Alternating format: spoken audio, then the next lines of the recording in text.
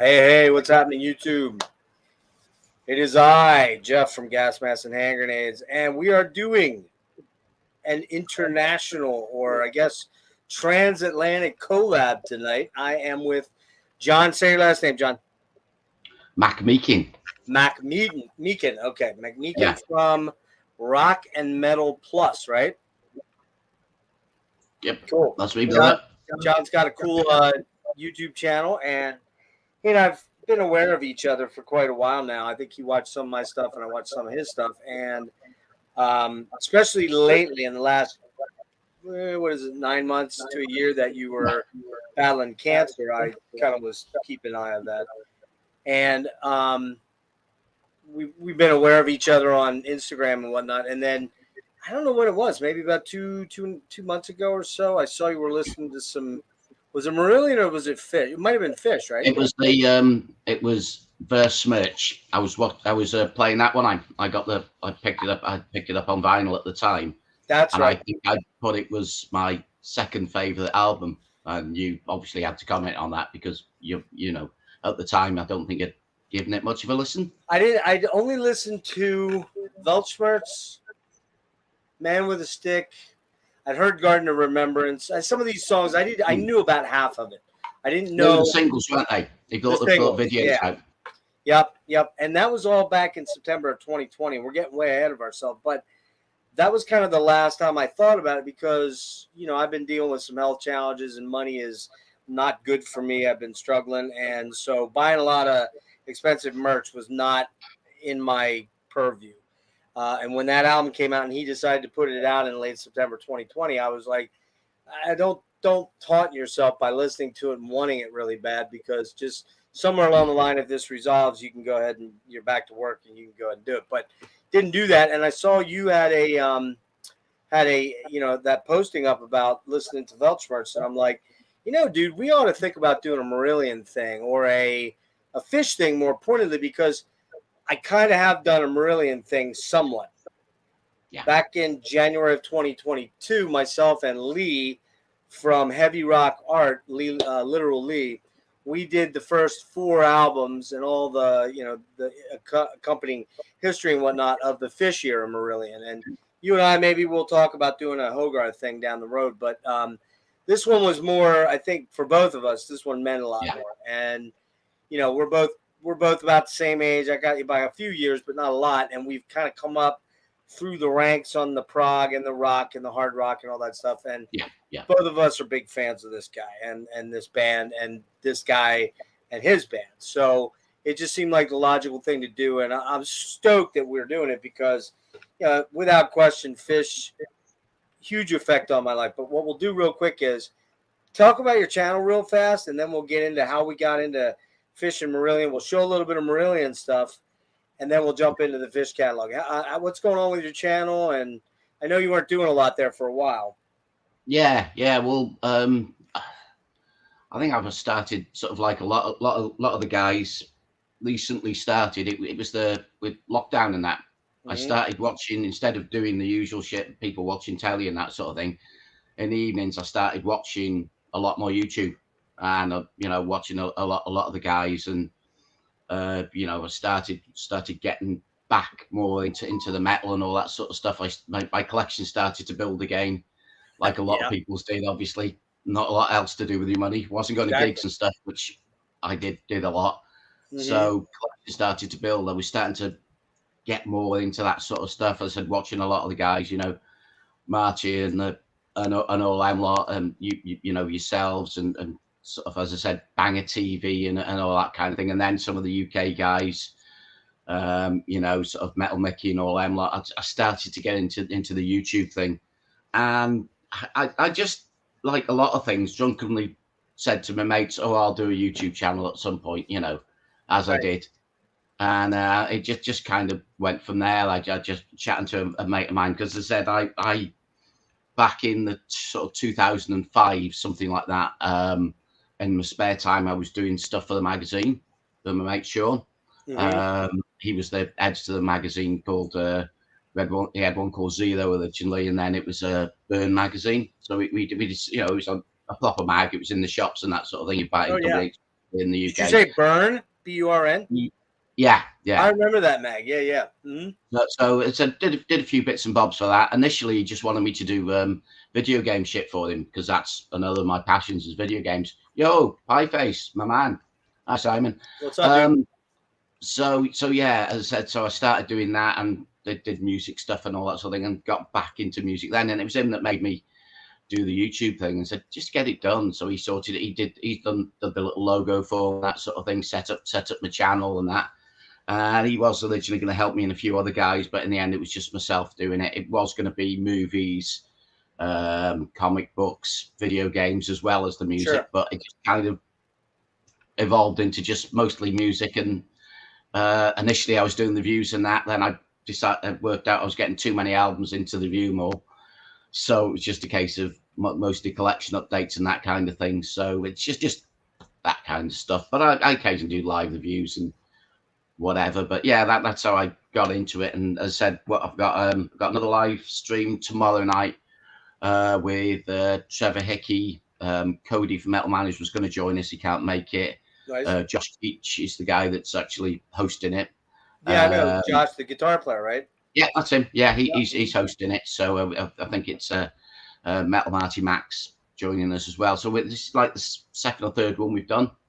I did one before the cancer stuff because that kind of kicked in last year. We did one with them, and then I couldn't carry on because obviously with it being throat cancer and that, I couldn't speak properly, and I still get dry throat and that now because I've got no saliva glands and stuff. So, but I took there was 3 months where I was having intense treatment. So it was a case of I recorded a stack of videos before then and just kind of put one out a month. So yeah. So, but as I said, that's basically what we got on the channel. Putting bits and bobs up, try and get 1 or 2 videos out a week if I can with these different things. So cool. Yeah, Sure. cool. Is this the first time you've done like a deep dive? Yes. Yeah. Cool. We're gonna put test your metal today. You know how I do. I roll pretty fucking deep, right? Yeah. No, as I said, I started doing the odd sort of 10-15 minute review of just one-off albums and that sort of thing. But then I was just getting too much in and it was just getting too much to do it. So I haven't done anything like this series for quite some time. Instead, I've got me book here and I've got a page for each bloody album. Good. Although I do have to confess now, I haven't got any notes on this. Well, that's one of your favorites, so you should be able to do it extemporaneously, right? Yeah. It's well, as I said, and to be honest, I left it to the last minute to sit down and write stuff on it, and then it was a case of I'm not going to bother. I'll just wing it. Talk about We're gonna riff, yeah. So Yeah. I guess we ought to talk about first of all, I came to Fish obviously through Marillion. I'm assuming you came to Fish through Marillion as well. You're a UK guy. Where are you located? I'm in Wrexham, North Wales. Okay, so that's northwest side of the country. West or southwest, right? Okay. Yeah. So you're how far are you from London? About 2 hours? Ooh, closer to 3 or 4. Okay, so you I'm North Wales, so Yeah. it's quite a bit down, and we can't get down there easily. It's a weird thing. It's although it takes me as long to get to London as it is to Cardiff, which is still in Wales. The roads are just shit. So you probably didn't go down and see them a lot in the early days, I would assume, right? No. As I said, first time I saw them was this lineup. So you got ZZ Top, Marillion, Bon Jovi, Metallica, that, and Magnum at Donington, Monsters of Rock, 1985. 85, no kidding. Oh, that's right. You were at that show. That's killer. Yeah. See, now you have one thing over me by far. You've seen Marillion with Fish. I never got to because of the timing of how things. I'll get into that story in a minute. But so what's your first remembrance of getting into Marillion? What was the first time you recall hearing them, or what? You know what I mean? First album. Well, it's quite weird. There's a guy that's quite instrumental in a lot of my music that I'm into at the moment. Guy called Mark, and he was a year younger than me in school. But he's quite instrumental in getting me into a lot of the more extreme stuff. Back in the day, me and him went into the closest city, which is just across the border into England, which is Chester. and looking Right. through the import section, and he picked up Rain in Blood by Slayer, and he had his parents had more money than I did, so he picked it up, which cost at the time £29.99 English pounds, so it's £30. Holy fuck. Yeah, this is back in 86. Was it be when they in Blood came Wow. out? Damn. Whenever that came out, and this was an import version because it wasn't out in the UK then. Right. It came out in the States first, and then I can't remember who it licensed it to distribute it down here. But this was an import copy, and it was 30 quid. And I remember looking at it and saying you're paying £1 a song here. You're just insane. He said, "No, I'm having it. I've got to have this album." And obviously it was new in, and as I said, it just blew me away, and that's how I got into the extreme shit. But weirdly, him, and I think he had an older sister. Yeah, exactly, Simon. He had an older sister who was into Floyd and Zeppelin and all the classics, Black Sabbath and all that sort of stuff, which I kind of got into. But he because of her, he got into your Genesises and all that sort of stuff, and Right. he was a big Marillion fan. And oddly, he's the same guy that got all the bands to play in Wrexham. So all the American bands like Entombed and Morbid Angel and all that sort of stuff, he was one of the guys, one of the promoters. So as I said, he got me, into Napalm Deaths and all that sort of stuff, all the extreme stuff, because they were playing locally. And as I said, I went with him to Leeds to see the Christmas on Earth show, which Megadeth headlined in 87, which had Creator, Overkill, Chromags, just so a lot of the stuff, because of him, I got into the extreme stuff. But yeah, he had where is it? Oh. So nice. Is that the EMI? This is the gatefold? Yeah. Nice. I had that and I sold it like an idiot. I have all the other ones but that one. Yeah. Is that the reissue? That's an original, right? Original. Yeah, this is the OG. Yeah. Nice. The OG with the I don't think it didn't even have a proper sleeve, so yeah, I've got the that's the EMI one, so but yeah, no inner sleeve. I got the Capital US version, which kind of sucks because you got the EMI. This is plastic bag with the So I don't know why I did that, but when I'll show off the rest of my stuff here. But so that was through your buddy, and that's 87, you said, or 85? It was when did this come out? 80. This came out in 83. So we're probably talking 84, maybe. Okay. 84, but as I said, that was one of the reasons why I wanted to do the first Donington, my first show, because I was like, what we're talking 85, I would have been probably like 13, 18, something like that. How old? Well, it must have been about 18 because 87, because I was born 67, so I would have been 20 in 87. Well, you're only 1 year younger than me. I thought you were 3. I'm sorry, my bad. Christmas 87. So yeah. Okay. Yeah. Because I was born in March of 66. So that's how you came into them, was him introducing that to you, and then you went to Donington to see them live. And I've always loved that album, and as I said, they were second on the bill. CG Top were flying high, Eliminator, no kidding. Been out and that. Oh, with Eliminator, yeah. They flew the car over the top of the crowd and all that sort of stuff, and a helicopter and shit. It was pretty epic, and obviously Metallica played, so I got to see Metallica with Cliff as well, which was just fucking awesome. Shit, yeah, you did. I didn't. Well, no, I did. I saw them open for Ozzy from Master of Puppets. I did too, once. But we were sitting out in the parking lot getting drunk because I didn't really know about Metallica that well until we went in to see them, and I'm like, who the fuck is this band? And it was like, oh shit, So for me, the way that this went down was, hold on one sec.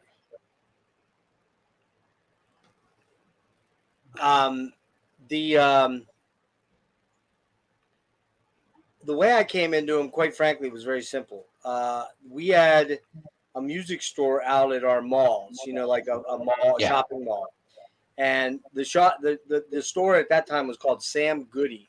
That was the name of the record store. It was basically Camelot and Sam Goody back then.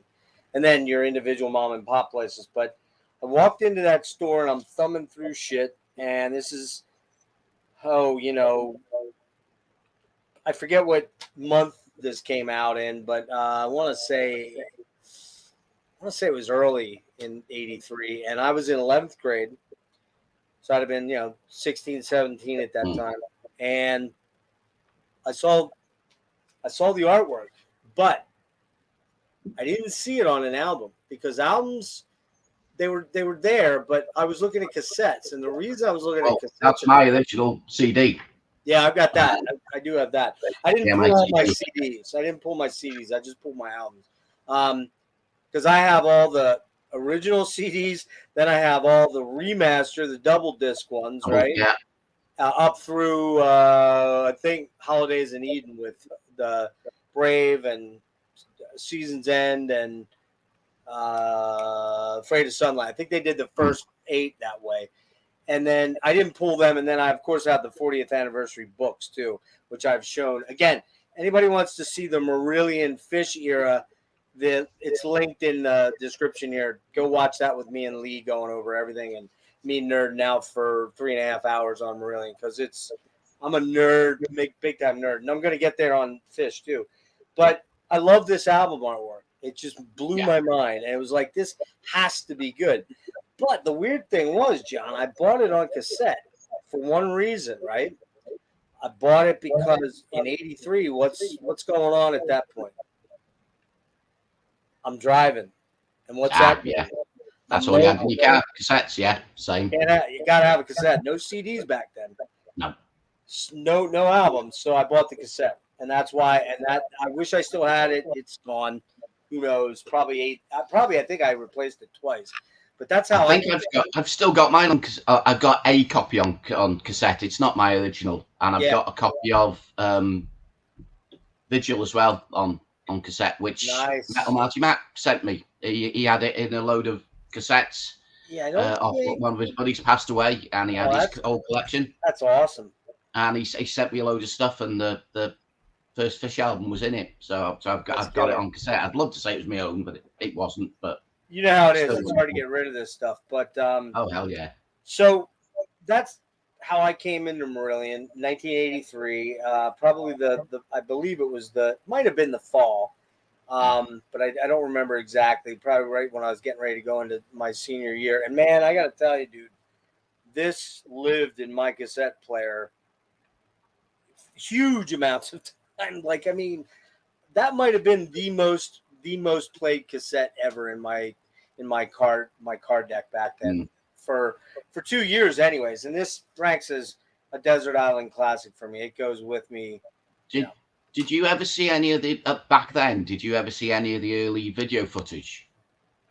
No, not in the States. No, because as I said, my mate Mark, he the reason he was doing all the gigs and that sort of thing, he did a lot of the tape trading. But he also did a lot of video trading. So he used to, sort of send VHSs out to various people from different parts of the world. So we were watching, sort of Creator Live stuff and all that sort of thing. But he managed to get hold of a lot of Marillion stuff because it was easier to get hold of down here. So I remember watching a lot of the stuff, and obviously for us as well, our music radio wasn't great, but you'd get your Top of the Pops, which was our pop show. Yeah. But the likes of Marillion was shown on that, so the singles charted here. So we got to see them, especially sort of Misplayed Childhood Time and that sort of thing. Oh, of course, yeah. And I think off the first album, He Knows You Know and Garden Party were the two singles, right? Yeah. So we'll get into that real quick. I don't want to spend a lot of time on Marillion because we got a lot of Fish to do. But we got a lot of Fish, yeah. In talking about that though, real quick here's OG Garden Party 12-inch. Nice. Punch and Judy, 12-inch. Assassin, 12-inch. Kaylee, 12-inch. I got that as well. And then I've got, and then you can show all your stuff then. I've got Lavender, backed with Freaks, and Lavender Blue on picture disc. But these were big back in the 80s, kids. Nobody nowadays. Well, I guess picture discs kind of making a comeback. And then you've got Kaylee as well here, backed with Lady Nina. Great track. Those were all the kind of weirdy things that I have. And then on top of that, then I do have I have Fugazi original, OG, my original that I bought. Misplaced original, and then those, the gatefolds, and then it's kind of cool here. Reel to reel. Nice. Back that then, that was the only place. You got the CD. Yeah, that was the only place. Oh, you got the CD. But the double one, which has also got Leaf Encounter, which has got Lady Nina, Freaks, and then Kaylee Fugazi and Script Live. Yeah. I don't have that. Yeah, that I do not have. Nice. Quite sweet about this for quite a while, but like I said, I didn't pull out my CDs because there's a shit ton of them up there. I do have Legazo Ladra, the double live CD from. That's from Donna. Is that from Donington? It could be. I'm not 100% sure, but it could be. I can't remember. But I think on this album, this was the only place other than on the singles, on the actual. I think it's the Assassin single, if I'm not incorrect on this. The only place you could get Cinderella Search was, you could get it on the single. It's on the backside of this, right?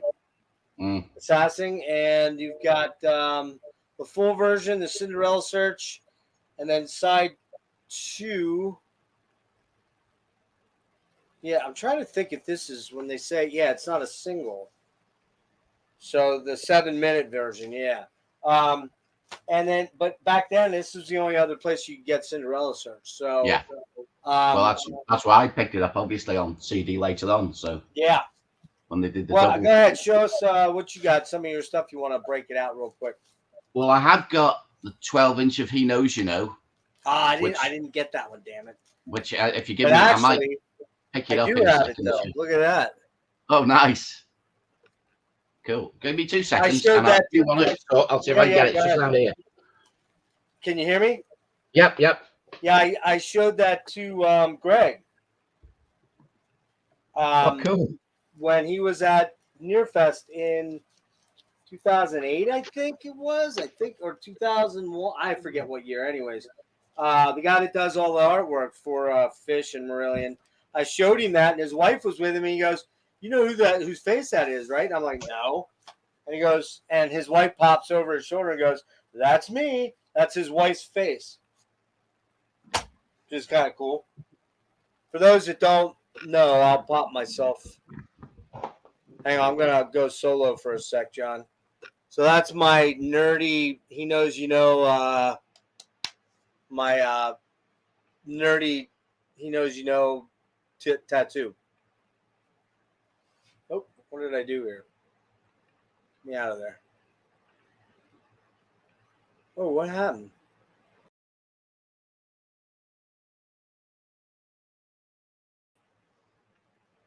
John, you got disconnected. Pop back in. Come back in. I don't know what happened to him.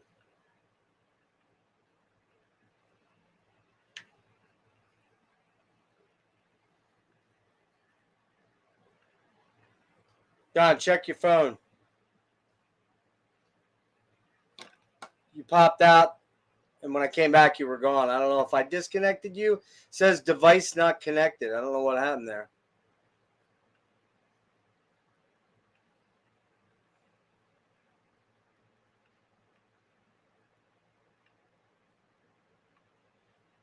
Are you there, John? Hello? That's weird. Don't really know what happened there. Device not connected. All right, John, come back in. Come back in. You got to come back in, man.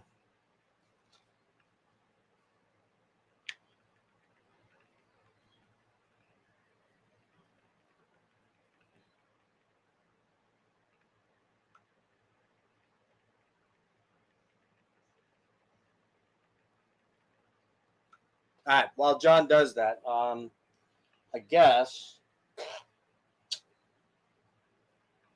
I can. I was going to look for something while John was showing his stuff because I remembered that I do have Marillion Recital of the Script DVD. I totally forgot about that. It's up in my closet here. I can grab it out. I bought that at Amoeba Records in Los Angeles back in 2000. Hey, there he is. Don't know what happened to you. That was weird. Just said you were disconnected when I came back. Maybe I hit the wrong button. I can't hear you for some reason. No, I don't know why. Can't hear me? You can't hear me? The sound seems to have gone off, but I'm not sure why. Bear with me. Yeah, for some reason I can't hear myself. I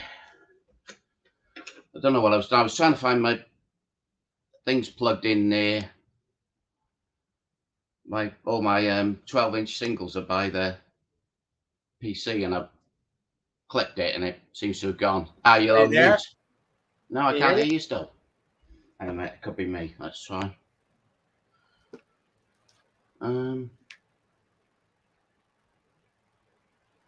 So this I'm using a webcam, and it seems to have gone off. Oh, sorry, mate. So.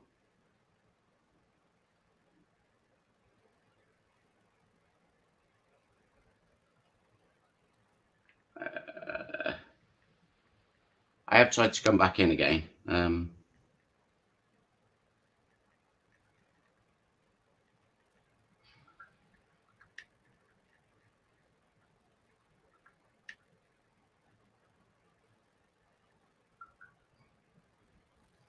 I can, yes, I can hear you. All right. You. Yeah, I can't hear you. Okay, go out. I suppose I could try on my phone. Try. Make sure that your audio selection is proper, because when it kicked you out, it may have defaulted to a different audio. Your audio selection is proper. All right, okay. Can you hear me? All right, okay. Can you hear me? I can hear you, but I can only hear you on my phone at the moment. Okay, what I'm wondering is if when you got booted out. I can hear you, but I can only hear you on my phone at the moment. Okay, what I'm wondering is if when you got booted out. I'm wondering if you need to reassign the audio to the proper thing, if it's external or internal. Need to reassign the audio to the proper thing, if it's external or internal. Let's have a go.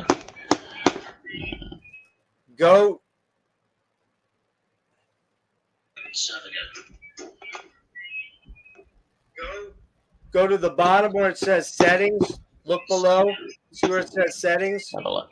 Go to the bottom where it says settings. Yeah. Pull up audio. Yeah. And make sure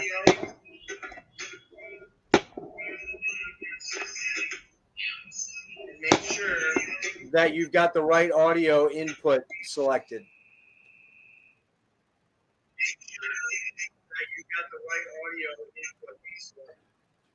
Let's try that. Can you hear me? Hello, hello, hello. Can you hear me? I still can't hear you. It's very weird.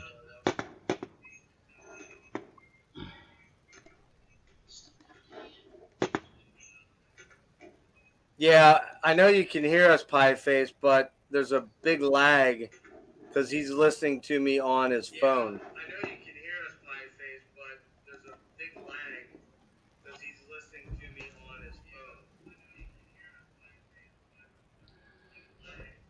John, try going out and coming back in. Like go all the way out, exit everything, and go all the way out and come back in. Right. Like reboot the whole session.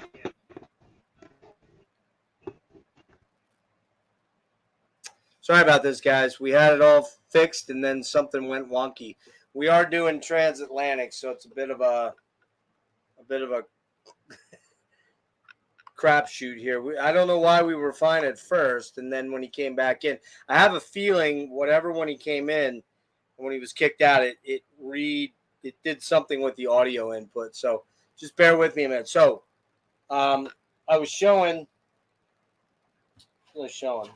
Yeah.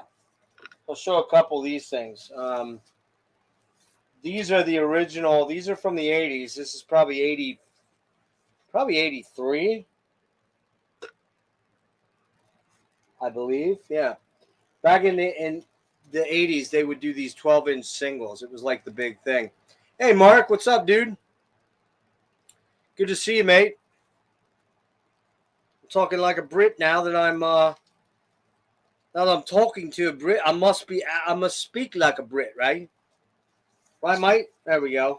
So yeah, these are the original EMI 12 inchers there.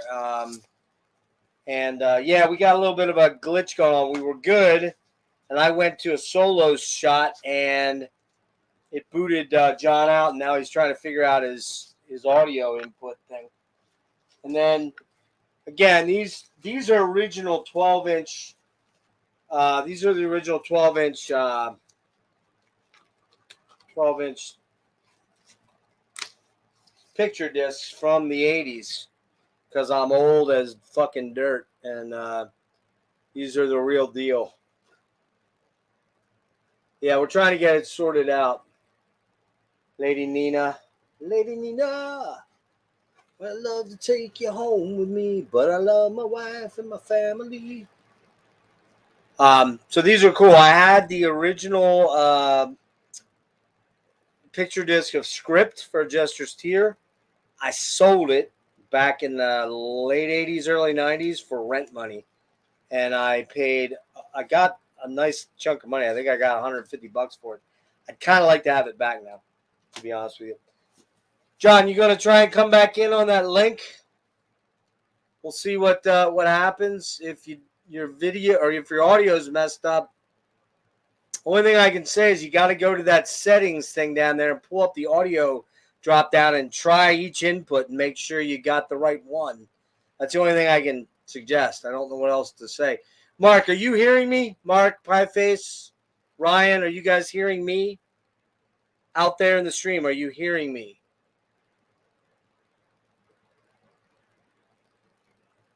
Guys, are you hearing me? No? Mark G with a C, are you hearing me? You got me. You got audio. Okay.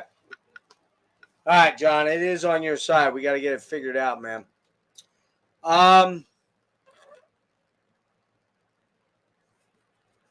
Thank you, Pieface. We're getting there. Hopefully we'll get it sorted out. Figures everything was good. Yeah, I know you can hear me on your phone, but that ain't gonna work. The delay is like 8 seconds. We'll be talking over each other. It'll be a 14-hour stream. So yeah, I would just reboot everything and try to come back in, and then look down below when you pop on the screen and I bring you in. Look down to where it says settings. Click on that and go into where it says audio and look at your default or your mic settings.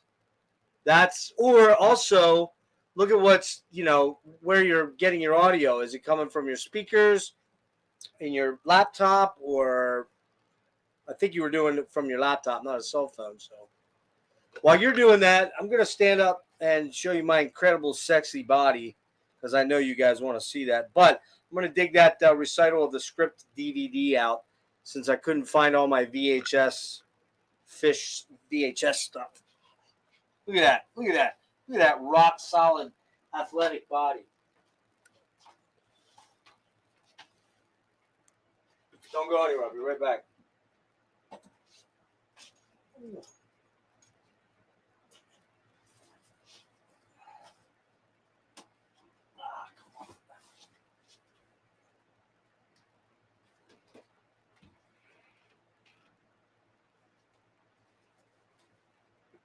This is gripping television, isn't it? Although this is a television, so. Alright. I gotta get it. Oh, fuck. Oh.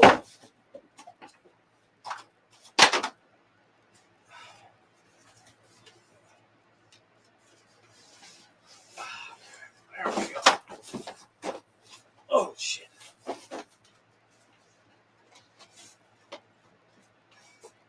Whew.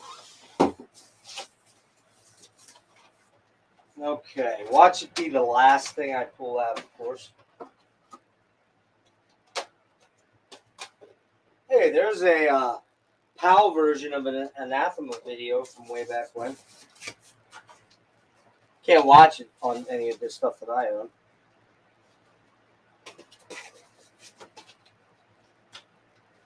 Watching for you, John.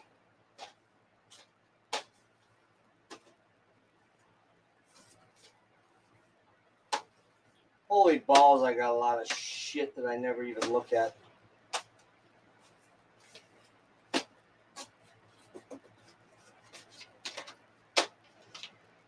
There's my Dead Can Dance.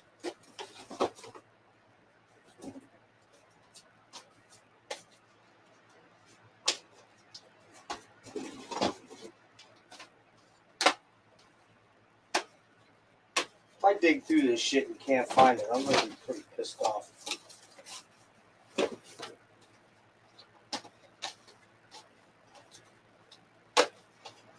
Ah, hang on, John. Ah. Okay, let's try this. You there? I got it. Yeah. Hey. Cool. Fook for that. Right, let's get back on. Have you tried turning it off and turning it on again? Yes. IT Cloud, yes. We just did. All right, we may have a little bit of a, because of the transatlantic thing, there seems to be a slight little bit of a lag, so you may hear my voice. The only thing I suggest, John, is when I talk, give it a sec to stop, and then come on. It's gonna. I don't know why that's rebounding like that. Did you shut me off on your phone? Yes. Okay, and you definitely do not have you do not have a YouTube session open, right? No. All right. Is it echoing again? Is it? Yeah, it's echoing bad, but I'm afraid we're gonna just have to live with it. I'll switch it off on my phone and see what happens. Is that any better? I don't think that's it. I think we're getting a little bit of a loop somewhere. You don't have another computer on, right? Just this is it, just a laptop? Yeah, this is it. Okay. We're just gonna have to live with it. Okay, cool. All right. Let me get into it. We were talking about our intro into Marillion and fish. And I pretty much had finished up what I had to say. You were going to show some of your stuff. Yeah, well, I hadn't got the 12-inch singles out, so I was going to pick out He Knows You Know. But when I get in the corner there, that's when I pulled the bloody plug out. Ah, so, that's what happened. It was me. I was going to say it was. I was going to leave it you, thinking it was you, but it was fucking me. Sorry. You fucker, you. You fucker.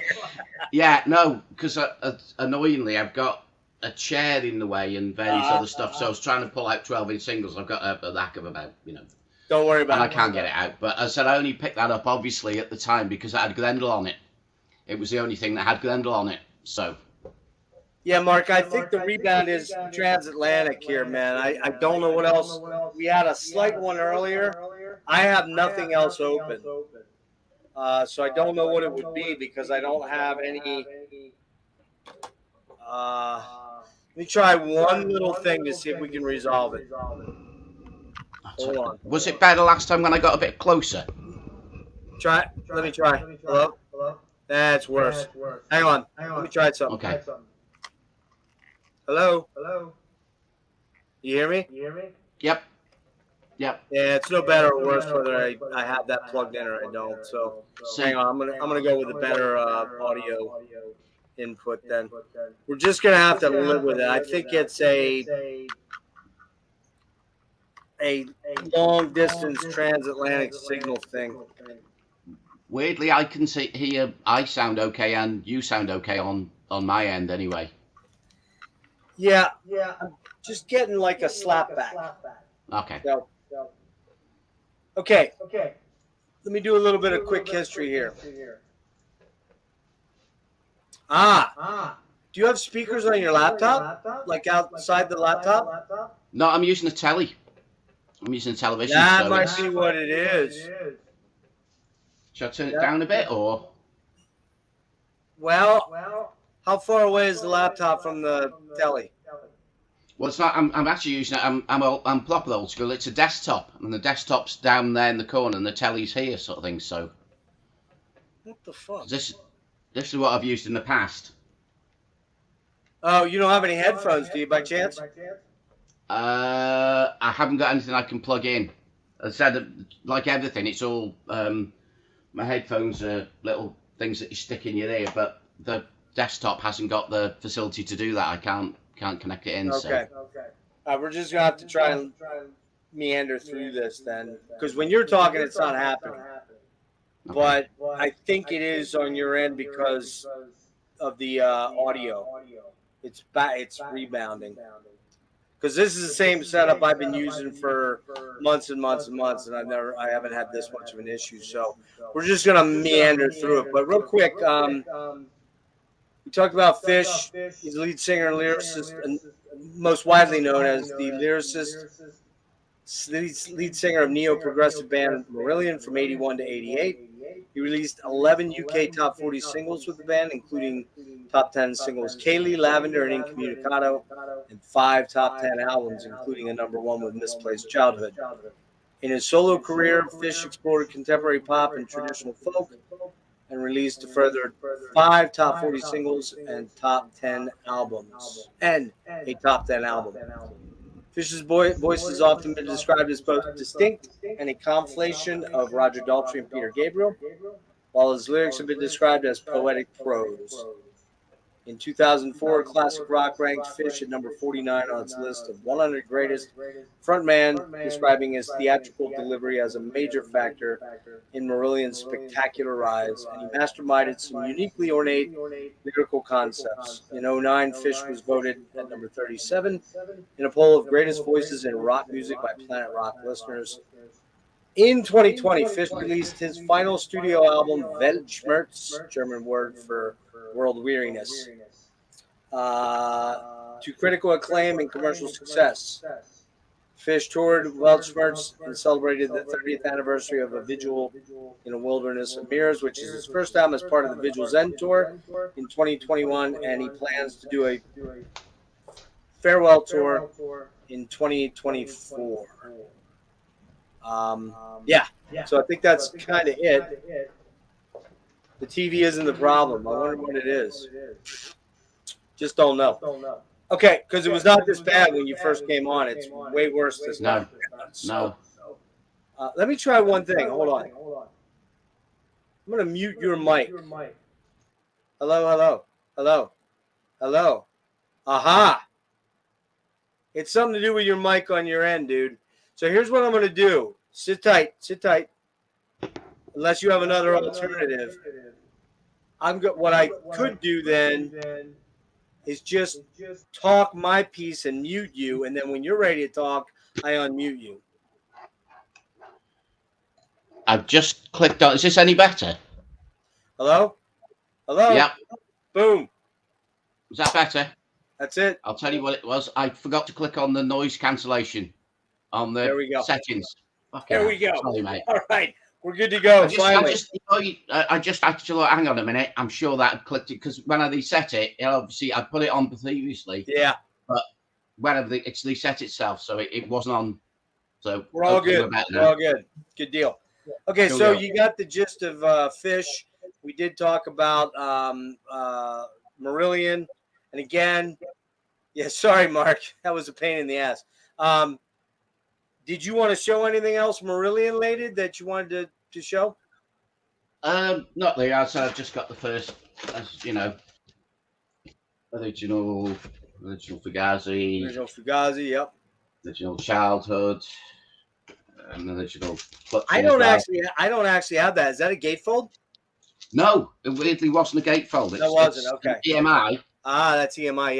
Yeah. But it's the only one that it's no gatefold. It's just a single.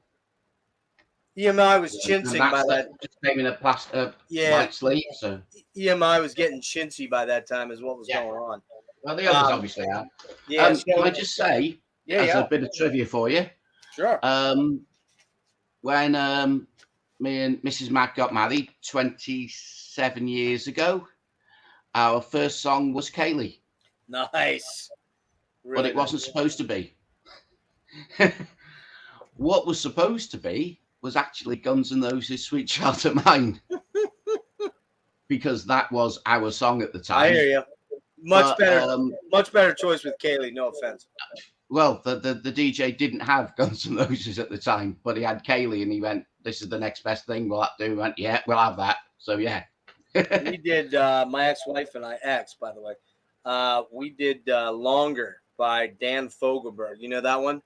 Longer than I fell in love with you. Well, lasted 11 years, 17 total, but 11. Then then it was like, haven't talked to her in 5 years. So that'll tell you something. But anyway, look, let's get into the Fish solo stuff. Now, of course, before we do that real quick, though, I think we need to address the elephant in the room.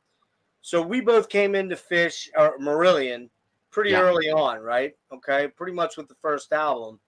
And we stuck with them. And then suddenly, 1987, they put out, and let's be honest, they put out 4 fucking phenomenal albums with them. Yes. Just every one is great. And I have a tough time sometimes saying which one I like the most. I think, generally speaking, I tend to gravitate to Clutching as their best album, but my favorite is probably Script because that's a sentimental favorite, right?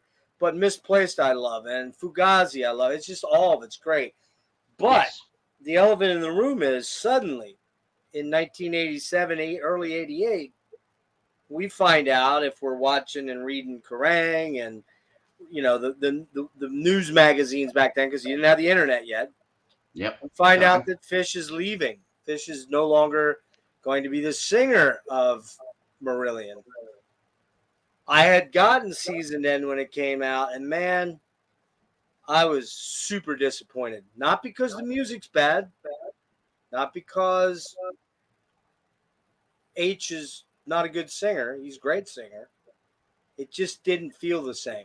And it's kind of not the same, let's be honest. They're a slightly different band, and that's okay. It took me a long time to warm up to Hogarth, though. Now I have most of the albums, not all.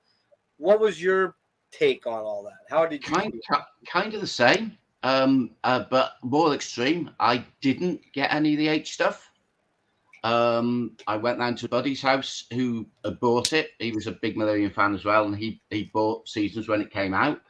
I absolutely hated Hooks in You, which was the first single over here in the UK. Oh yeah, still don't like that song.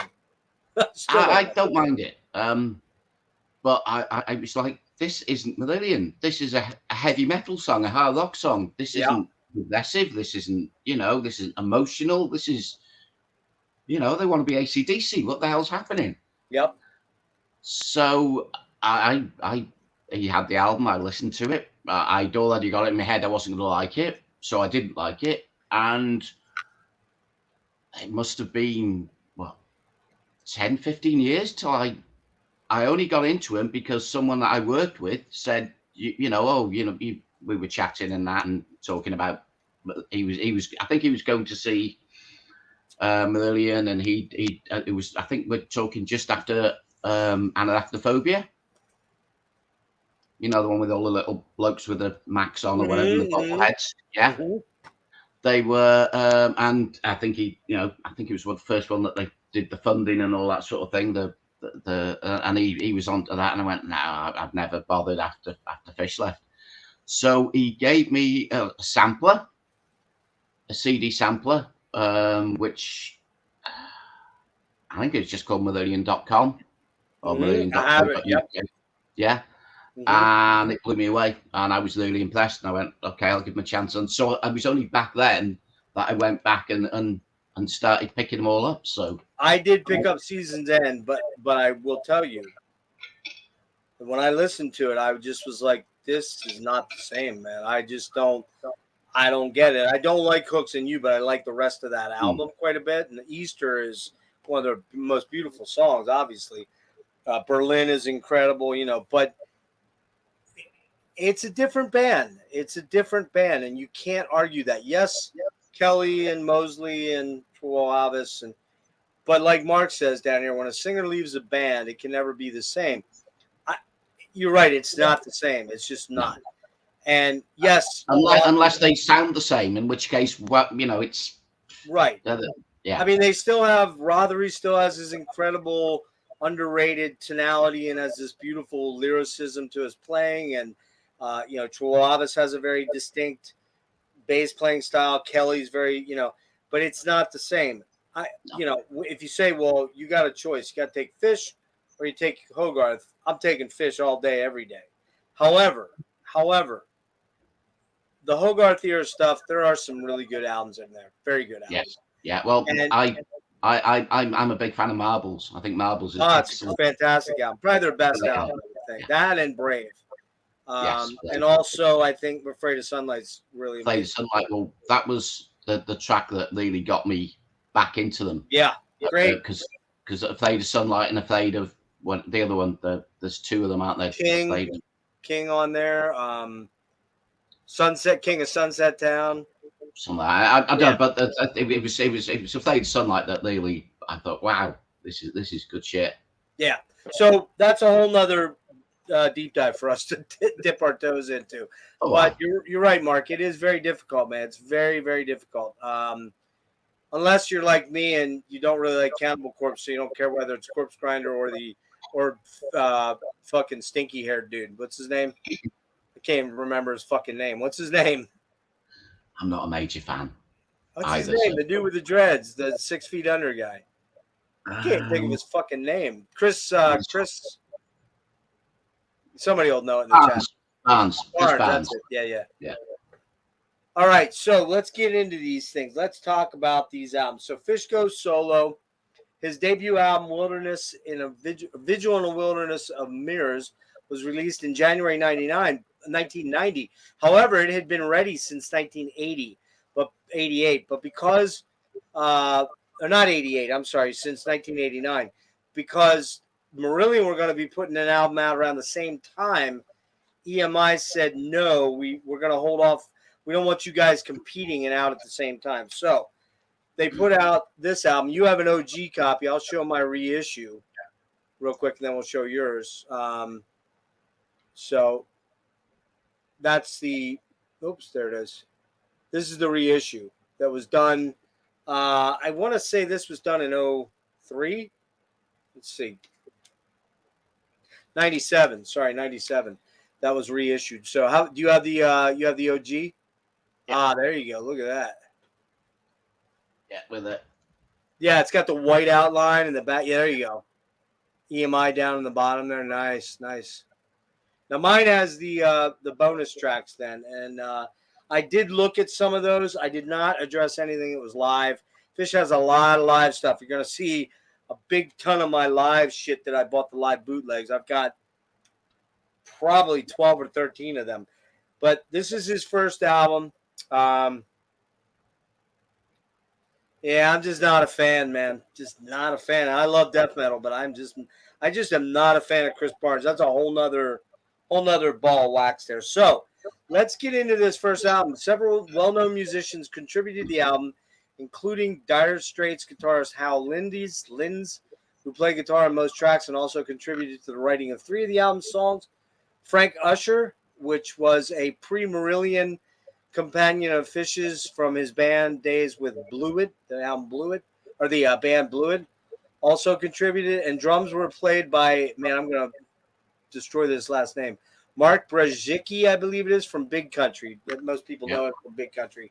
And also John Keeble from Spandau Ballet, and John Giblin contributed bass, and Louis Jardim, I don't know who that is, contributed additional percussion. Backing vocals came from Tessa Niles, who had also appeared on Clutching at Straws. So this album came out January 29th, 1990, recorded January through June of 89. So it was ready by June of 89 at Townhouse Studios, London.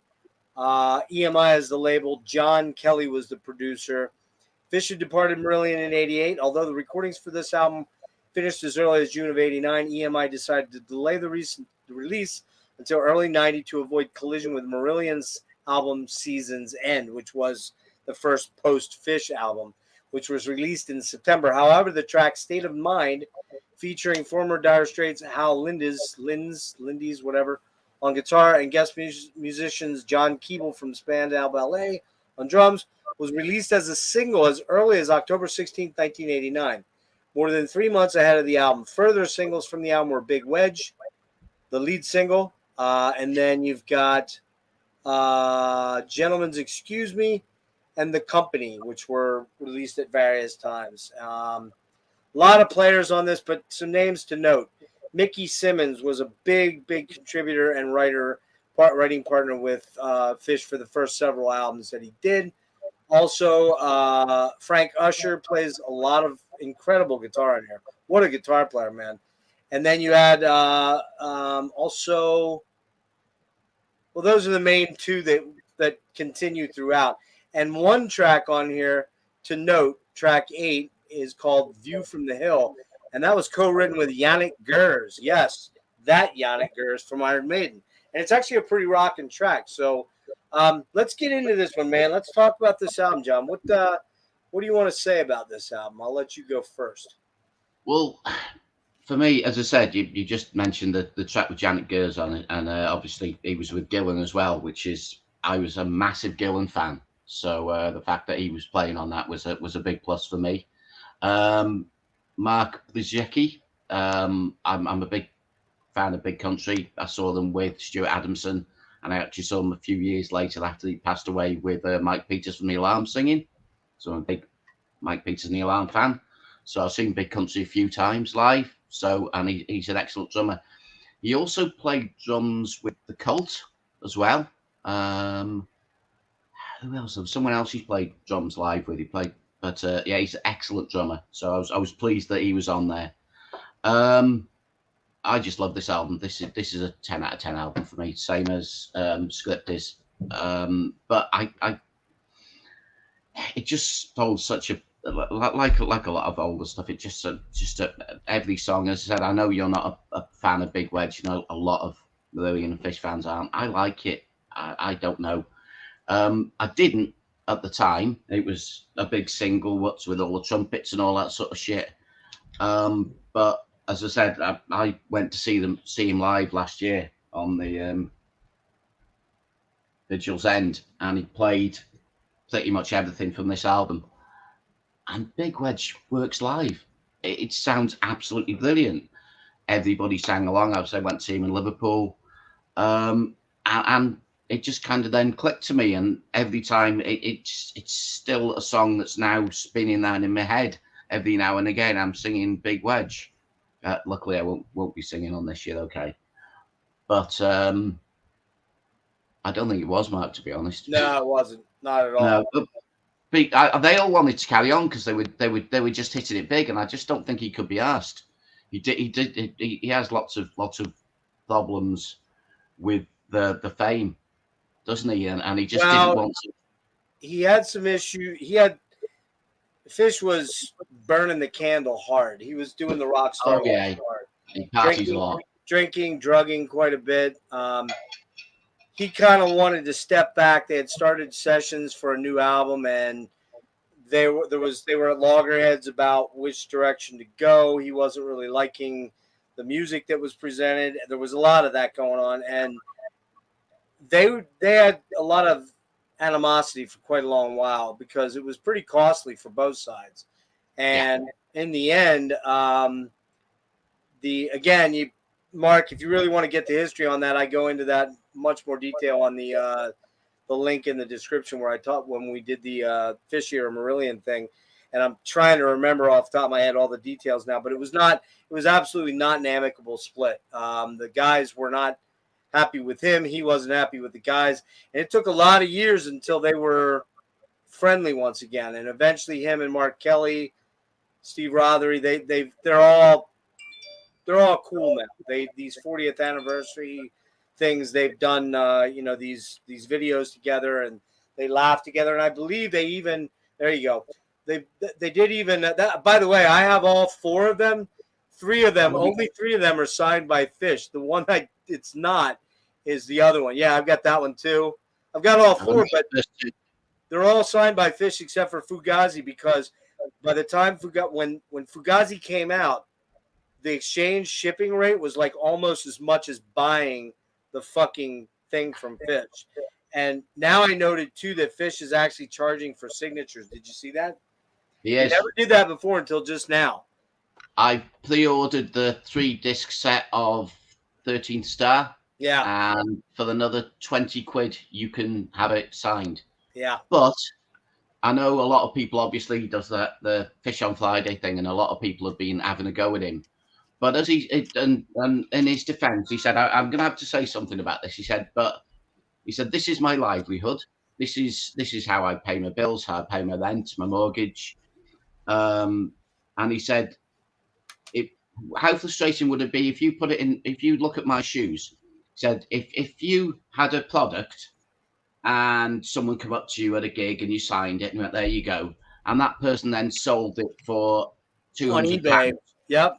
On eBay. He said, I don't get anything from that. So why don't I get something at this stage? He said, you don't have to buy it with a signature if you don't want. He said, totally agree with him. I'm getting some money back for it. Totally agree with him. I have no problem with it. So which is why I paid extra and had it. So if you saw him at a gig and different. After the show, if he said, oh, give me a 20, then I'd be like, okay, cool, bro. No, I'm not doing that. I just paid for a ticket and bought a shirt at your show, and I bought an album. You should be cool with signing this. But if you're doing it mail order, I completely fucking agree with that. I don't have a problem with it at all. Not at all. Well, we, myself and Mark, we went to see Hellripper last week, and I picked up a copy of the the EP from the merch tent, and a merch desk, and James McBain came over and he was chatting. I had a photo and that, and said, dude, do you mind signing it? And he signed it, and it was fine. He did a little fucking goat picture on it, and it was spot on. But yeah, if he'd suddenly gone, yeah, that's $10, I would have gone, well, I'm all right, thanks, mate. You know, yeah, exactly, yeah. But as I said, just real quick, John, there, having a mail order thing, it allows a little bit of separation. If you're at a show and you run into Fish afterwards, and you just bought an album or whatever, or you brought something to sign. I was at when Alice in Chains came back in 2009. Yeah. I knew somebody that got me backstage, and I got to talk to Jerry and Mike and William. But prior to that, Jerry came out back, and there was 15 of us. And he said, I will sign 2 things. If you try to get others in there, fuck you, I'm going back in, because I know these things are going to end up on eBay. And he was totally right, because one jack-off tried to get, slide an arm in to get 2 or 3 more things. And he's like, hey, you motherfucker, I just saw that. Get out of here. This guy ruined it for everybody. So if you went up to Fish after a show and had 15 things to sign, then I completely understand if you said, well, give me $30. But if you have one thing to sign and you were just at that show, nah. And I don't think he would do that. And you know why? Because you're right there in his face. He's going to probably feel like, hey, this guy came to the show. He didn't just show up after the show to get me to sign stuff. And if you just hand him 1 album or 2 albums, and they're not the same album, they're 2 different albums, if you hand him all the same shit, he's going to know exactly what you got planned, right? But, you know, and so I get it. I fully get it. Dave Grohl stopped signing stuff a while ago, man, because people were getting him to sign shit, and it was going up on eBay for thousands of fucking dollars. And I blame the assholes and the idiots that fucking pay for that shit online like that. That's just, I'm talking about eBay, second market. So I fully agree with him doing that. So back to the album. Sorry, man. And you were at Big Wedge, I believe. Yes. So yeah. So that I said that was awesome live and it worked. Yeah, it's one of these albums that just like Script. I don't think there's a bad song on it for me. To be honest, I've made notes for these, but my writing's so bloody small I can't read it. So well, I can't help you with that, bro. I had a great idea because he's such a great songwriter. I was going to put some lyrics down, but because I was trying to fit it in on one page, I can't bloody understand me on writing. Yeah, I've done that's it so small. So I was going to be really cool and hip and show you, read out some sweet, cool lyrics, but I can't fucking read them. But anyway, it's you know, stuff like State of Mind. I find I need a friend in the dark. I find I need a friend in this dark hour, and We the People and all that. That's one that when he played it last year, he said it's as it means as much now as it did then. And as I said, obviously it's so true because it's you know, it's just things are just quite crap throughout the whole bloody world, but we just have to get on with it, don't we? But no, it's great. You know, I even like, you know, I know a lot of people don't like all the ballads and that. There's lots of people out there that don't like ballads and that. I fucking love them. If it works, don't do one for the sake of it. But Fish, he just likes such beautiful lyrics, and a lot of the time he also likes some very intelligent lyrics and some very sarcastic lyrics. He's just a sort of a storyteller, isn't he? He's a raconteur. He's a raconteur. Yeah, Great yeah. storyteller. I must admit, I always put him the equivalent of like you know, sort of back in the days, he'd be the one doing the storytelling. He'd have his little lute and he'd be telling everybody about all, you know, he'd be standing up there 6 foot tall or whatever size he is, 6.5 foot, telling everybody. Yeah, well, that was the first thing that hit me when I saw him with Marillion. He still had the face paint on, standing there in his dungarees or whatever it was, and he had the face paint on and doing Forgotten Sons and all that. And it just like I managed to get to the front and I was just looking up at him, and he just seemed to soar up into the sky. I'm not a tall dude anyway, but he was just huge and just so commanding. Something about him. But yeah, no, I said this album. It's pointless me going through every single song. But the company is awesome. Family Business is obviously. Yeah, that's a dark song. It's you know, back then there weren't that many songs written about that sort of stuff. So you know, I mean, you know what he's talking about there is he's talking about, you know, domestic abuse. Yeah. So, you know, keep it in the family and all that, and yeah, it's a family business. Cliche is obviously a love song and that excellent stuff. No, as I said, that it's just absolutely brilliant stuff on here. 10 out of 10, right? Yeah, for me it is, and it's my favorite album by him. It's definitely a 10 out of 10 for me, easily. Okay. Like Vigil is a haunting song. It's, you know, it builds. It's, you know, it's like 8 minutes long. It's proper sing along. He has his "hers" in it, which I can't do, but obviously he's back to the Marillion days. Occasionally he'll put some of them in there, and you go, yeah, that's the old. I was going to go the rankings at the end, so you already gave it away where you're at, but let's hold off till the end if that's all right. I won't bother with the others yet. For one, it makes people stick around longer, and two, I get confused if I got to go album by album as we're going through them, because they may not be in the order. You know what I mean? Like, I don't have this number one. I have it number 3, but we'll get there. So yeah, so for me, you know, I grabbed this album when it came out, and I loved it right away. And then I lost complete track of Fish for a lot of different reasons. You're talking 1999, 91, 92. I started having children. My oldest was born in 95, but I had a lot going on job wise around this time. I had gotten married right around this time, 94. So I had a lot of shit happening, right? And I just kind of lost track. We'll get into how I got back into Fish a couple albums in, but I did have this one, and I did really, really, really like it, as opposed to, as we talked about, Season's End, which I listened to once or twice, was like, it's not the same. I'm not going to listen to it. I came around later, took a while.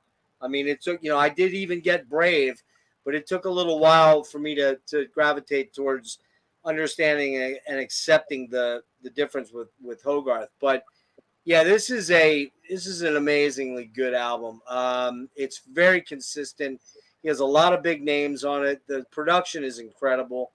I think the production is immaculate. Don't forget, he's with EMI. EMI Polydor picked up the option on him, and then so he's got big money behind him at this point. He's still got Big Wedge. Big Wedge, exactly. He's still got a lot of money. So you got Vigil. One of his signature big epics, very clutching era. I think it sounds very clutching era as far as the proggy epicness. Very singable chorus. Vigil in a wilderness of mirrors. Really good stuff. Wonderful backing vocals and accompaniments. His voice sounds really good here.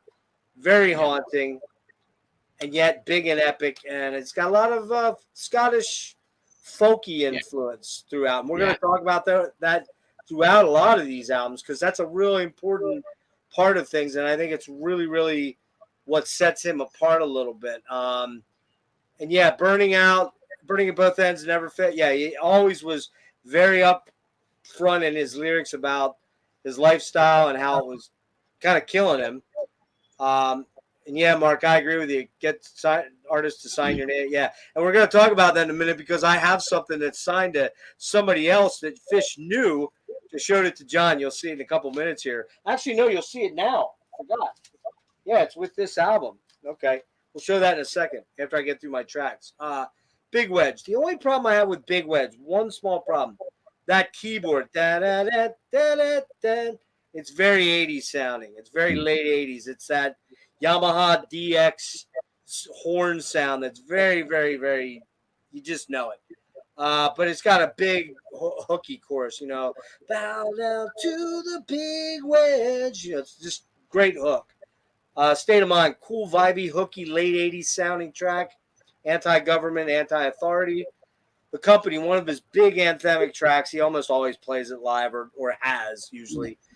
Has a very pub vibe, I can hear this being sung at the pub very much so. It's an anthemic track, played live for the most part. I really like the section of the song where it gets that huge orchestral moment. Killer track. Gentlemen's Excuse Me, the first ballad. Very sentimental, heartfelt. It's a gentleman's excuse me. Give me one, da, da, da, da. It's just a beautiful song. I don't really remember the lyrics. What is it? I forget them. I'd have to read it. Let me see. And I'm getting like you, John. I can't see shit even with my glasses and my bifocals on. I'm like, what the fuck? Where's that here? Sorry. Oh, we should show this too, by the way. This is the full art that Mark Wilkinson did for this. It's absolutely amazing. Well, also you've got to remember that was another thing that I think pissed off the rest of Marillion, that Fish took their artist. Yeah, their artist. And he had that. I don't know. They had a relationship that has endured to this day. But gentlemen, let's see what's say. Can you get it inside your head? I'm tired of dancing. For every one step forward, we're taking 2 steps back. Can you get it inside your head? Great, great, great, great, great ballad. And I love Fish's ballads. I think they're great. Almost all of them are fantastic. The Voyeur. I like to watch. Fun track. Probably my least favorite song on the album. It's an up-tempo rocker about watching people fuck, I think. Let's be honest, right? And who doesn't like doing that? Let's be honest. Anyways, Family Business, man, that's a dark track about domestic abuse. Banger. I love that song. Might be my favorite other than Cliche on the album. Dark lyrics and great guitar and great solos. From the Hill, Yannick Gers co-wrote. Cool track. Kind of the forgotten one on the album to me. I really, really dig that track a lot. It's kind of a heavy rock song and really cool synths on it. And it's got some great solos, courtesy of Gers, I guess. Maybe it was Frank doing those. I'm not sure. But then you get to the track that I think probably is my favorite. Cliche, man. Just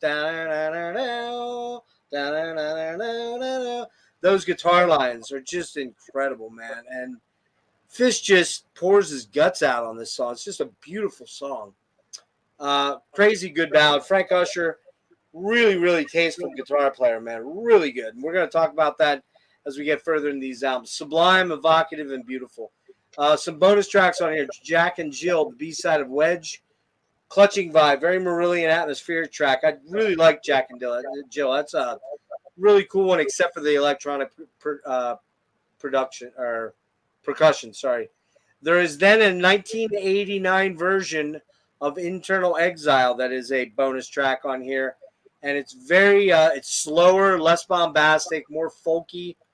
It's a cool version, but I like the one that ends up on the album. I like the one on Yin and Yang, which we'll briefly touch on better. And then the company demo, and then there's a Gentleman's Excuse Me demo, and then you got Whiplash, which is an acoustic, jazzy, bluesy lounge track I'd never heard before. It's kind of cheesy.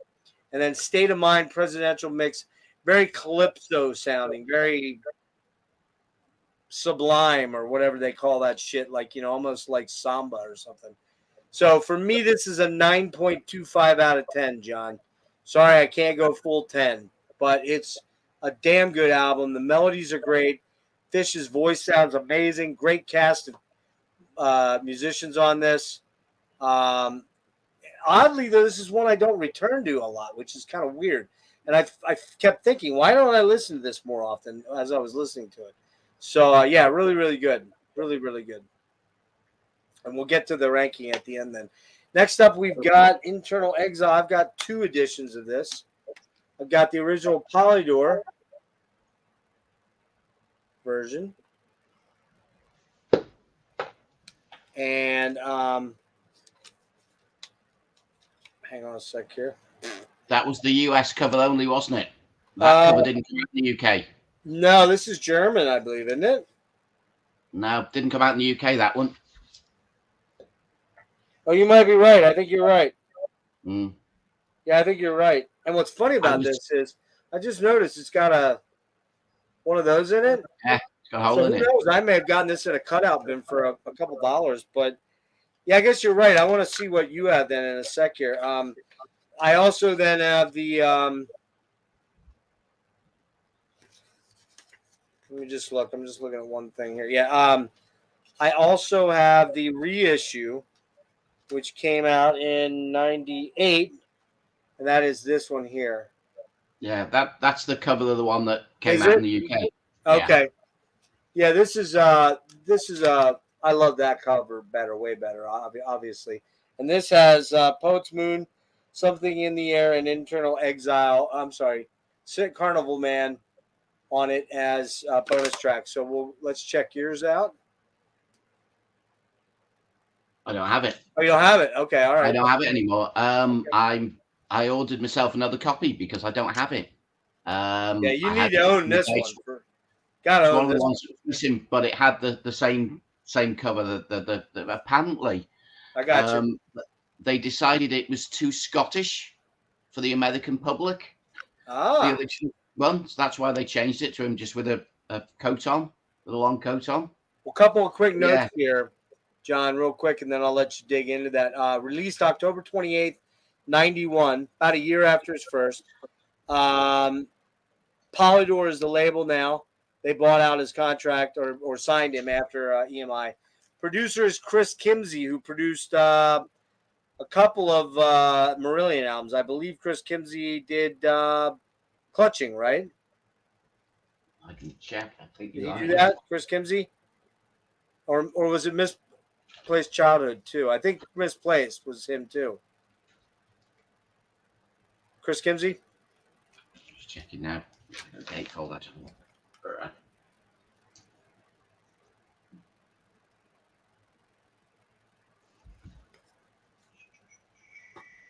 Fresh Voice. Produced by Chris Kinsey's. That's what I thought. Misplaced. 90% sure he did Clutching as well too. But yeah, so the album's music reflects Fish's indulgence in the vast regions of music that he wanted to explore as a solo artist, most notably Celtic and folk styles. The album also has many concert staples such as Credo, Tongues, Internal Exile, featuring on a number of Fish's official bootleg recordings. As on Vigil, the Fish deals with themes important to him. The song Internal Exile speaks of his strong national pride and his desire for independence for Scotland. Credo is another song dealing with his social problems and globalization, echoing State of Mind, his first solo single. The album was produced by Chris Kimsey and dedicated to Fish's daughter, Tara, who I believe was born this year. Internal Exile, the subtitle is called A Collection of a Boy's Own Stories, was the second album and was inspired by the singer's past, his own personal problems, and his troubled experience with his previous record label, EMI. So go ahead and rip into this one, dude. Okie doke. So, as I said, I don't have a copy of it at the moment. I've gone out to eBay and I've ordered myself one, but I was hoping it'd be here for today, but it's not. Right. I got rid of my copy quite a while ago. For me, it didn't hit as hard as the first one. Shadow Play is obviously an absolute banger. Bombastic. It's classic Fish, Marillion-y, very Celtic. It's very folky. Just an awesome way to start it, I'll admit. Internal Exile, yet again, it's very Scottish. It starts off with some pipes, doesn't it? He's got another ha in it again, which is always good for the which he kind of moves away from, which we'll discuss later on. Then you come to Favourite Stranger. It's okay. Doesn't do a lot for me. You know, we're back with a fretless bass and a lot of percussion on it. Something in the Air. I'm sorry, it's a horrible cover. The original Thunderclap Newton song is great, but it's a shit cover. It doesn't do anything. It doesn't. A good cover needs to improve on the song or put your own stamp on it, and it just sounds like an 80s covers band doing it. I hate it. I really dislike it. Credo, obviously, I think that was one of the singles, wasn't it? Which one? Credo, yeah. Credo, yeah, it's one of the singles. That's how us Yanks say it. It's probably Credo, but yeah, we say Credo. Yeah. It's got that Marillion guitar sound on it, which is really good. He sticks another couple of hats in it again. Excellent chorus, so catchy. Dear Friend, doesn't do anything for me. I find it almost a filler track. Tongues, I'd like. It's got a nice keyboard bit in the middle. It's mid-paced, but it's actually got Ted McKenna on drums, right. who I was lucky to see with MSG, who's an awesome drummer. That's right. Yeah, that's right. He was with MSG. I saw them originally back in the 80s when I saw Schenker. And I saw him with, what did he call himself? Michael Schenker Fest? Is it the one where he came back with like all three vocalists? Yeah. Which was spot on. It was really good. Graham Bonnet's voice is, I'm a big Bonnet fan. So, but yeah, so that's got Ted McKenna on it, Tongues, which is good. Lucky, it's kind of foot tapping, quite jaunty, upbeat. And then Just Good Friends, which is another classic acoustic Fish ballad. It's got an excellent solo in it. It's not one of my favourites. I was quite disappointed. I expected big things, and it's not one of my favourites. But there's some excellent songs on it, but there's not enough excellent songs for me. So we have a vast. Oh, I forgot to show this before we moved on from. My bad. You're talking about stuff signed that's personal. Mm. I truly do not know where this came from. I truly do not know. I remembered I had it at the last second here and pulled it out of the vinyl. It is the 12-inch single for State of Mind, backed with State of Mind edited version and the Voyeur. And crazily enough, there is To Keith. It says To Keith, thanks for the PA. All the best, Fish. I'm assuming this was given to Keith for something. I have no idea why or what. Oh shit! No, way to go, Jeff. Way to go. Drop it there. But yeah, it's a State of Mind, and I don't know where I came by it. I don't recall ever buying this off of eBay. It's not to say that I didn't. I might have, but I don't recall it at all. Like, I mean, you'd think if I bought this, I'd remember buying it, right? And I just don't. I'm not so sure somebody didn't give this to me that was like, oh, you like Marillion here. But it wasn't anybody named Keith that I'm aware of. So where and how this got to me is a real kind of a tricky, weird thing. I just do not know. And but it's kind of a neat keepsake, right? Very strange. Um, so with this album, I got a couple things to show here. Let's see. And yeah, this has. What's the best place to purchase his solo CDs? Well, I mean, are you in the States? Are you in the States there? Zero 77. I know who it is, but remind me who you are. I know, but is it Tyler? I don't think it's Tyler. Let me know who it is. I mean, frankly, you know, the best place to buy is from him, but you're going to pay for shipping there. So I guess, you know, if money is an issue, I would say just get what you can from Amazon if you can find them there. Don't know though. I haven't bought any of this stuff for quite a long time. I've typically always bought it direct from Fish. So yeah, I got Florida. Andrew, that's right, Andrew. My bad. You know, I would try Fish and see what. I know he worked out a deal with Royal Mail where they're paying a lot less now. So that's where I would go. Try to support the artist directly. I don't think he has a Bandcamp. He just has a website, which is in the it's in the description. So yeah, so this album, Internal Exile. I love this album. I love it. I really do. I love it so much I misplaced it. Here we go. I really don't know where I picked this up. I really think I probably snagged it in a used section somewhere and grabbed it there. And then this one I'm pretty sure I got directly from Fish back in the day. But here's the weird deal. I lost complete track of Fish until his 5th album, which we're going to get to here shortly.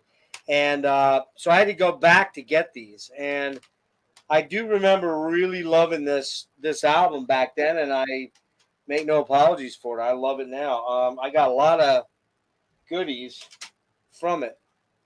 I got this limited edition Credo single. You can see it's limited 56.91, so I'm gathering there was probably 10,000 of them printed. Who knows? Again, don't know where this came from. I might have gotten it from him. I might have gotten it on eBay. I don't remember. I love this song, so we'll get into that in a minute here. Also from this album, I believe, is Gentleman's Excuse Me, right? No, was that last? Or Lady Let It Lie, I'm sorry. Lady Let It Lie. Which one's that on? Is that on the first one? Should know this. Oh, that's coming up. Never mind. It's coming up on the 4th album. Yeah, so Internal Exile, man. The first song, Shadow Play, absolutely one of my favorite Fish tracks. Just so damn good, man. That song is just amazing. God, it's just I don't even know. It's mysterious and dark yet super catchy. And if I knew the words like in my head, which I don't. Sadly, I'm really getting pretty bad with remembering lyrics. But this one has such a cool chorus that goes. Let's see, goes.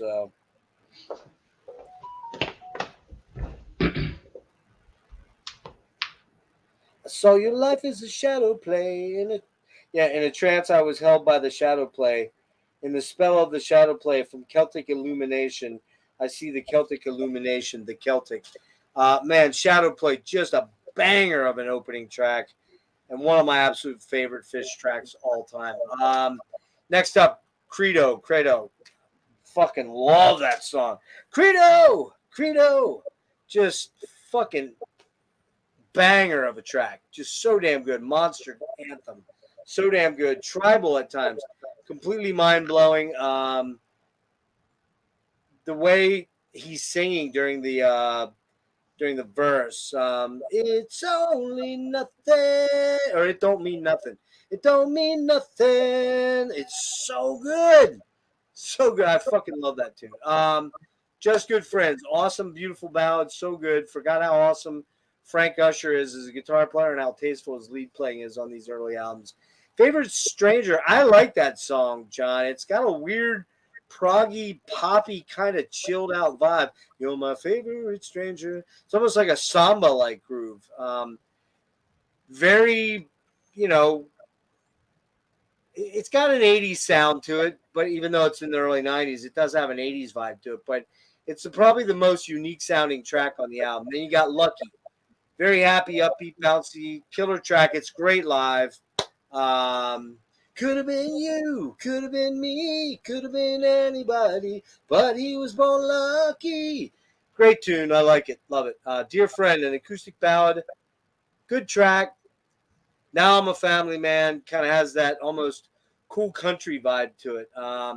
Tongues, probably the heaviest and darkest track. Very brooding, pulsing, insistent. Lots of cool Frank Usher guitar.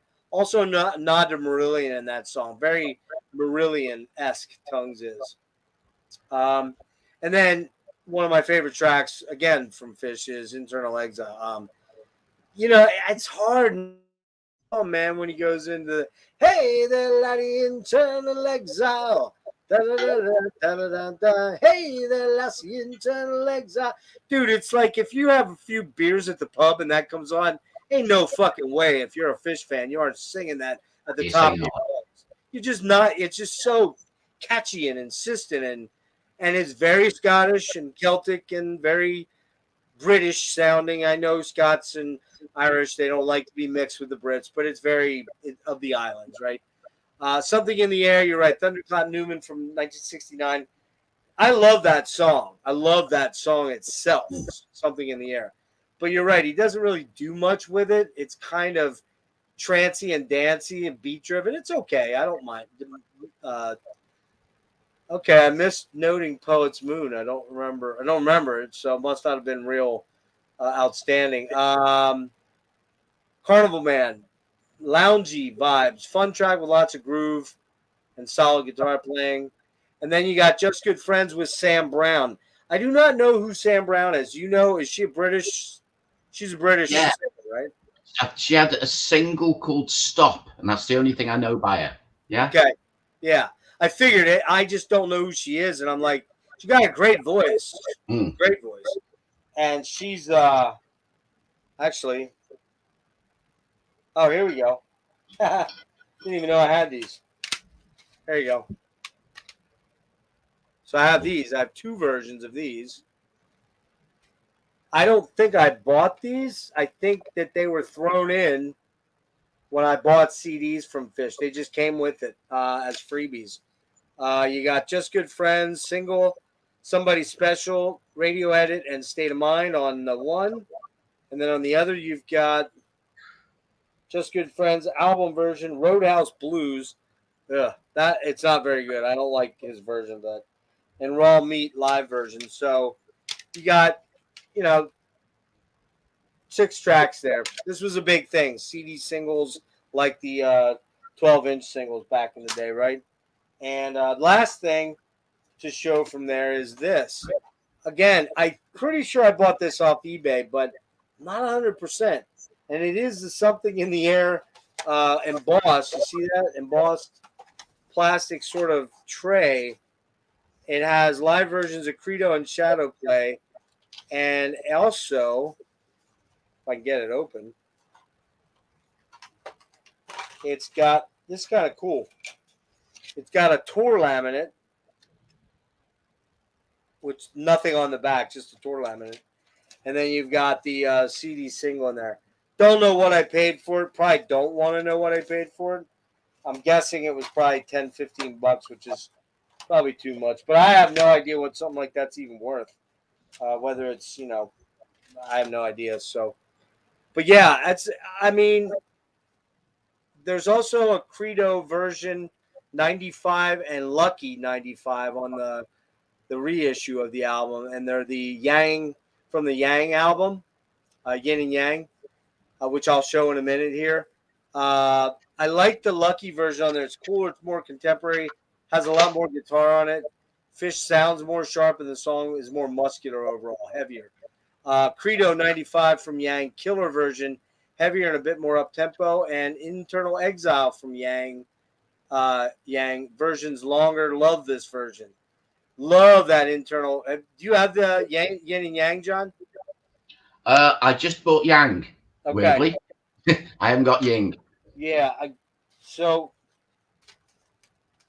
we're getting a slight bit ahead of ourselves, but I have those two, and these I know I got from Fish directly. And these, I think these are out of. Did you get it on vinyl or on CD? CD. Did you get it from Fish?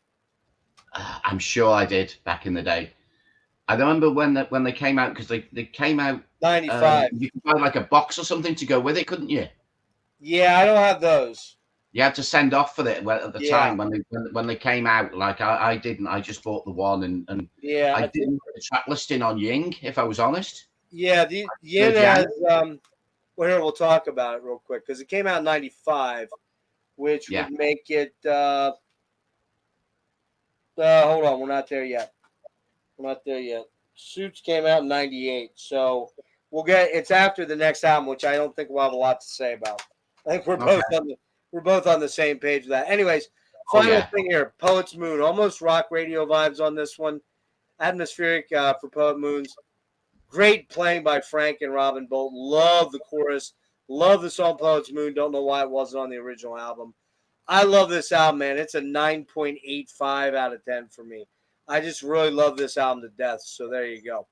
We got our first moment where we're not on the same wavelength, which is cool. I like that fact. That's better. Can I just say, I dropped mine down after listening to it. Yeah. It was a lot higher, and then I listened to it recently and this week, and I didn't get it. I just wasn't feeling it, and wow. I dropped it down to a 6.5. Whoa, John! Holy fuck, dude! Honestly, I don't know. I just didn't. As you say, it starts off so well, and then it just kind of fiddles out for me. But it's the only track on it I don't really particularly dig a lot is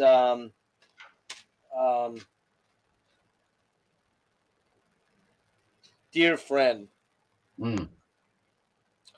Dear Friend is kind of a track. Yeah, I'd put it down as filler. I put meh filler. That's all I got out of it. That's cool, but that's how this works. I think it's good. If we had every single album exactly the same, it'd be kind of weird, right? Yeah. I think we do have a lot coming up that we feel. This next one, I'm pretty sure we both feel exactly about the same way about it. But I think pretty much. Yeah. All right, Andrew, we'll see, man. Check back in on this. I have a feeling it's going to be a bit of a long one because we're only on album 3. We had with all the issues. So sorry, John, you're going to be up late tonight, buddy. Get that coffee rolling, right? Yeah, I'll stay with the water for the moment. I'll make another coffee in a minute. Yeah. Cool. All right, so we're going to move on to album 3. And album 3 was a covers album. And the reason that he did a covers album, there you go. You got the same one I do, I believe. We'll show. Yeah, just playing on it. Mine actually has the sticker "Made in Germany" on it. from Polydor. That's what, Kind of mine's weird. the same, but doesn't have a sticker. Yeah. But so let's talk about this one a little bit. So this comes out in 1993, January 18th, recorded in 92. It was recorded at Funny Farm, which is Fish's house that he lives at. He has had a studio there. Still has a studio, but it's not like the original studio where he outfitted it with a proper board. And, you know, he dumped a lot of money from label money. He went and bought like a high-level board and mic pre's and input pre's and everything. He had top of the line gear. We're going to talk about that when we get to Fellini Yes. days, how it wasn't there, you know. But this was produced by James Cassidy, labels Polydor. It was recorded at Funny Farm in Haddington, his house, and Midlothian, Scotland. This is the third album by Fish, released in '93, his final album for the Polydor label. His contract was up. It does not contain any original material. Instead, it is a cover album featuring Fish's versions of songs by artists who inspired him before his career started. It reached 46 on the UK albums chart. The album was influenced by David Bowie's Pinups, 73 covers album Pinups, which makes sense. It's kind of very similar to that, right? And as a result, Fish included a version of his favorite Bowie song, 5 Years. He also recorded versions of songs by the Moody Blues, Alex Harvey Band, sensational Alex Harvey Band, Pink Floyd, The Kinks, Argent, Sandy Denny of Fairport Convention, Genesis, and T-Rex. The songs all date from a period between 1970 and 76 and reflect Fish's taste in music when he was 12 to 18 years old. The title is a reference to the time when he would impersonate his teenage idols in front of a mirror. Polydor initially rejected the idea of a cover album, but eventually accepted it as the second album Fish was obliged to deliver under his contract. As of April 2016, Songs from the Mirror is Fish's last ever output on a major record label. We're going to talk about that next, and how that's been a big thing in his life. He did record for Roadrunner. He did a record for Roadrunner. Hold on. He did record for Roadrunner. Never mind. He did record for Roadrunner, but he licensed those to Roadrunner. He did try to get David Bowie to do the sax solo on 5 Years here, but it just never worked out that it happened. The artwork on here is the only artwork not to be designed by Mark Wilkinson. That's an important thing to note because Mark had been doing all Marillion stuff and all Fish's stuff. He picks up after this album again.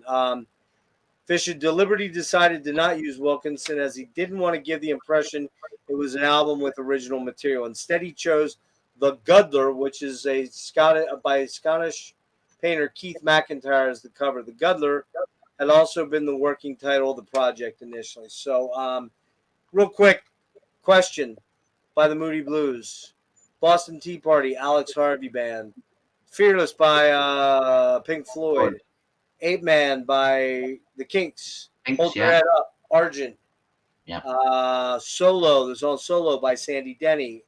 I Know What I Like is Genesis, thank you. Jeepster is T-Rex.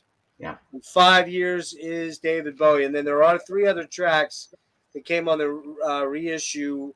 They are Time and a Word by Yes, The Seeker by The Who, and a song called Caledonia, which is by Dougie MacLean, which is a cover in the unofficial Scottish national anthem. So go ahead, man.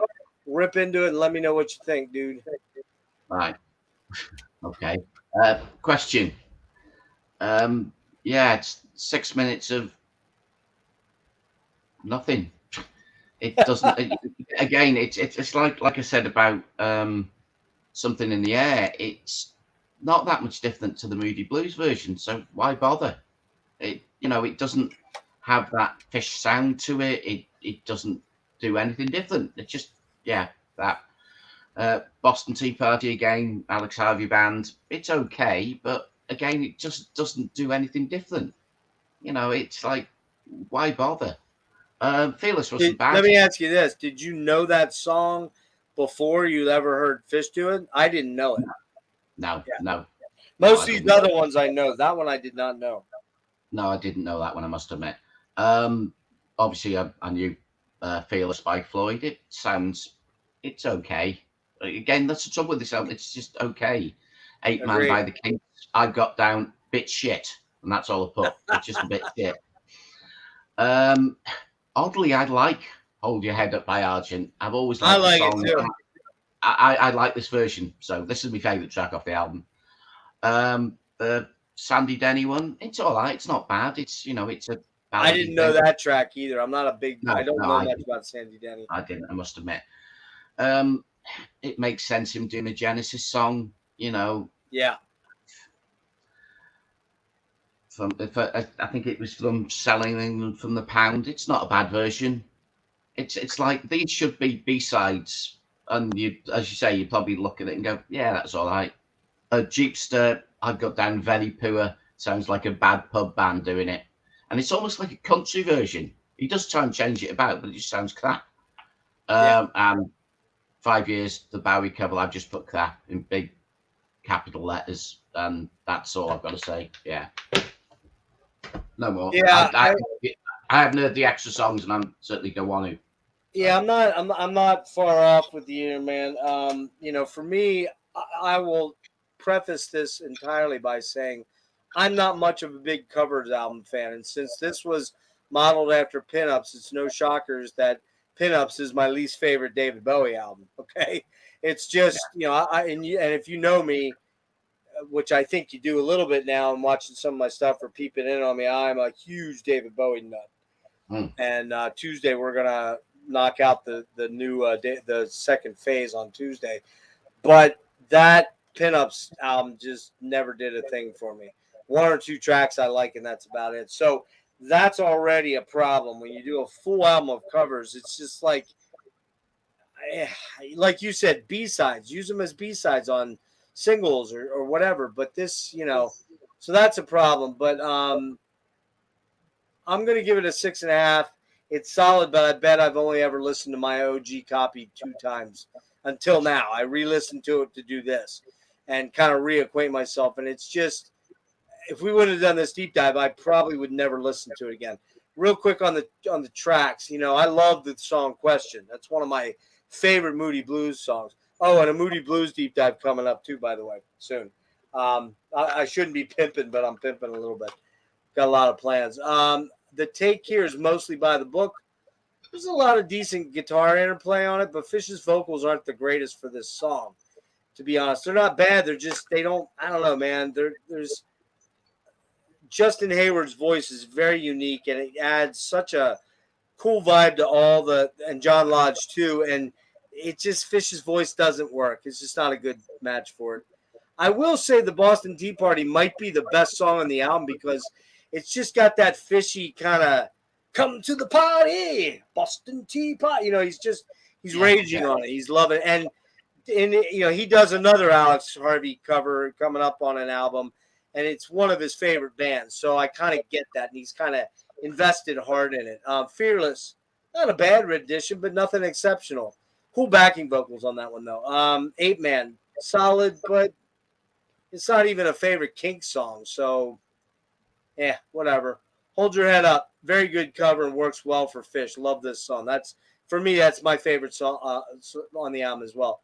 I didn't know this solo Sandy Denny track. It's nice, but I have to admit, I just don't know Fairport that good, and I don't really know Sandy's work, but it's a pretty song, and Fish's voice fits it fairly well. What else? I know what I like. Okay version. Despite Fish sounding a bit like Peter Gabriel, I'm not nuts about this version, to be honest with you. I got you on solo. My bad. Jeepster. T-Rex, it's a good solid song. I like Jeepster. I love T-Rex. I love Colin and T-Rex, yeah, definitely. Yeah, I like T-Rex doing T-Rex for the most part. Although Bang a Gong by Robert Palmer and the dudes Power Station. Power Station. The Power Station. Yeah. That's a killer cover. 5 years. Solid cover. I like it. It's okay, but this one worked okay. Time and a Word, meh. Not in love with this version. I don't really like that song that much, to be honest with you. Yes. Solid Seeker version. It's kind of in Fish's wheelhouse in Caledonia. Nice cover. Big strings. Don't know the song, wouldn't have known it ever. Again, I'm giving it a 6.5 out of 10. That's probably nice, but you can probably figure out where this one's going to end up on the rankings. So, all right, man. 5. Next up, we got Suits. You got Suits.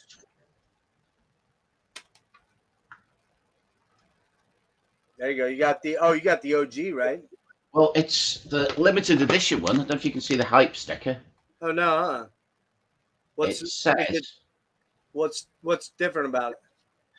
Says on it, limited edition picture disc and 12-page photo booklet. Oh. So I don't know why they call it a picture disc, but it's like a button. That's okay. Well, it's different. Yeah, it's different from mine. When did you get that? I can't remember where they got it now. It's obviously a very battered copy. See mine? Mine's pretty nah. Like cool. Well, this is let's see this little photo booklet. Okay. Which is like from the studio. You know what's weird though? 1, 2, 3, 4, 5, 6, 7, 8, 9, 10. I have a 10-page booklet. It's got a lot of photos in it. So who knows? Just a way to market it again, right? Well, they're 2 separate booklets. I got you. It's a separate booklet. I got you. Separate booklet, which has just got all the lyrics. Okay, got it. Separate insert. Yeah, and yours is different from mine. That's different on the interior. So yeah, mine is the first. This is the Roadrunner reissue from '98. So what he did was he licensed his catalog over to Roadrunner, and they reissued everything. So well, if you look on the back, it's the. That's Dick Brothers. Yep, you got one of the. Yours is an OG. Yep. Yeah. Mine's Roadrunner. So there you go. And the reason I got this one probably was because it's got a Black Canal on it and Out of My Life. 2 really good tracks on it. Yeah, I've only got 10 tracks on mine, so. Yeah, mine has 12. I'm looking here. Is it Lady Let It? Okay, so this is where this comes in. Lady Let It Lie is the single that comes in for this album. And again, I think this was a freebie that he gave me when I ordered Suits or something like that from him directly. This is Dick Brothers, as you can see, right? Yeah. Now, everybody's like, what's Dick Brothers? Okay, well, Dick Brothers is once he left Polydor, he set up his own imprint, his own label called the Dick Brothers Record Company. And this was, I believe, the first album that came out on it. There's also, because that was, wait, what year was this? Hold on. 94. 94. So this comes out in 94, May 16th. Dick Brothers record label and James Cassidy again, same guy that did the previous one. It's the first album to release on Fish's his own label, the Dick Brothers Record Company, which he set up after being dropped by Polydor. The album contains the cooperation with producer James Cassidy, who had already produced songs from The Mirror, or continues the cooperation. Sorry. Cassidy also contributed keyboards, recordings, and co-wrote 5 out of 10 songs on the original version of the album, together with keyboardist Foss Patterson, who plays on a lot of upcoming albums of Fish. Foss Patterson does, who had been part of the touring lineup since '92 and co-wrote 3 tracks. Cassidy takes the role previously held by Mickey Simmons. Further songwriting credits go to Robin Bolt, a longtime guitarist with Fish, and bassist David Payton. It should be noted that Fish never writes any of his own music. I'm sure he can sit down, strum a guitar, or plunk on a piano, but he's not really a musician. He's a lyricist, vocalist, thinks about vocal melodies, and works with his cast of musicians that help him create these songs.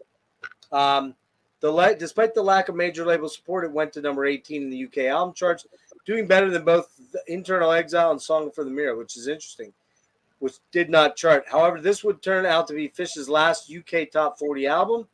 He had 2 singles from the album, Lady Let It Lie and Fortunes of War, and they failed to enter the UK Top 40. In an attempt to keep up sales for Fortunes of War, Over a longer period, Fish had decided to release 4 versions of the CD single, containing a different version of the title track and 3 different acoustic recordings each. However, these added up to a full acoustic album in terms of playing time. However, record shops frustrated this scheme by selling all the complete 4 discs at one time. A CD of all tracks, also called Fortunes of War, was later released, and I have Fortunes of War, which is all these CD singles. So it's got Somebody Special, State of Mind, Fortunes of War, Warm Up Circles, Jumpsuit City, The Company, Kaylee, Internal Exile, Just Good Friends, Sugar Mice, Dear Friend, Lady Let It Lie, and Lucky. This is on Dick Brothers as well. God damn it. I'm getting a bad glare. And as far as I know, these are all relatively different versions from the album. Let me look. Hold on. Yeah, because they're recorded at different times. So you're really actually talking about getting different versions of the song. Some are a little more acoustic. Yeah, it's all these are all acoustic versions of things. And I gotta admit, I did not listen to this, and we're not reviewing this because there's a lot of stuff I have that, frankly, and I'll show it real quick, or I'll show it at the end. But these are kind of one-offs, like not major stuff, and I don't even know if this stuff's available anymore. In fact, I kind of doubt most of this is. I've not seen that, I must admit. You don't have it? No. Yeah. I've not even seen it. And then I'm not only that, at the time, and it's not only that, this came out. That was 98. But look at this. Dick Brothers Acoustic Sessions. All right, yeah. And this is recorded live at the Funny Farm, 1994. And you got Lucky, Internal Exile, Kaylee, Fortunes of War, Dear Friend, Sugar Mice, Somebody Special, Jumpsuit City, and Lady Let It Lie. So it came out of this. Look at this. Fan club only, yeah. Yeah. And I think I bought this after he had some leftovers that they didn't give to the fan club. Because I don't remember being a member of the fan club. I might have been, but I just don't remember it. You think I remember that? Do you think so? Yeah. Kind of a cool insert. And I like this picture of Fish. It's pretty funny. Like the one-man band thing, right? Mm. And, not much. Just, this is Fish kind of putting all this stuff together. He's got Robin Bolt, Frank Usher, David Payton, Fish, and then Dave Stewart was the drummer, and I believe Dave Stewart's the one that killed himself, right? I think so, yeah. Yeah. I'm pretty sure he was. Or he died of cancer, one or the other. One of Fish's drummers did commit suicide. So these are kind of one-offs, kind of unique. I don't know if you can find these anywhere. I don't know, other than eBay. I have no idea. Cool stuff. Let's see. A couple other one-offs quick before we go forward. The Fish, the complete BBC sessions. This came out on Blueprint in 1999. This has a shit ton of BBC live sessions on it, and haven't listened to that in ages. As you can tell, I'm pretty serious about my Fish stuff, right? Oh, and then this came out, I want to say, this came out in 98. This was Roadrunner's way to put together a compilation, and it's everything from 88 to 98, which we're not that far up in the record. But this also has a CD-ROM. Check this out. The CD-ROM is, what's on there? Fuck.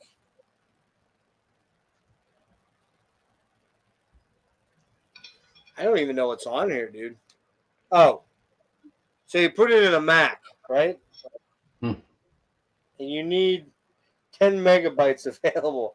It's got video, Fortunes of War, Brother 52, and Just Good Friends.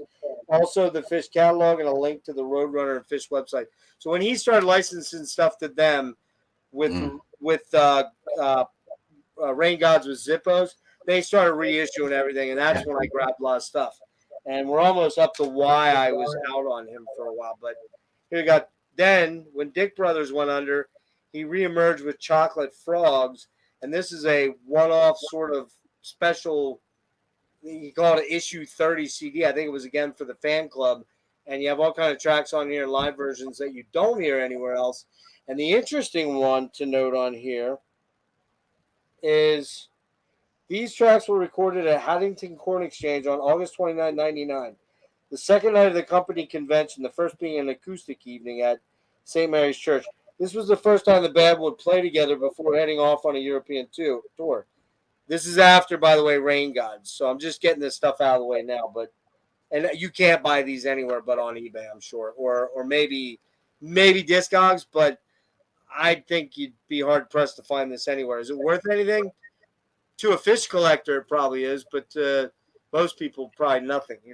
To a fish collector, it might be worth big money. But back to this real quick. He's got Dave Stewart on drums, John Wesley on guitars, who you would know from from Porcupine Tree, and he got to know John Wesley after Steven Wilson, who's coming up on the next two albums, plays on the next two albums and produces one of them. John Wesley then plays for Fish and co-writes an album, then goes and joins Porcupine Tree in 2002. But one thing to note on this album that's pretty cool is he's got Dave Stewart on drums, Steve Ancis on bass, Frank Usher on guitar, Liz Antwi on backing vocals, Tony Terrell on keyboards, and a rare performance by Steven Wilson, who came up to join in on guitar on Sunsets on Empires. How about that? Steve Wilson played live with Fish once. Nice. All right, I think that's everything. So get back to Suits, right? Yeah. Yep, get back to Suits. Let's talk about Suits. John, talk about Suits. My bad. No worries. I quite like Suits. I quite like it a lot too. I didn't at the time, I'll admit, because it was very poppy, very commercial, very 80s. Yep. Almost 80s. Even though it came out in 94. Yeah. Just something. Well, I was listening to it earlier on in the week, and Mrs. Matt came in and she went, this song does sound like Fish. She said, but the last one that was on, I think it might have been No Dummy. She went, that sounds like Duran Duran. Yeah. I went, yeah, you've got a good point. Yeah, absolutely. I'll give you that. So songs, Mr. 1470, that's the Suits song, where it's the obviously gang vocals in the chorus where they just shout Suits. I think that song's fucking killer. Yeah, brilliant song. It's got a nice solo in it. I've just got it down as a cracking track, great track. Where All the Suns are 1470, excellent stuff. Lady Let It Lie, also got a nice solo in it. There's some good guitar work on this. What we got? Another great Fish sounding song, but quite poppy. What have I got down here? I can read some of me writing on this one. Yeah, do it. Lyric wise, I've just put down just like almost like taglines from picking up lyrics, and just things that you just pick up and go, that just sounds awesome. It's almost like genius, but people don't, it's just a throwaway line to some people.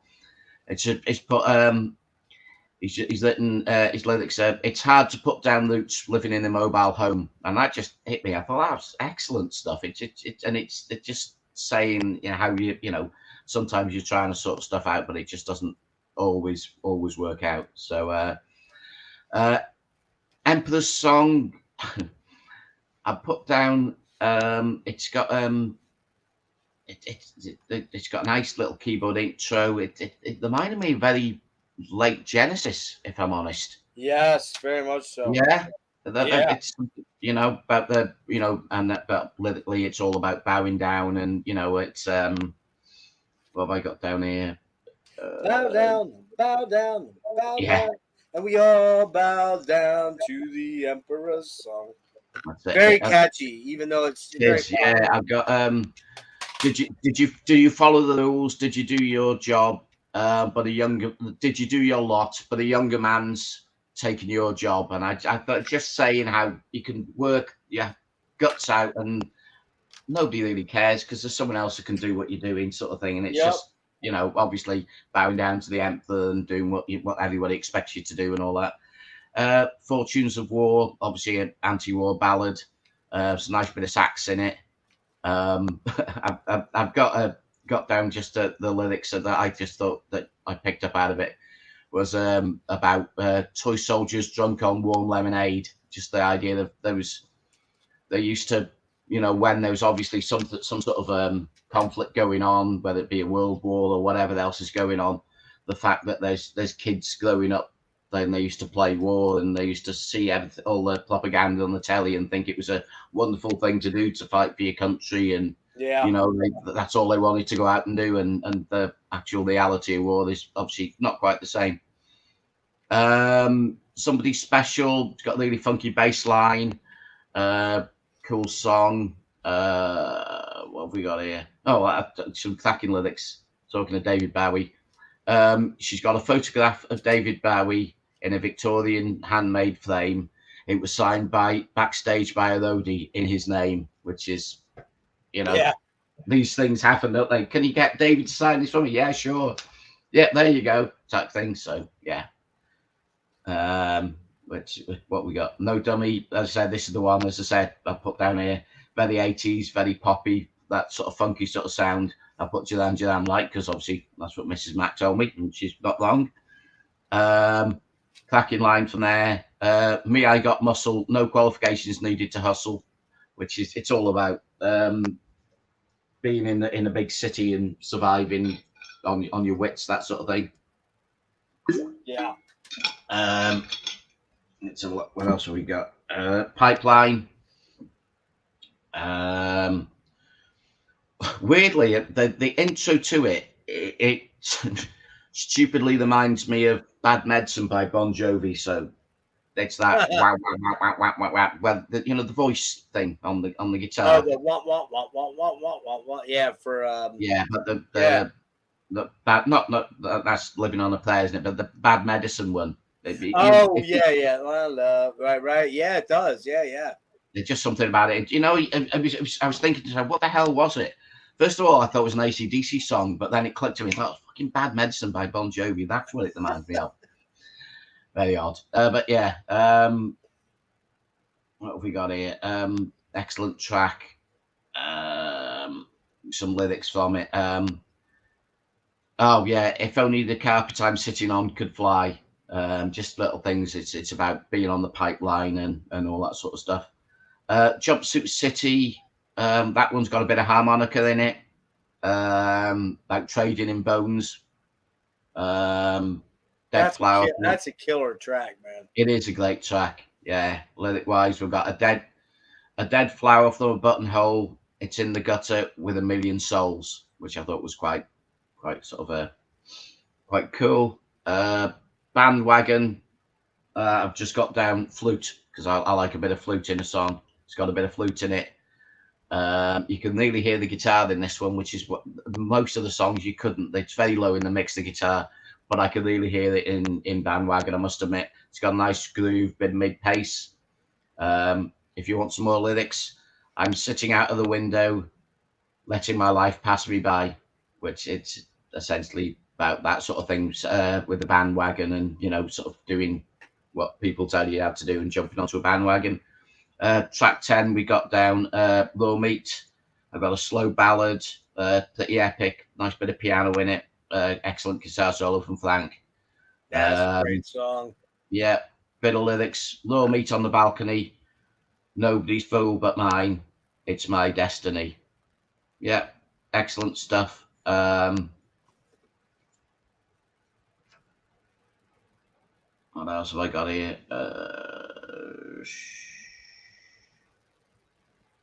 I think that's about it. Yeah. Nice. As I said, I've not heard the other stuff because I'm only going on the original one, so I've not heard the ones on that. What would you rate this one? I've got it down as a 7. Oh my goodness. I'm way higher than that, dude. Yeah, I got it down as a 7. Right. And I'll admit I swapped it with Internal Exile because I did have Internal Exile down as a 7, and nice. Yeah, you dropped that down after listening to. I must be a little too easy on some of these because I got way higher than that. 1470, man, killer, funky, groovy track. great vocals by Fish. Really, really good chorus, man. I mean, just we I don't know the words. Da, da, da, da, da, da, da, da. We are the 1470. It's just so good. I should read the lyrics, but I'm too fucking lazy. What did I do with it? Do you have them there, Andy? I got it. Got it. Yeah, it's stupid of me to sing something that I don't even know the lyrics to. All right, here we go. So it goes.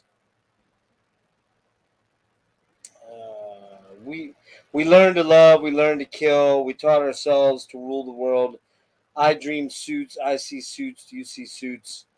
Can you dream suits? And then we are the sons of 1470. When he said, we are the sons of 1470.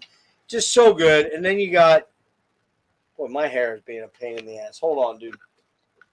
We're going with, I have to have a fan on due to my dysautonomia because I get really warm. And then it blows my hair right in my fucking mouth every single time. But let me put my hair back quick here.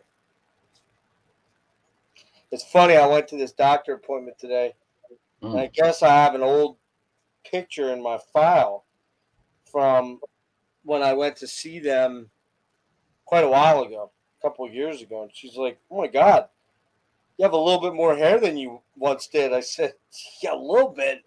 I said, what do you have in there? She's like, well, you pretty much have a buzz. And that's a funny thing, John. Like, I can show you pictures of me 4 years ago. I had fucking really short hair, real short. And I've only had one haircut since November of 18. So there you go. All right, now I can do this. All right, so, Lady Let It Lie. You know, every album that he's done, he's got this killer ballad, and that's a really, really beautiful ballad. It's really gorgeous. Great solos by Frank and Robin. I think it's probably Frank. It's just, Lady Let It Lie. It just has this beautiful wispiness and sadness, but yet still hopefulness to it. Emperor Song, very poppy, anthemic, but it's a great track. Incredibly upbeat, fun, ear candy. Fortunes of War, the long epic ballad about politics and war.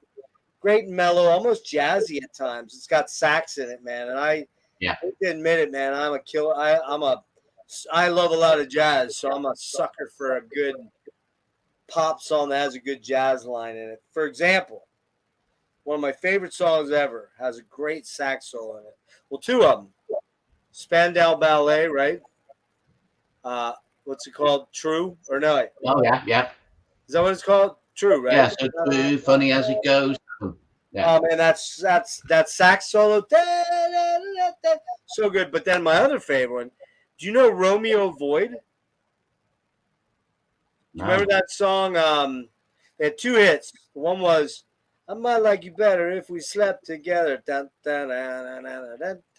might, and then the other one was A Girl in Trouble is a Temporary Thing. No. Oh, you gotta check out Romeo Void, man. That album is killer. Sax, love that shit, and it's big in the '80s. That's what makes this sort of sound '80ish, I think, is the sax stuff. Well, for me, can I just say, sax-wise, I'm a big Hannah Locks fan because I'm like my punk, and Hannah Locks obviously were Michael Monroe, big Mike Monroe fan. Yeah. So he's a sax player, isn't he? So I like a lot of sax in. Hell yeah. I don't have a problem with sax. No, very cool. Okay, so somebody special. Cool, almost groovy Middle Eastern groove to it. Very catchy chorus on this one. We've got No Dummy. A little cheesy, jazzy, funky, groovy, saxy. But there's female backing vocals. It's okay. I don't hate it, but it's kind of probably my least favorite track on the song. Pipeline, really cool tune, man. Pipeline's a great song. Great vocal melodies, tasteful playing, especially the synths and Robin Bolt's guitar. Really dig Pipeline. That's a fucking killer song. Jumpsuit City, we talked about. I had to interrupt. It's so damn good, man. It's so catchy. The vocal melodies are really great. And again, the backing vocals on this whole album are really fantastic. He's got an assembly of great backing vocalists for this. That has a radio vibe to it. I don't know if that was a hit. I don't know if it was released or not, but Bandwagon, also not a great song. Just okay. Don't love it. Raw Meat, awesome dark ballad, proggy epic, cool as hell. Probably my favorite song on the album is Raw Meat. And then you got two tracks that weren't on the album that are fucking great, man. Do you know these two? Do you know Out of My Life and Black Canal? John? No? I don't know. Dude, you got to check those out. They're so good. So good. Out of My Life. Love that song. Got to get you out of my life. Out of my life. I've got a little note. That's what I couldn't read. At the bottom, I've just put 11, Out of My Life, very lucky. So it's quite folky and guitar-y, is it? But yeah, I haven't heard the other one. Yeah, but it's just really upbeat and kind of bouncy and like fuck you. It's like a fuck you song. Get out of my life, right? And it's great. It's rocker, man. It's really good rocker. And then Black Canal is this really moody, atmospheric, ethereal, mysterious thing where he does a lot of the spoken word stuff and then he sings.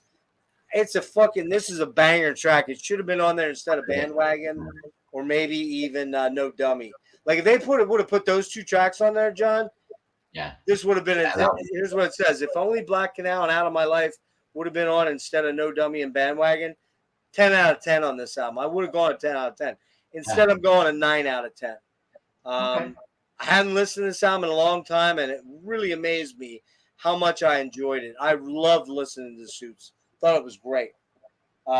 Really a high point in Fish's early works there. So, all right, man, now we're going to get into why I got back into Fish and how I got back into Fish. So, as I said, I bought Vigil, right? And then just life got weird, and I got doing a million different things and wasn't collecting music quite at the rate that I had been prior to that. I had my first child in 95, and, you know, there was a lot happening, right? This came out in 97 on Dick Brothers. This is an OG here. There's the back, and the reason I'm showing the back first is because I got this one signed when I met Fish for the first time. Oh, nice. And it says on there, to Jeff, all the best, Fish. And I met him in 2000 when he first came over and did the first, he did a couple shows. I saw DC and Philly. He did 5 shows. He did Atlanta, DC, Philly, New York, and Boston. And I went to 2 of the 5 shows. And this is when he had John Wesley on guitar, okay? So it would be for the next album. But when I met him, I got him to sign this, and I think I got him to sign one other thing. Actually, I only got him to sign this. All the other stuff came signed when I bought it. But love this album artwork, man. Super cool, mysterious looking. Lots of pot leaves on there. I'm not that much of a pothead, but I do smoke from time to time. It's all right. As I cough. So, no, I'm not stoned. This comes out in this cover art's by Mark Wilkinson, by the way. It comes out May 19th, 1997. It's Dick Brothers Record Company, and Steven Wilson is a producer. I'm going to read some notes on that. But anyway, the reason I got back into it was I saw this in a record shop. I'm like, Fish. Oh, shit. Hey, look, a new album by Fish. I wonder what he's been up to. This was 97. I don't remember exactly when the internet became widely available to everybody. I want to say 98, 99, maybe somewhere in that range. Must be somebody. But I remember Fish had a very rudimentary website, very rudimentary. And I went on to it after I bought this in 97, so it might have been early 98 because this came out in late 97. And I followed the dots. I'm like, who's this Steven Wilson guy, this producer guy, right? And following it, I come to find out there's a link to Steven Wilson. That starts a whole new infatuation for me with Porcupine Tree. And you know I'm a huge Porcupine Tree fan. And I did a big deep dive on them a long time ago. That's a separate issue. But this album, I take it and throw it in. By this time, I've now graduated from cassette to CD player in my car, right? I got a newer car, a nicer CD player. And I am just blown away by this album, man. Just like, whoa, this is what Fish has been doing. I got to catch up on the last 5 or 6 years because I don't know what he's been up to. That's when I find out he's got Suits, he's got Internal Exile, the Mirror album, and all that other shit. That's when I order all that stuff, okay? And I start loading up. Now, he sends this. I'm sorry. I buy this in the record store, but later orders, I end up with these. Again, I don't think I paid for these. I think he threw them in. 2 versions of Brother 52. Okay, one is the single edit, the State Line mix, and the dub mix. And these are Dick Brothers in 97. And then this one is single edit, State Line single edit. Do not walk outside this area, which is a bonus track. Yeah. And Brother 52 album version. So that's that. And then I have Change of Heart, which was a single off the album. So that's all the stuff I had to show for that. But that album, Sunsets on Empire, fully responsible for getting me back into Fish. Had I never seen that album, John, I may never have gotten back. It may have stopped at Vigil. I may have never really, I'm sure somewhere along the line I'd have gone, I wonder what Fish is up to. But I kind of forgot about Fish for about 6 years completely. Now, I will say right around that time, late 90s, early 2000s, I'm starting to get into more heavy metal, like extreme stuff, like, you know, the Opeth and that kind of stuff. So, you know, but let me read quick notes and I'll let you rip and tear on this. Sunsets on Empire is the 4th album with original material since he left Marillion in 88. Mostly written together with Stephen Wilson and Porcupine Tree, who co-composed 6 out of 10 tracks on the original version, plus 1 bonus track on the Japanese remastered edition. Also, Stephen Wilson produced the album. Tim Bowness, Wilson's partner in No Man, has additional writing credits on 1 track. 2 permanent members of Fish's lineup, keyboardist Foss Patterson and Robin Bolt, co-wrote 1 and 2 tracks respectively. Unfortunately, the album and tour were flops and lost Fish hundreds of thousands of pounds, which meant he had to fold Dick Brothers' label. That's when Roadrunner and Chocolate Frogs become subsequently reissue that album. Mine's a Dick Brothers original, I believe. I don't think it's a reissue. No, it's Dick Brothers. So go ahead, John. Tell me about this album for you. Well, weirdly for me, I'm almost the opposite way around. I kind of fell away from Fish after Suits. I just said I didn't know Sunsets till I got into Porcupine Tree. No shit. And then did the same thing. Yeah. Back. Yeah, you went backwards into it. So we're talking, well, I don't know, maybe 2005, whenever Dead Wing came out. That was 5, yeah. Yeah. So that's when I then backpedaled and got back into Fish again. No shit. Yeah. Honestly, I kind of gave up and just as you say, moved into other things and music. You just can't. Yeah. I kind of get things where I'm, as you say, I'm either going heavy or lighter or whatever else, or I'm going, you know, totally. I'm getting back into my gothic stuff, post punk and all that kind of thing. I just moved on after Suits. It was like kind of, yeah, that was it. And I think also for me, it doesn't got this is the only album without the Fish logo. You're right about that. Yeah. And it bugged me. Like I've got the remastered one, you know, with the booklets. Oh, okay. Yeah. Oh, yeah. With the nice. CD, well, three CDs in it with all the extra stuff. But it's got a full picture, the actual full artwork, which is quite nice. Nice. Yeah, I never saw that before. No, I hadn't until I got this, so I just thought I'd show it because I thought it was quite cool. But the booklets for these there's tons of, you know, they've got all of the excellent cool. Yeah, pictures. I didn't buy any of those, John. I'm not gonna lie to you. I have so much shit from Fish live that I just don't need more live stuff.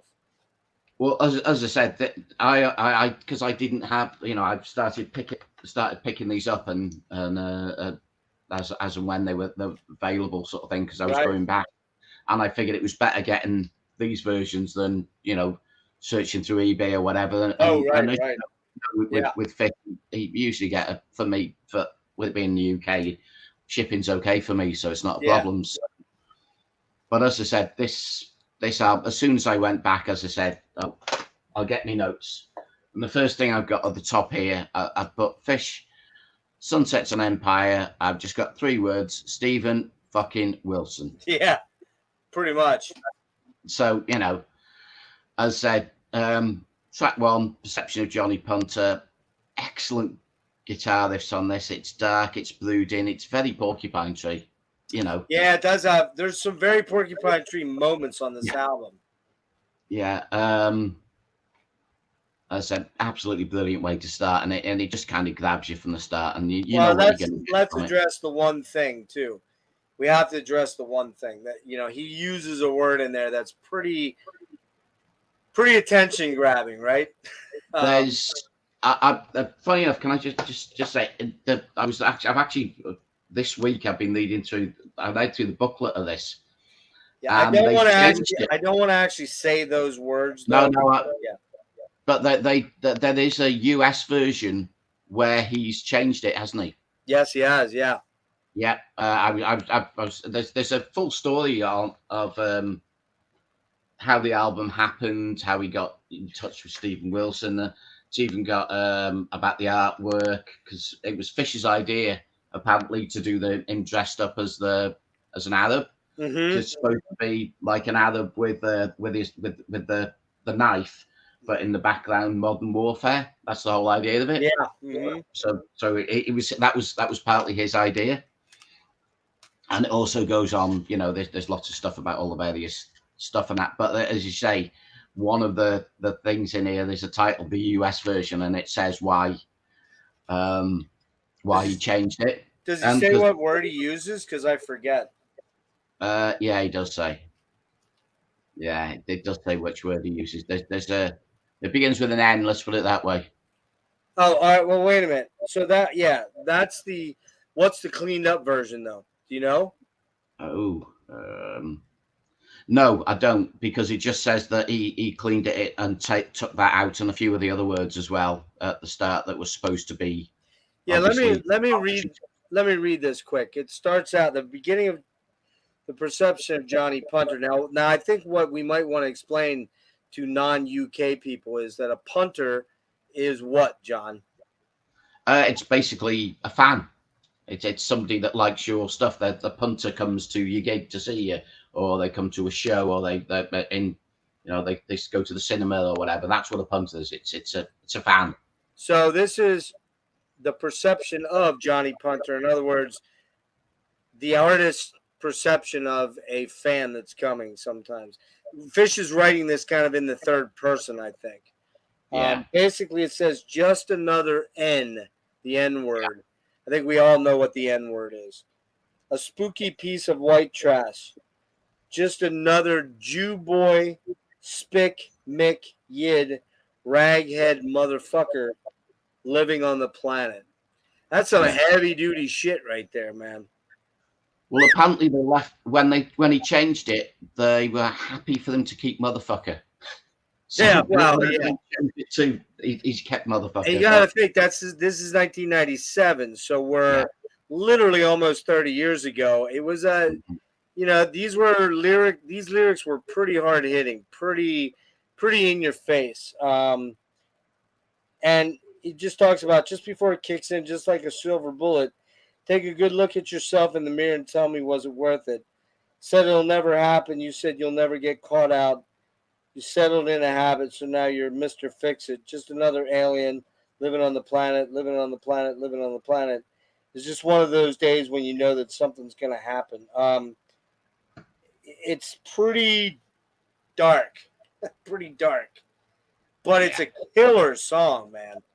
It's probably arguably the heaviest song Fish has ever done, as far as, like, if you want to get into kind of, is it a metal song? It's quasi-metal. I wouldn't necessarily call it metal, but it's a hard fucking hitting song. Yeah. So I don't know that story. I'll have to see if I can. I may actually order it just to get that. But It's did you really just good. get? As I said, that this and I've got a few of them, and I've not read all of the stuff, but I did actually read the bit on this, and I thought it was very Yeah. interesting. What's he have out now? How many of them does he have the remasters for? Well, I've got one, Right. Okay. two, three, Okay. Yep. Yep. 4. Okay. Now So these are the only ones I've got. So yeah, the only ones he doesn't have right, and 13th Star he's working on right now, and yeah, that's coming out, and I believe he finally got the rights back to Vigil, so he's going to do something with Vigil. I don't know if he can do those with the Polydor stuff don't because know. I think there's one for Suits. There is one for Suits, but I Yeah, don't I think missed that one. internal. I'm not sure he can do that for Internal Exile. I'm not sure. Don't know. I know he's doing, as I said, there's the current ones that are on his website. He's doing the 3 disc vinyl versions of Feast of Consequence Oh, you're right. and 13th Star. Right. Now I've ordered 13th Star on vinyl with the. I've ordered it with the signature because it's another 20 quid for him.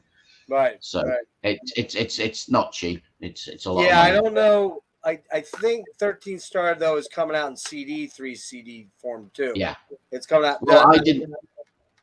As I said, I didn't buy Feast because I already had the book version of it. The book version, yeah, which is still available. Which now that I've listened to that album, because it's the one I didn't listen to, I got to figure out a way to get that because that album is fucking really good, man. We're gonna get to that. So, I forgot to mention one thing before you get into the rest of your track breakdown.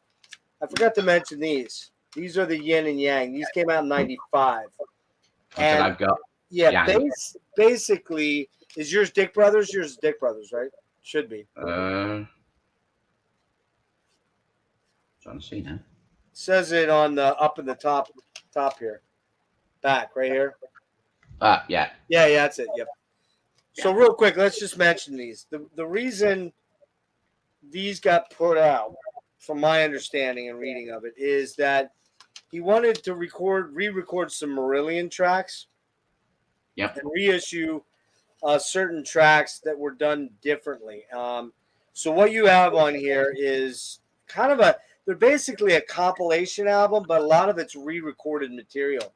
So you got on the Yang, I think they were put out at the same time, weren't they? Well, the way I saw it, they were put out, I think, the same year. I don't know if they were put out at the same time. I think you're right. I think they were 2 different times. I think you're right. Yeah, but they came out the same year. And what you could do is, if you're only in the UK, but I'm not sure, you could send off to the website, to Fish's website, and they'd send you a box to fit the 2 of them in. Okay, I think you're right. Yeah, so it made it like a proper package. Yeah, by the time I found out about these, I think the boxes were gone.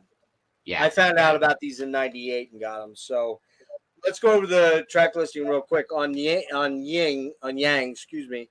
You got Lucky, which is a '95 re-recording. You got Big Wedge, which is a '95 remix of the '90 original. Lady Let It Lie, which is a '95 remix of the '94 original. Lavender, which is a '95 re-recording. Credo, which is a '95 re-recording. A Gentleman's Excuse Me, which is the '90 original. Kaylee, which is a re-recording in '95. State of Mind, a re-recording in '95. Somebody Special, a re-recording. Sugar Mice, a re-recording. Punch and Judy, which is, some of these songs, if you know Marillion, Punch and Judy, Sugar Mice, Lavender. And Kaylee as well, yeah. Kaylee, they're all Marillion songs. Which is why I bought this version, because it had more Marillion songs on it. Yeah. Well, I'm going to read that one in a sec. Fortunes of War is the original from '94. Internal Exile, which is really good on this one right here, man. Yes, it is. That's the best version of it. It's the '89 recording, not previously released. Then on Yang, you don't have this one, you said, right? No, I don't have that one. This one has Incommunicado. That's a Marillion song. Yeah. Re-recording. Family Business, '90 original recording. Just Good Friends is a '95 re-recording with Sam Brown on it. Pipeline is the original from '94. Institution Waltz, which I believe is a cover. Okay. I believe that's a cover of a Alex Harvey song again. I can look in a sec. That's a 95 re-record or new recording. Tongues is the original from 91. Time and a Word is an original from 93 with Steve Howe on this one. Steve Howe actually played on this one. Oh, okay. Then you've got Company, not The Company, just Company, which is a 90 original. And then you got Incubus, which is really cool. It's a cool version from 95. You got Solo, which is that from the Sandy Denny track. You got Favorite Stranger from 95 re-recording, Boston Tea Party from 95 re-recording, and Raw Meat from the original. Let me just look at that one song. Institution Waltz is not his. I know that. It's not his.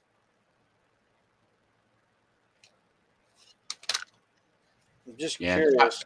Track listing for that one didn't do as much for me. Okay, you know, Incubus and Communicado, but I preferred Yang, and at the time I could only buy one. So yeah. Here we go.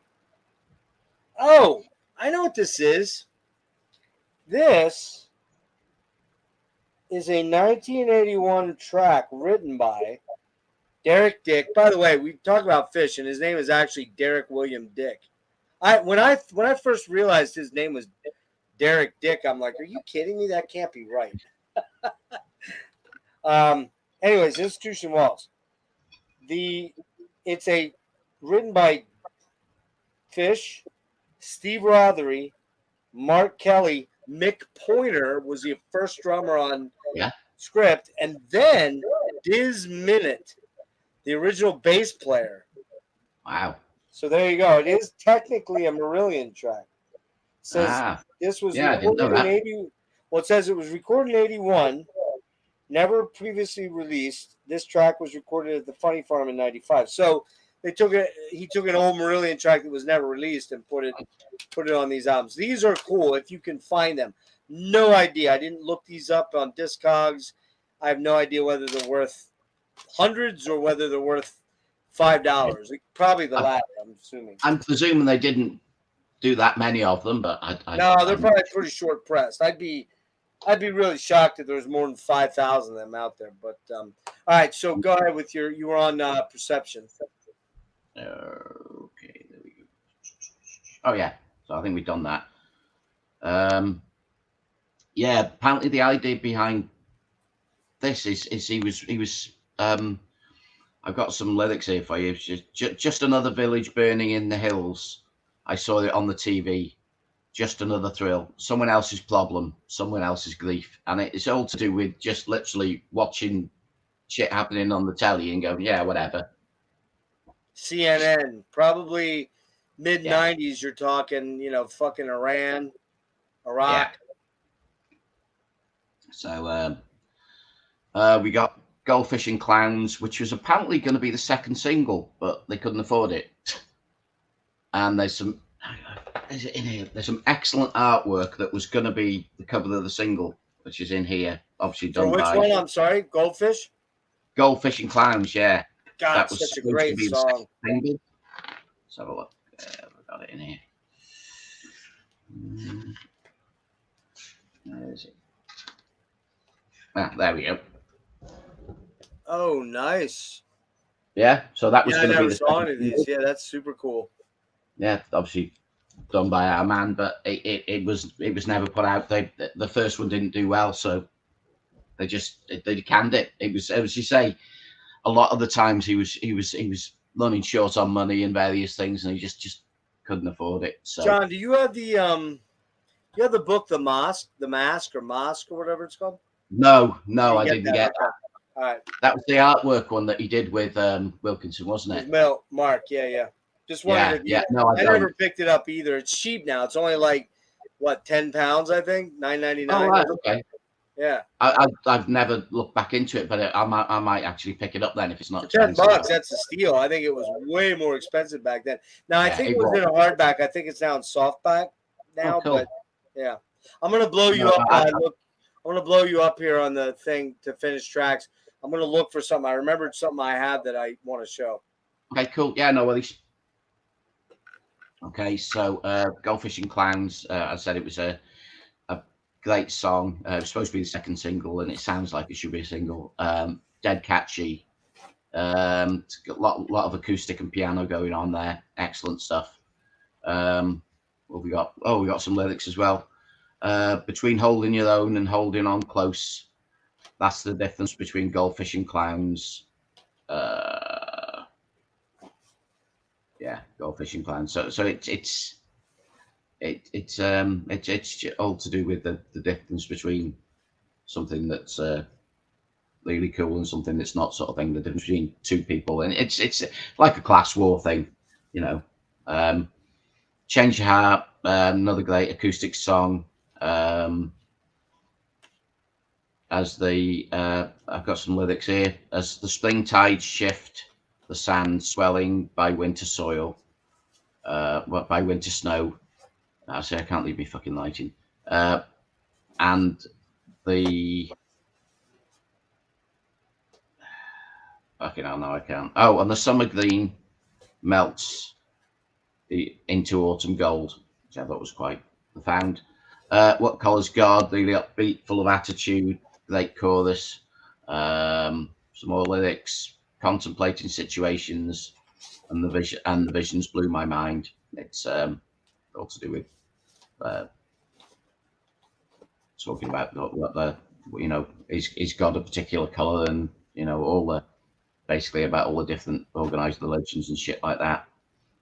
Tara, which is obviously a song about his daughter.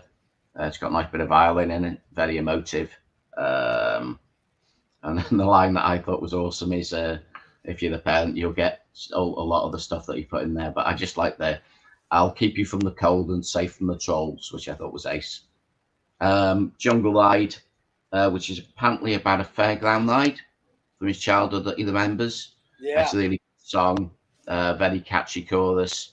It's where men don't cry and husbands lie, and you never had to justify a kicking. It was all to do when he, as I say, when he was growing up. It was the coolest place to be, and it's the Jungle Ride was a thing that used to go around, and it used to stop at certain places.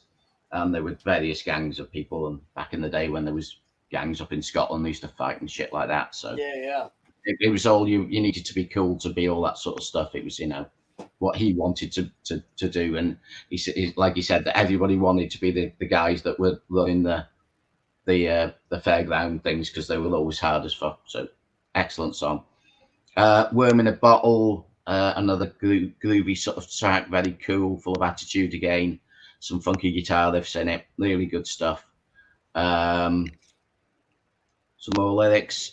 When you're down in a hole and off the line and you're on the way up, they're lighting you off, and it feels like a little bit, fucking hell, no, can't leave me all night and give up with it. And let another swig. God, my throat gets so dry these days. What have we done? Oh yeah, Brother 52. It's a hell of a story for this one. I don't know if you want to go through the story of this one, Jeff, or not. But I think this one. No, you can if you want to. Yeah, go ahead, go into that. It's a very dark tune. It is, yeah.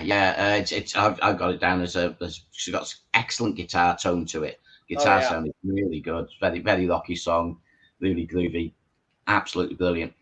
Now the idea is Brother 52 used to be in a bike gang, and he's basically, him and one of the other guys, whose name I can't fucking remember off the top of my head, used to do a lot with Fish when they used to go over to the States.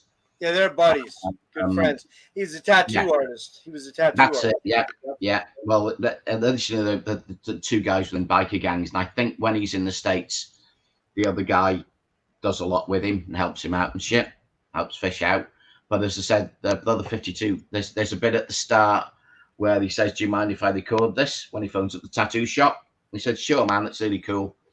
And I think Brother 52, it's not the guy that's doing the tattoos, the other guy. One of them was absolutely covered in Fish and Marillion tattoos, apparently, absolutely covered in them. But he's one of these, like a lot of people, as you probably know, Jeff, in the States, he's almost like a prepper. He's had tons and tons of weapons back in the day, lots of automatic weapons and all that sort of stuff, and loads of you know, they apparently the FBI or someone got or whoever it is that look after the, you know, the drugs, alcohol, and firearm, or whatever they call themselves there in the States.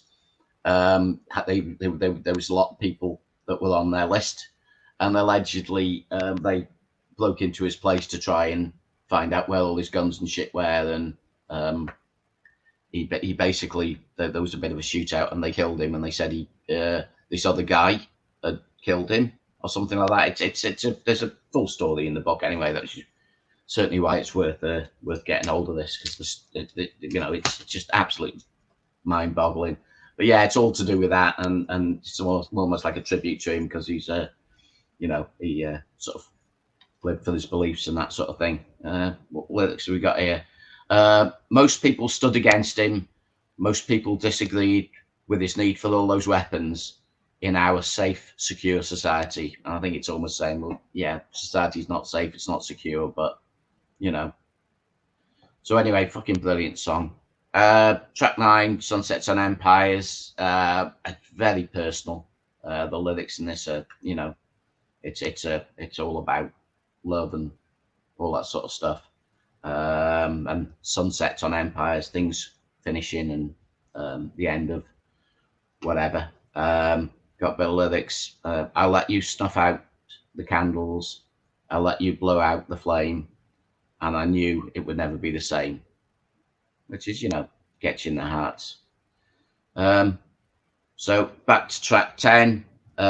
Say It With Flowers, acoustic ballad, basically saying, you know, it's all about when you're in a relationship, but you just don't want to talk about when there's something wrong. You just kind of said some lyrics here. Let's talk about it in the morning. Let's talk about it in the morning. To be honest, I'm tired, and it's the things that you never really want to talk about. I've got down that there's lots of spoken word in this album. There is, yes. Which is great, because everybody loves to hear Fish talking with him fucking deep Scottish accent. I've got down there's an extra track which I don't think was on the original one. One track, yeah. Do not walk outside this area. Yep. Which is an excellent song as well, and it, you know, would worthy to be on the album. And it's a 9.5 out of 10 for me. This one, absolutely brilliant, stunning album. Nice. End of for me.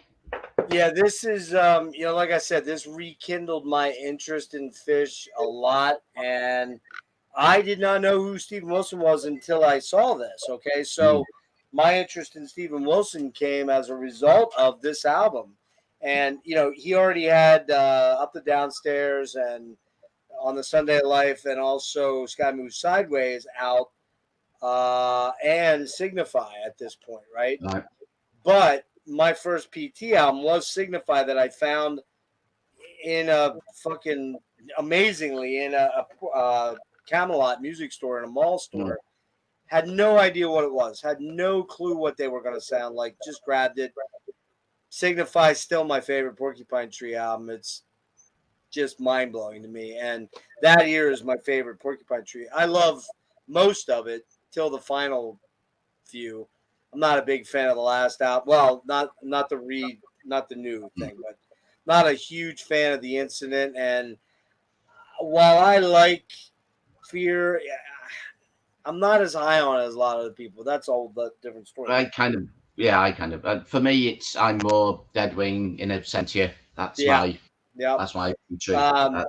That's that. But let's face it, it's his heaviest stuff, isn't it? It's well, I really like Stupid. I like Stupid Dream a lot. I like that dreamy, weird, you know, the Light Bulb Sun era stuff. Everything from Sky Moves Sideways up to Deadwing, I'm in on. After that, I'm just not as into it. Yes, I like Anesthetize, love Anesthetize. The rest of it, I really don't love a lot of it. So, this album, man, I mean, right away, it gets off the ground with a monster banger. Perception of Johnny Punter is just a kick fucking ass tune. Simple to play, too, but it's just so effective.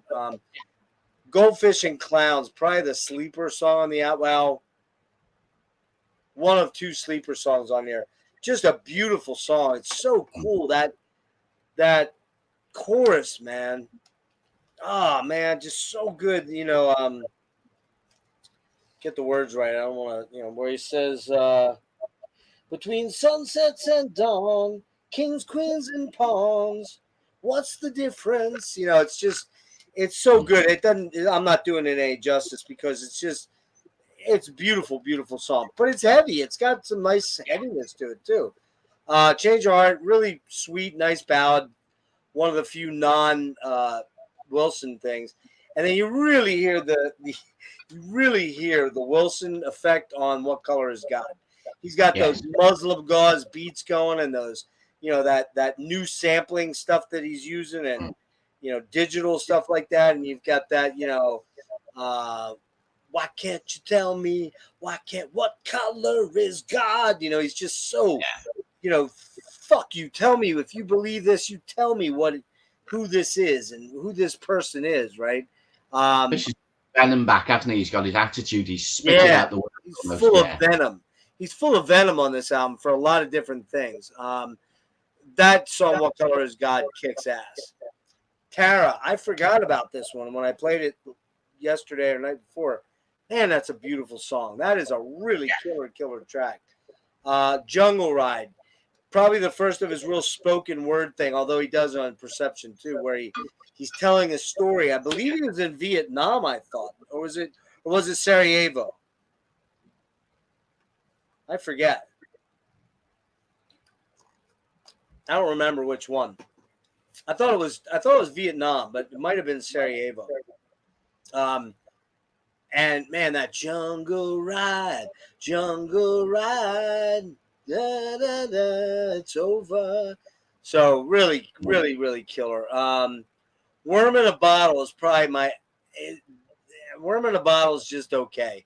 It's a good rocker, but it's my least favorite song on the album. Then, man, we get to Brother 52. That song kicks some major ass. Tattoo.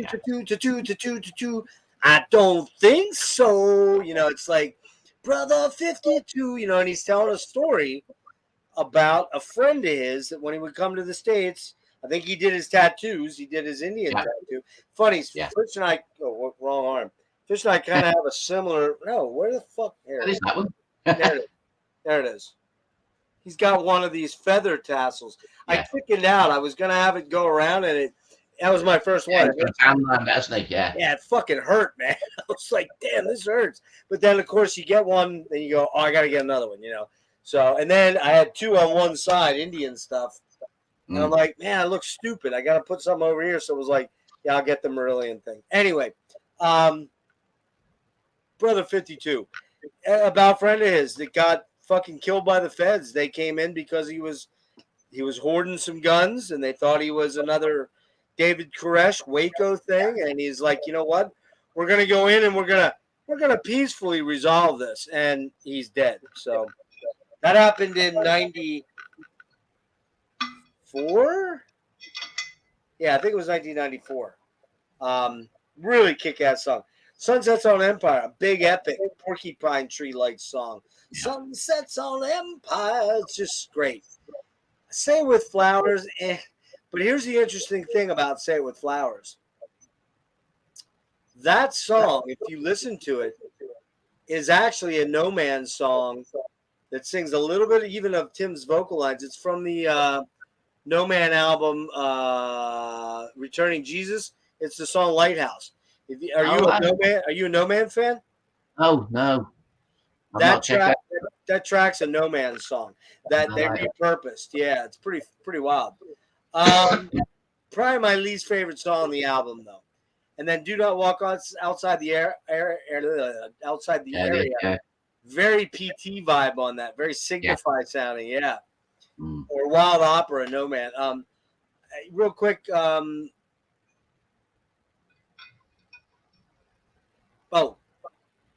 The Jungle Ride, man, gets pretty fucking heavy, man.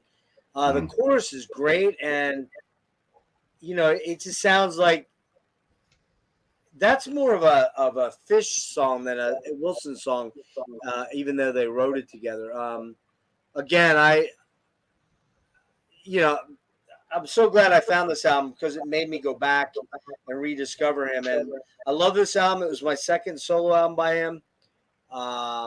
After kind of dipping out for 7 years, this album was instrumental in reintroducing me to Fish and introduced me to Steve Wilson and PT, which became a huge obsession from 97 to 2010. I'm going 9.75. Only reason I detract 0.25 is I don't really love that last song much. Worm in a Bottle, I'm not crazy about, so I could almost go 9.5, but it's still a banger of an album. It's so good, man. And by the way, I don't have it anymore, but I bought a shirt of this from Fish, right? I got that and a mask shirt, which I have it, but it's all so faded you can hardly see it. This shirt got me a lot of looks. People would see those pot leaves on there and be like, they just, oh my God, look at that druggy dude, right? But unfortunately, it didn't survive. I think I was staining furniture with it, and I got stain all over it, and it fucked it up. So that's gone. Yeah, so that's a killer album, man. Really good. Yeah. I actually would have rather had Do Not Walk Outside the Area on there than Say It With Flowers. So Raingods with Zippos comes, and this is the first time Dick Brothers Recording folds, and he signs a licensing deal with Roadrunner, who kind of owned everybody at that time. This came out in 1999. I don't have an exact date because it's probably in your book there, but I didn't. This one didn't have a description in Wikipedia, and I was going off of what was in Discogs, and they don't have an exact date. But cool thing to see here. I know I ordered this from Fish, right? Because one, it's autographed by Fish right there, right? Yeah. But it's also, you'll note, got the color disc, and it comes with a card.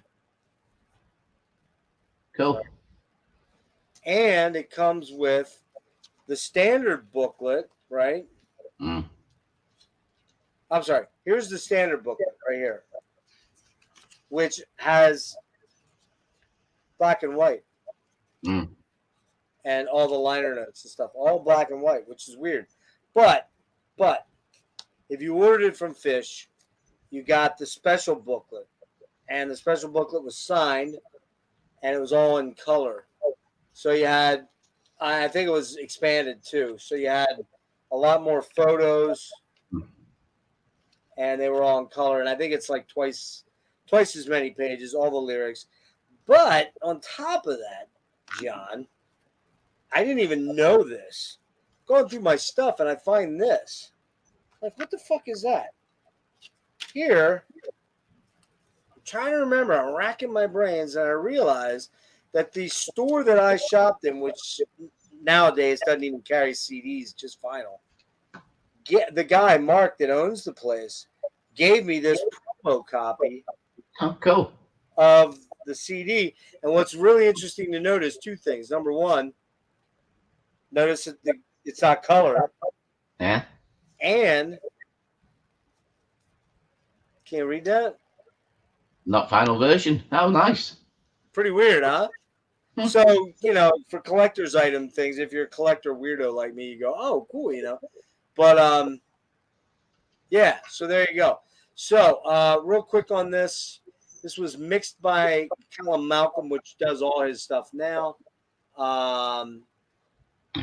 The producer was Elliot Ness, and not the guy from Dragnet. And you got to be old to understand that joke, I believe. Got to be fairly old. So go ahead, take it away on this one, dude. Yeah, another excellent album. Obviously we've got. Now I was looking through it. I think Stephen Wilson plays on the last, I don't know, 7 tracks. I think. He but plays anyway, on. it's he plays on all the Ghost Plague of Ghost suite. Yeah. He plays on Faith Healer. Does he do? And I believe he plays on Tumble Man. Huh? Oh yeah, Faith Healer, yeah, and Tumble Down as well, possibly, yeah. Yeah. Okay, Well, so we got right. So we're starting with Tumble Down, obviously. If you're interested with the booklet, it's got some nice. So it's got lots of color pictures in it and stuff, which is always good. So it's got the usual. It's got the live stuff in it and the demos and these other things. It's nice artwork in it, which is always good. But anyway, yeah, okie dokie. Tumble Down, I've got down. Nice little piano intro. Great start to the album. Well, I found out odd time signatures, but I'm guessing that's the Stephen Wilson influence to it. Probably, yeah. Obviously, it's kind of all sort of concepty and that sort of thing. Tumble Down, obviously, it mentions Raingods and Zippos.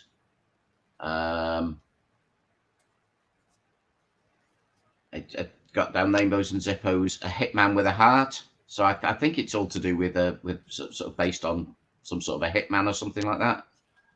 Which one? Tumble Down, I think, but I could be wrong. Could be. I don't. We've got mission statement, second track, nice fast-paced rocker, very upbeat. Really like it.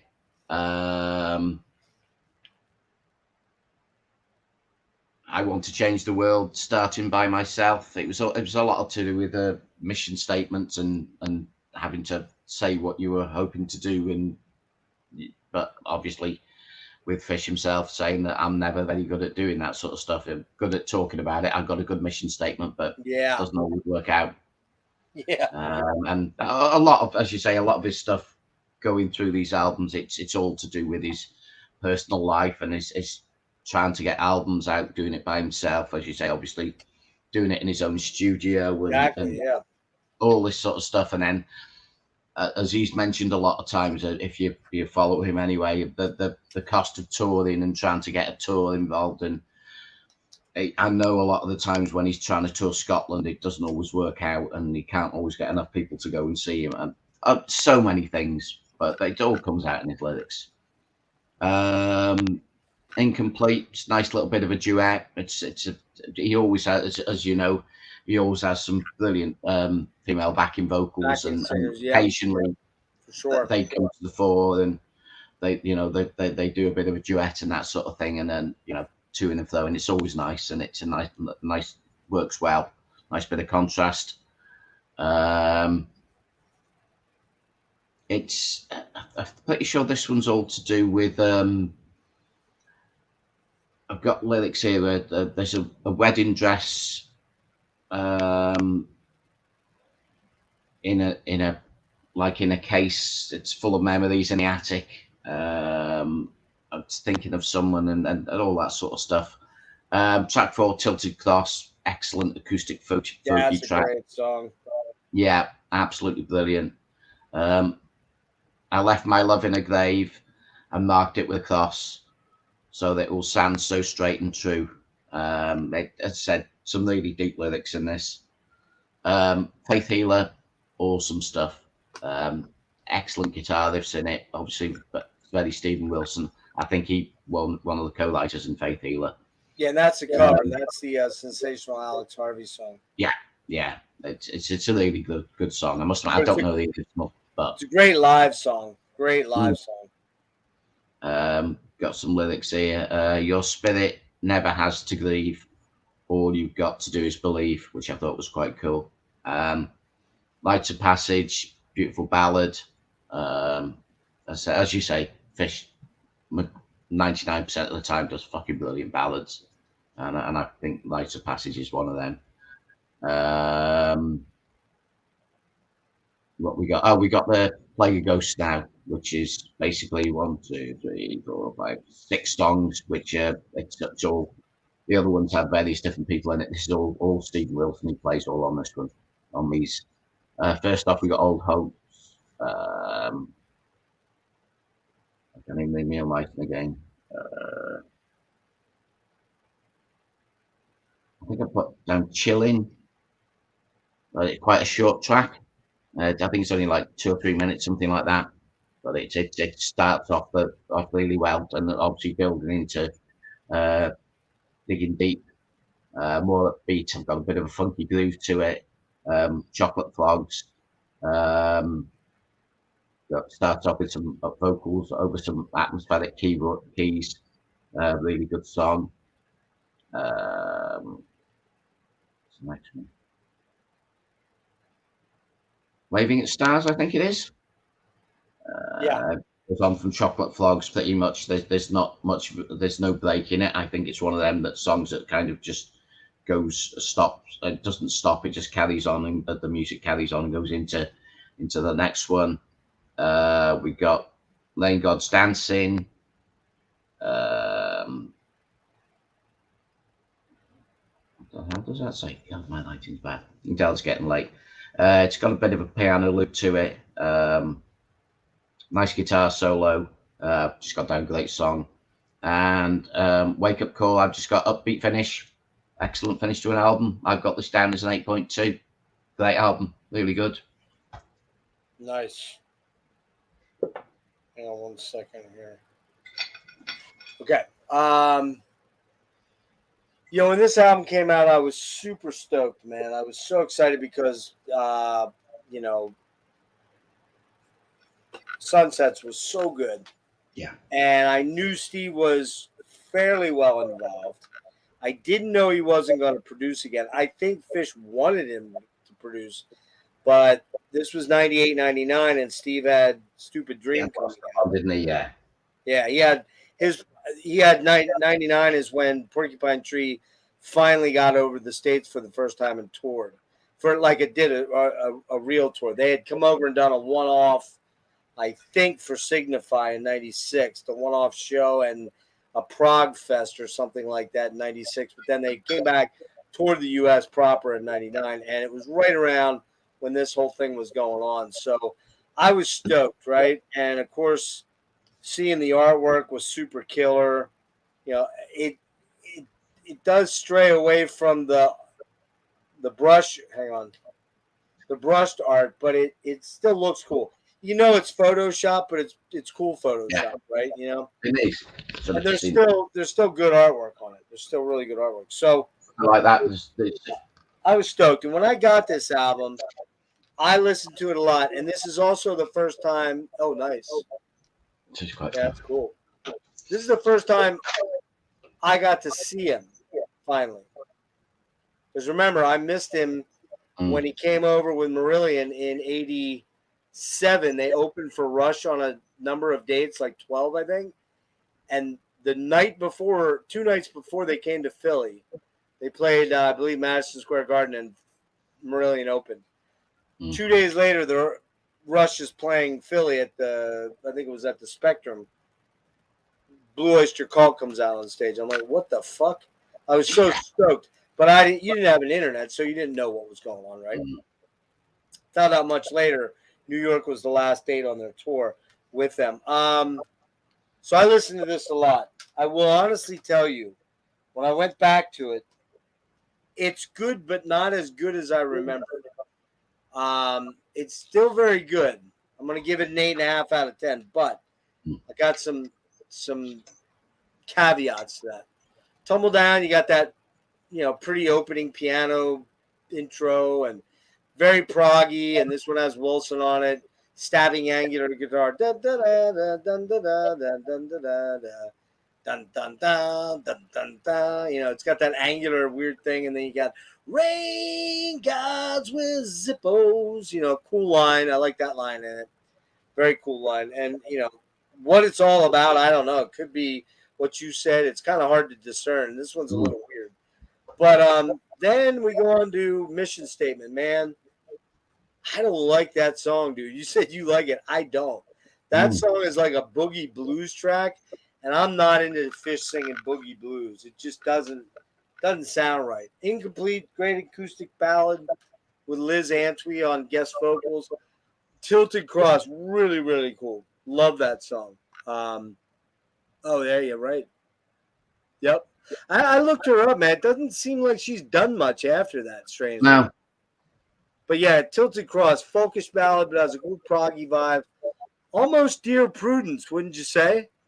Oh, Susie, yeah, yeah, Susie Yep. and the Bandits. And is Yep. that a Beatles song? Yes, Dear Prudence. Yeah, Dear yeah, Prudence. Yep. But that song, the whole vibe of it's very Dear Prudency. The whole descending, where he goes down the bass, walks the bass down. Not unusual. A lot of people rip that off. Faith Healer, cover of Sensational Alex Harvey Band. Really good fun. Great track live. Really heavy, man. Really heavy track, actually.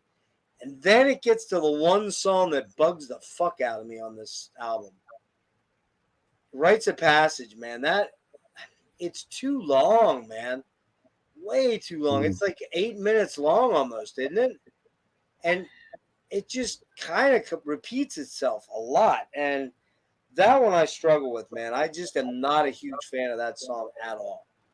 yeah. I think it is about 8 minutes. Yeah, But then it gets into the, I found a home in the darkness.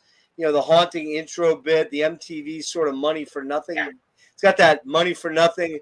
I want my MTV. It's got that vibe to it, right? But then he gets into that super funky, jamming, heavy riff. Digging down in the darkness, digging it deep, deep, deep. Really cool track. Love Digging Deep. Chocolate Frogs, atmospheric, trippy interlude with spoken words and a cappella vocals.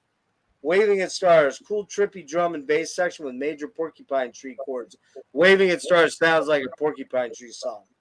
It yeah. really does. If you listen to it going thinking Porcupine Tree, you're going to be like, yeah, that's it. Great song though. Great song. Raingods Dancing. Really cool section of the album. The Raingods with Zippo refrain comes back again. Has a very Sky Move sideways vibe to it, and Steve Wilson playing a great epic solo on that one. That's kind of a little bit buried there, but and then you got Wake Up Call, Make It Happen. Great call and response anthem. We can make it happen. Super cool outro, and I'd forgotten how good Plague is. The song Plague is killer. Tilted Cross, killer. The rest, I like Faith Healer. I like Tumble Down. I just don't love them. Not a bad album at all. Some great songs, but a few filler tracks for me, like Mission Statement and Rites Passage. And Tumble Down isn't a huge favorite either. The rest is quite good, especially the two ballads and the cover and the super cool Plague of Ghosted. I thought, that said, I thought I liked this one a lot more as it belonged up in the high nines ratings, I thought, but I can only give it an 8.5 because those three songs I noted kind of drag it down for me. So good album though. Not a bad album at all. Not a bad album. So all right, next up we've got this one here. Yep. You got that reissue? Okay. Yeah. I'm wondering how much better that sounds than this one. Because to be honest, it doesn't sound that bad. What's that? I know you as I said you mentioned that obviously the sound on the original is not great. I this doesn't sound that bad. I must admit. No, not just Fish. I just think a lot of the mix on this does not sound right. I think, and here's the thing, I got to be careful what I say here. I know somebody that was on this album, that recorded on this album. Don't want to mention any names, but the story I got from that person is that prior to this album, Fish had sold his really good, expensive board. Hey, what's up, Rick? How's it going, dude? Cinco de Mayo. Are you already partying? You're probably already partying. Aren't you over at the Something of Doom channel tonight? You're probably over there hanging out. Anyway, so back to this. The board and the mic preamps and the preamps for a lot of different things were kind of missing on this album. And I think, whoa, what the hell is going on there? Hold on, dude. Why is my... I just realized my camera's been in regular... I haven't had my full HD on. God damn it. It pisses me off. I did that the other night on my Gordon Lightfoot thing. I forgot to turn on my HD camera. Oh well, I'm ugly enough; it doesn't matter. So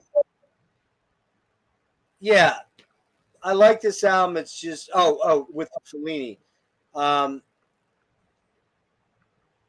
the optimal setup for the way a lot of his previous albums sounded were not there. The mixing board, the outboard preamps and things were not available, and it turns out that to me it's affecting the sound. And I hear a lot on the mixers. On the original mix here, it's just the keyboards are way heavy sometimes, and then they kind of drop out, and then they come way in, and the guitar is heavy, but then it's kind of disappears.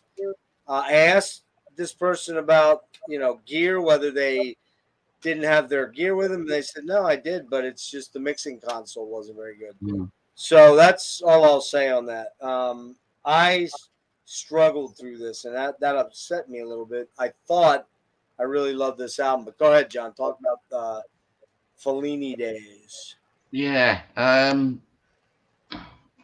Hey, it's completely okay if we don't agree. It's completely fine. No, I'm not a fan of the album. It's very. There's nothing inspiring for me in this one, if I'm honest. But I'll go through what I've got here. Well, let me ask you this real quick.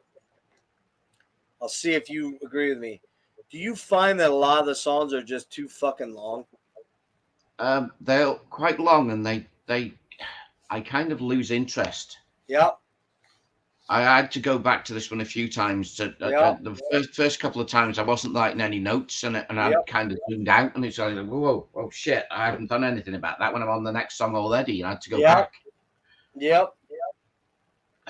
So yeah, no, it's, I don't know. I've got like, first track I've got down, it was a bit chaotic, muddy guitars. There's a lot of samples in here. Yes. Obviously, Fellini, it's a reference to Federico Fellini, the Italian movie director. And it's a lot of him talking. So it's not even, sort of that so you get that's sort of the Italian person talking, it's him. Apparently Fish likes his stuff. And the title Fellini Days, it's all to do with his movies, and I've not watched any of them, if I'm honest. I haven't either. I know of them, I just haven't watched them. Yeah, well, apparently, as I said, because I've got the book thing and I read all of it.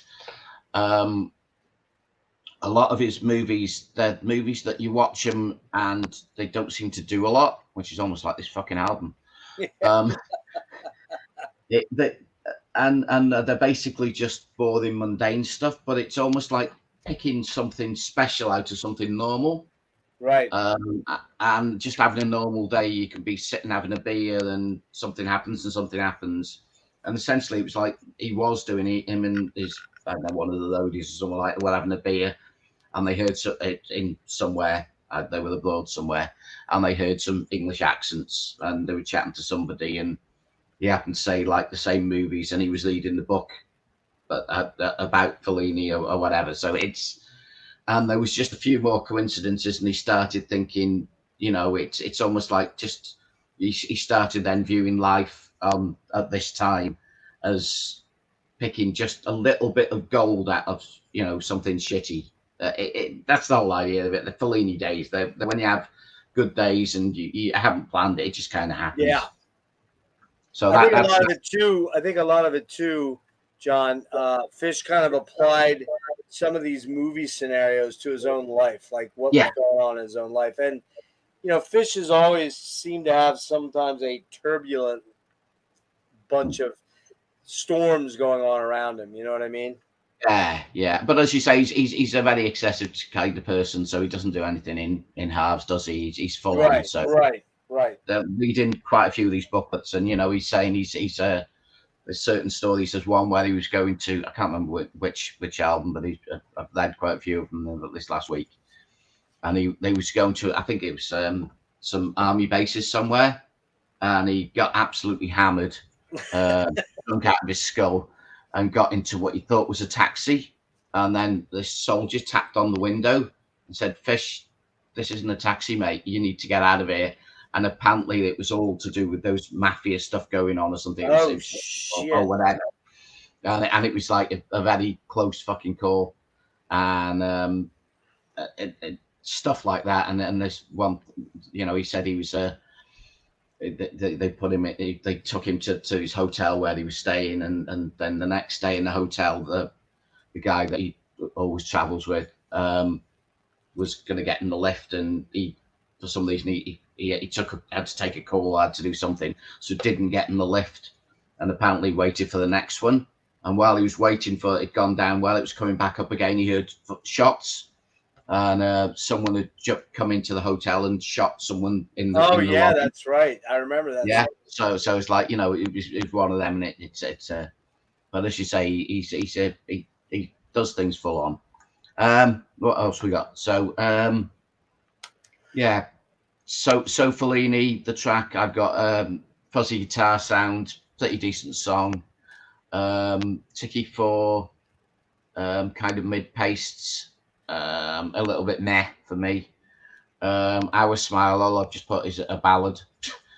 I just couldn't. I was, as you say, they seem to just go on too long, and just going back and what have I just listened to? Shit. Oh yeah, it was the ballad one.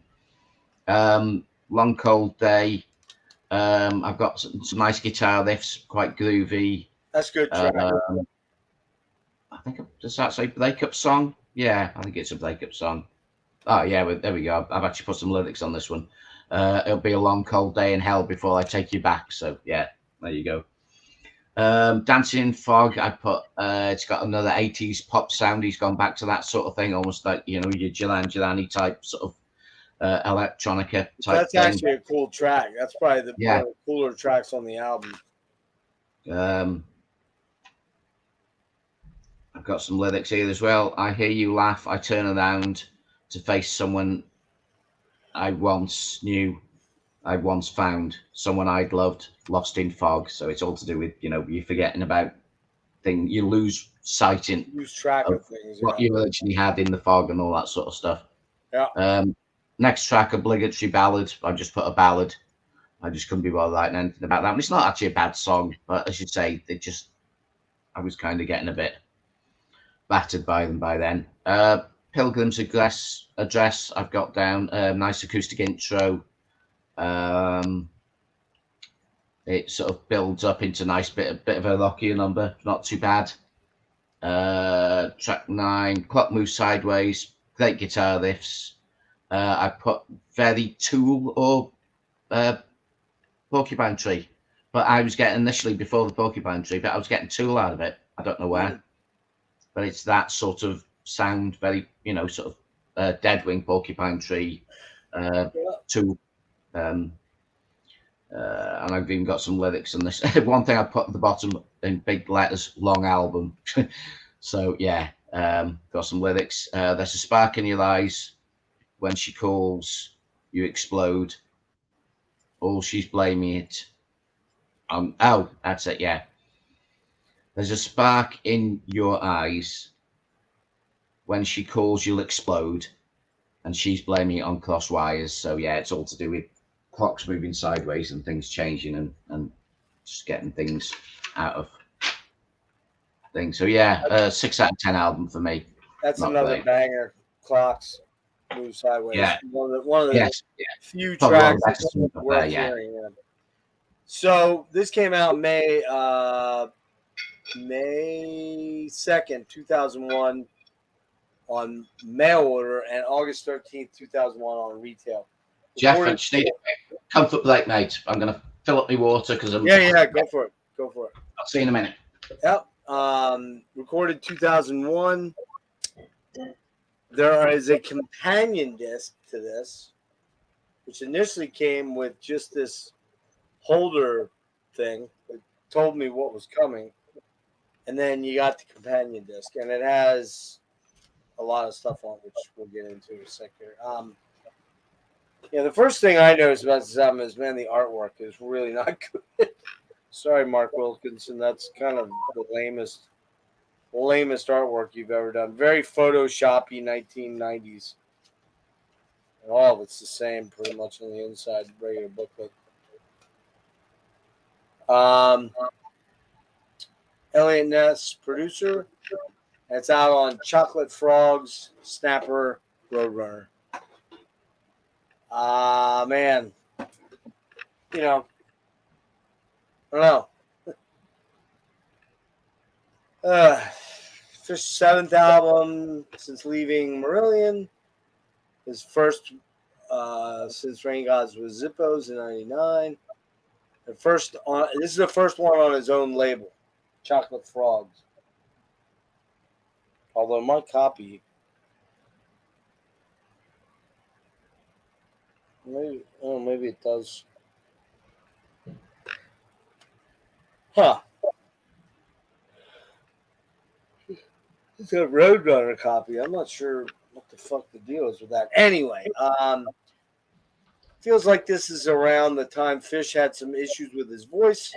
Might have had a voice operation. I'm not sure. I forgot to look that up. I don't think he had a full-on voice operation, but he had some issues. That was 2008 that happened with the lump. So a lot of years there trying to figure out what was wrong. 3D is a weird song. It's pretty full-on art rock. Maybe not prog per se, but has a weird encompassing sort of mystical and haunting atmospheric vibe. So Fellini kind of has a funky hard rocker, some solid cool guitar work by Wes, and lots of swirling samples, which this album is full of. Like you said, it's full of like noise and samples and people talking and people, from these movies, and it just really is annoying. Kind of a funky hard rocker, solid, some cool guitar by Wes, lots of swirling samples, which this album, where'd it go? Oh, is full of, and it's also a detractor for me. That's one of the reasons I don't particularly like it. It feels very forced and I don't know, not fleshed out very well. Tiki 4, meh. This track doesn't do much for me at all, and feels too full of ideas and voices. There's something about the mix and recording on this album that sounds kind of harsh to my ears, and Fish's voice seems like it's pressing on some of these songs vocally. Our Smile, solid ballad with a bit of a whimsical, wispy summer vibe, but the digital piano sounds like digital. Doesn't sound like analog. Long Cold Day, one of the darker and heavier songs on the album. Dig this one a good bit. Dancing in Fog, another solid number that has a mysterious vibe, but again, I'm not nuts about the mix and the production of this album, and this song is a good example. It has a groovy. What did I put there? I'm not sure what I was writing there. I might have fallen asleep while taking that note because it doesn't make any sense. Has a groovy something, kind of eerie. Oh, has a groovy vibe that's kind of eerie, but the production feels too heavy-handed, and Fish's voice is world weary. I went with an 8.5. 8.5 for me. I think it's. Is it worth owning? Yeah, but is it one of those ones I'd run right out and get? No, I wouldn't. Oh, I missed obligatory ballad. Nah, mediocre. Pilgrim's Address, a ballad that goes on for way too long again. I know Fish is a good ballad guy, but this song is just too lengthy for me. And then the best song on the album, Clocks Move Sideways. That's got some killer jams in it. Probably the best song for me. Surely, I forget what I was putting there. Don't know what I was putting there. Bonus tracks and unused demos. Aggro, which is an instrumental, has a cool groovy vibe. Cool groovy. Yeah. I'm trying to read that. Fuck, what was that say? Oh, has a groovy riff driving thing going, on which it resolves. It's a lot of nice wah guitar by Wes. End of the line. This sounds like it may have been a good track. A good track has an Allman Brothers weird Skinner vibe to it for End of the Line. And Federico was an up-tempo rocker, has a slippery alt-rock vibe. Pretty cool. Not sure why the energy of this track, not sure why this track wasn't used. I like this album well enough when it came out. Has some really good songs, but the arrangements are full of tons of stuff going on with vocals, backing vocals, samples, and a production, especially the synth and keys and guitar production, is just not that good. I'm just not nuts about it. A lot of the guitar tones just aren't what I choose to hear, and I know Wes is a very good guitarist and has great gear and tone, but he's been buried in the mix. I think that's it. Would you give it 6.5? Yeah. Or 5? No, 6. Okay, gave it 6. I'm gonna go 6 too, man. There's, for me, there's Clocks Move Sideways, Long Cold Day, and Dancing in Fog. Those are the tracks that I'm like, oh, these are good songs. The rest are too much. So, all right, we're getting there, man. We're getting there. Trying to hurry up. Before we move away from this, yeah. One thing I did read in the booklet, you were saying about gear and getting the deck and all that sort of thing. Right. Apparently, the reason was, according to the booklet, I don't know if this was before the recording or after or whatever, but due to money problems, Fish actually had to sell his farm. Yes. Yeah. So he sold the farm and moved into the studio. So That's right. Yeah. So he had to convert, wherever the sound booth was, he had to put a fucking shower in, and he had to make a bedroom and all that sort of thing. And you are 100% right. Yep. Kitchen and all that sort of thing. So, because in the booklet at the end, he was feeling really depressed, and apparently his father picked him up from the airport after the tour that they did for this album, and he was driven back to somewhere that wasn't his, and he saw the Christmas tree in it, Christmas time, fucking Christmas tree in his old house that wasn't his, type thing, and he just sort of got back, and it just said I was wanted to cry, and then all of a sudden it just clicked on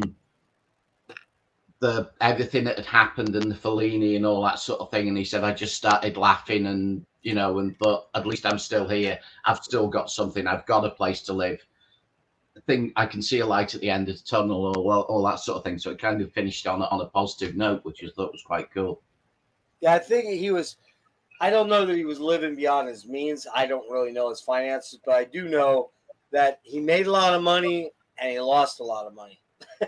And so it was kind of one of those things where it wasn't like it was like an Ozzy thing where he, his popularity, as popular as he is, he's never been resilient. Not resilient. What's the word I'm looking for?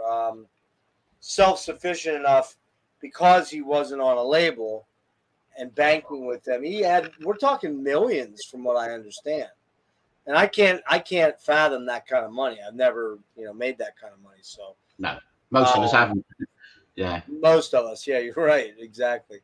Let me see here. Pull up I lost my. Oh shit. What's going on here, man? Hold on, man. Hold on. Bear with me 1 minute. No worries. What the fuck?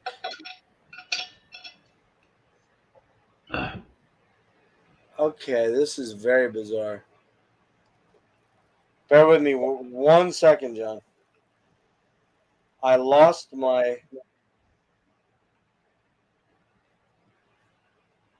I actually lost my freaking notes. I don't know if I accidentally was reading off them, and then they disappeared. It disappeared on me. It's fucking bizarre. All kind of gremlins today, right? Yeah, it's one of them days. All right, almost there. Hold on. I have it in my phone, so I can just resend it. Okay, there we go. And then we'll get it up here, and there we go. All right, cool. We are at Field of Crows. Yep. which came out, give me one moment, in December 10th, 2003 was the mail order date, and then May 25th, 2004. Recorded in 2003. It's out on Chocolate Frog Snapper Music, produced by Elliot Ness. And I think one thing we need to talk about here is that one of the things Fish started to adopt, which also Marillion was one of the very first bands to ever do it, was the home you fund it thing. You send me pre-order, you send me the money, I'm working on it. I put that money towards getting this finished, and then I send you the product.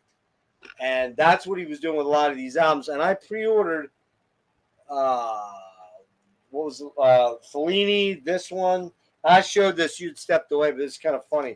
There's a companion CD for the Fellini, that the mail order thing.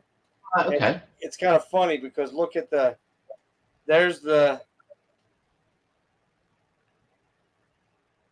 upside down there. There's the placeholder because it didn't come. It came later, and it says a companion CD to this album features remixes, instrumental, blah blah blah blah blah blah blah blah blah. It'll come from there. So I finally got it later. I didn't get it right away, but I got it after a bit, and I didn't notice this was in there too.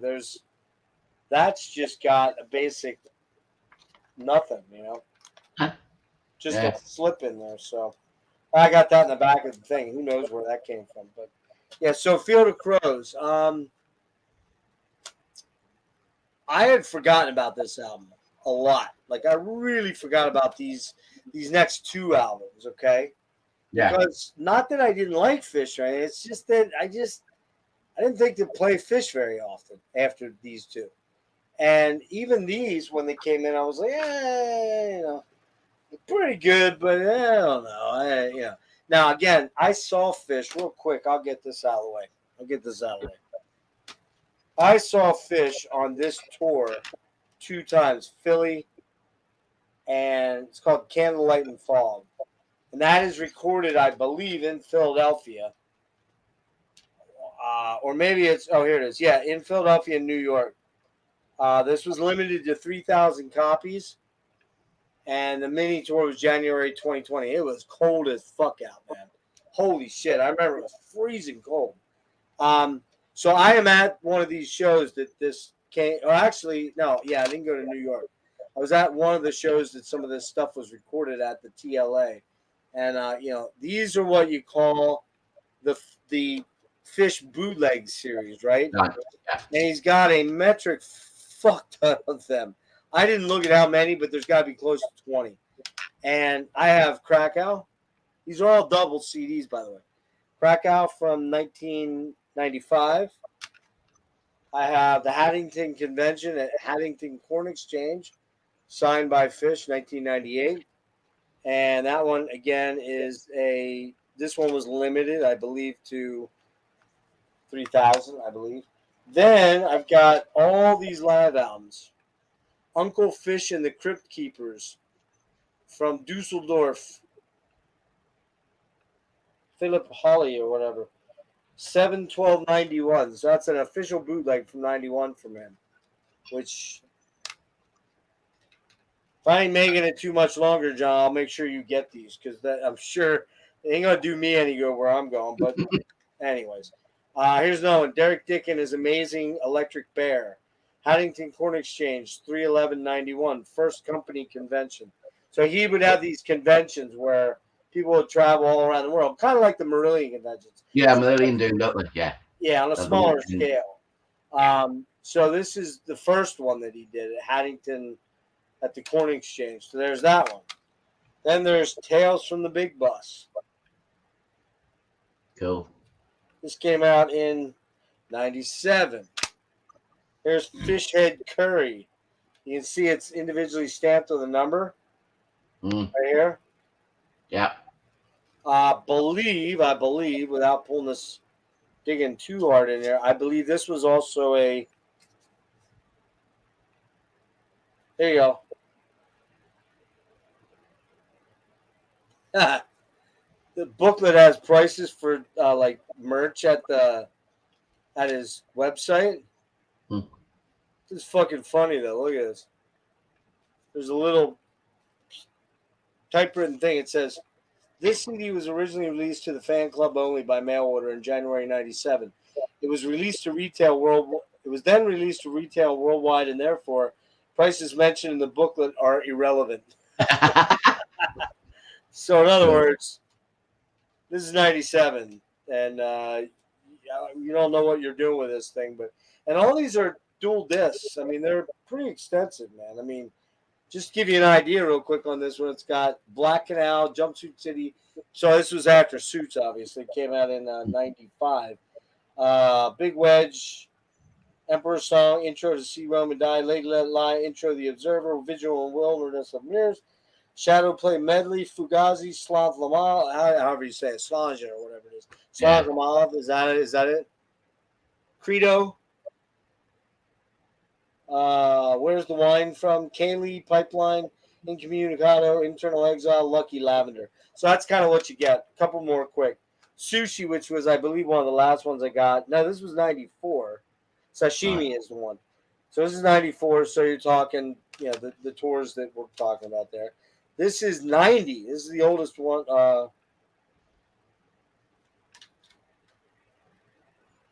Yeah, that's the oldest one I have. It's called Pigpen's Birthday. Nice. Hammersmith Odeon. April 2nd, 90. Second night. This is the last one I have from 99. Live in Poznan. Sashimi. That's a good one there. That's got a lot of stuff from Raingods and back. Okay. Two more. For Whom the Bell Tolls. Edinburgh Playhouse. New Year's Eve, 1991. Again, these are all double CDs, guys. I have listened to all of them. Do I ever listen to them now? What do you think? Rarely, if ever. And then the last one, which I have to censor. It's called Toiling in the Reaper Bond from Gross Freiheit, Hamburg, June 23rd, 1992. There's things underneath my fingertips. I think you can, they're tips of their own, so to speak. But the fucking scariest part of this is this is 1992. So he's in his, 58, 68, 78, 88. He's in his mid 30s here. He's having fun, right? All right, so there you go. I got 2, 4, 6, 8, 10, 12 bootlegs. And there's probably 7 or 8 more I don't own that are more current, right? And those you can get. Those you cannot get anywhere. They're not. I think you'd have to get them on eBay or Discogs only. And I will tell you that way back they were going for $50-$60 a piece. Maybe they're still doing that. Who knows? I don't know. So back onto this. Sorry about that. We're getting close. Hang in there with me. I know you're tired. Field of Crows. Give me your thoughts on this one. I'm curious to know what you think of this one. Yeah, so I said this is the last of the remasters that I picked up. Yeah, I actually quite like this one. I did too. Way more than I remember. Yeah. One of the reasons I like it, it's got Bruce Watson on guitar. Yes, from Big Country. And from Big Country. So obviously going back to the Big Country thing, and he was the guitarist. Obviously, Stuart Adamson was leading guitar and vocalist. Vocalist, right? But rest in peace. But Bruce Watson was the other guitarist. So, but he was the guy that used to have the eBay, the Evo. eBay. Okay, now I don't think he owned eBay. He had the Evo, which gave it that wonderful sound, wonderful guitar sound. So there's quite a bit of this that sound on this, which I love. So which is why I do like this album. It's weird. Going back to it this week, I've forgotten how much I like it. So did I, John. So did I. Yeah, track 1, The Field. It's got a nice acoustic intro. I tell you what, there's parts in it that remind me of the track I Don't Want to Love Her by Texas. I think it's partly to do with the EBO on it and the guitar sound, because obviously they were a Scottish band as well, Texas, and that track it had the bluesy sort of EBO sort of sound on it, the slide guitar, and there's a bit of that just reminds me of it. It's got some pipe and drum in it as well. So I've just put down in big letters Scottish. It's got that Scottish, you know, bagpipe and drums. Oh, and for sure. that sound to it. I've got it. It's got quite an epic sound to it, and I like it. It's a great track. Good start off to the album.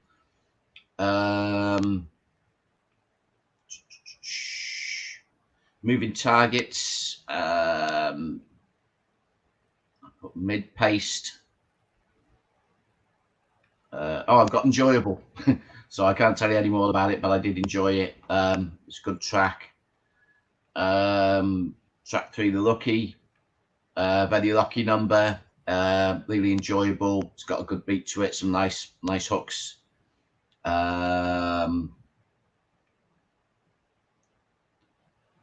Zoo Class. Very upbeat. It's got a swing big band sort of sound to it. And I've just made a note of some of the lyrics because I just thought it was really cool. It's all to do with zoo class and you know, sort of equating the world to the animal kingdom. The lyrics I wrote down were gorillas in the doorways and lizards in the lounge, which I thought was quite cool. Track 5, The Lost Plot. Nice piano intro builds, got a great guitar solo in it.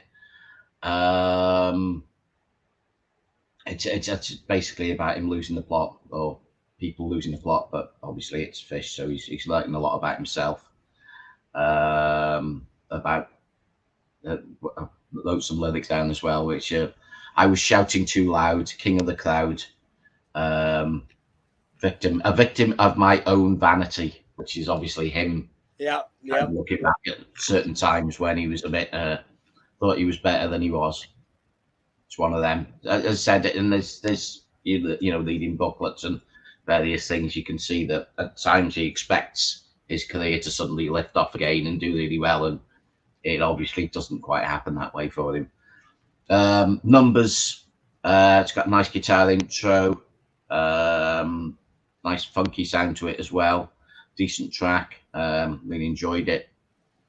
I think also Numbers. It's also in the booklet again. He's referring to Numbers, where if you read the lyrics, it's going through 1, 2, 3, 4. Each line is almost counting down numbers, and it's to do with a drug deal that goes wrong, sort of thing. And it's sort of you know, one man that has 3 minutes conversation or whatever, and it goes through different numbers and how he gets, as I think he gets to the number 13, and you know, there's 12 people convict him, he has 13 years in prison or whatever, and then it's all to do with once he gets in there, he becomes a number himself, and then he's saying he's not a number, and that's really, you know, sometimes you're looking at lyrics and it's really cool. I don't know what it's based on. I didn't read that far, but it's really good. So yeah, and Numbers also, it refers to the fact that it gets to certain points, and so there's certain times when you either get a lot of money or you lose a lot of money. It's just, in the end, it's just numbers. And as you say, you've got a fucking shit ton of money. So, you know, oddly, I'm looking through my notes, and I fucking missed Numbers. That's the one song no way. album. And it's a good song. I remember it because it's pretty memorable, but I didn't make a note on it. I completely missed it. Wow, that's weird. There you go. I think I've talked enough about it for both of us. Don't worry about it, Jeff. The people watching won't know. Yeah, that's true. Yeah. Okay, next up we got Exit Wound. I put Moody, and I put that word again that's come back, saxophone, because as we both love a good saxophone. So, man, there's a lot of horns on this album. A lot of horns. Yeah. And it adds a lot. It does, yeah, which is probably why I enjoyed it more this time than I thought I did. Innocent Party, another locker, excellent sound. The guitars are good in this one. Track 10, Shot the Claw. which is obviously a Scottish term. Really enjoyable, decent track. I did read what the term means. I think it's almost like shooting too far and messing up, if you get what I mean. I can't remember, but that's because when I first wrote it down, I put shot the crow because it's all about crows, and I was like, no, it's claw, CRAW. It's like, what the fuck does that mean? Yeah, I do know that's not just a Scottish term. I've heard that over here as well. Oh, okay. But I forget what it means off the top of my head. I'll look. Mm. See if I find it. Yeah, I think it's something to overshooting yourself and, sort of. Like overshooting your expectations. Yeah, it's almost like, sort of the what's the term, fucking jumping the shark or whatever they call it, when fucking the Fonz try to jump over the thing with a shark, something like that. I don't know. Scattering crows. It's almost like a Fish's version of a power ballad. I've got Lighters in the Air piano ballad. Here you go. To leave without paying for a drink. Oh, right, okay. Or to leave. So it basically means go to bed, go home, get out, stop. Interesting. Didn't know that. Right. Well, I've actually put some lyrics here, and I've got another cloudy day. So far apart, so far away. I have wished that I stayed and not shot the claw. So I think it's all obviously, I wish I hadn't buggered off and not finished what I was doing or whatever. So yeah.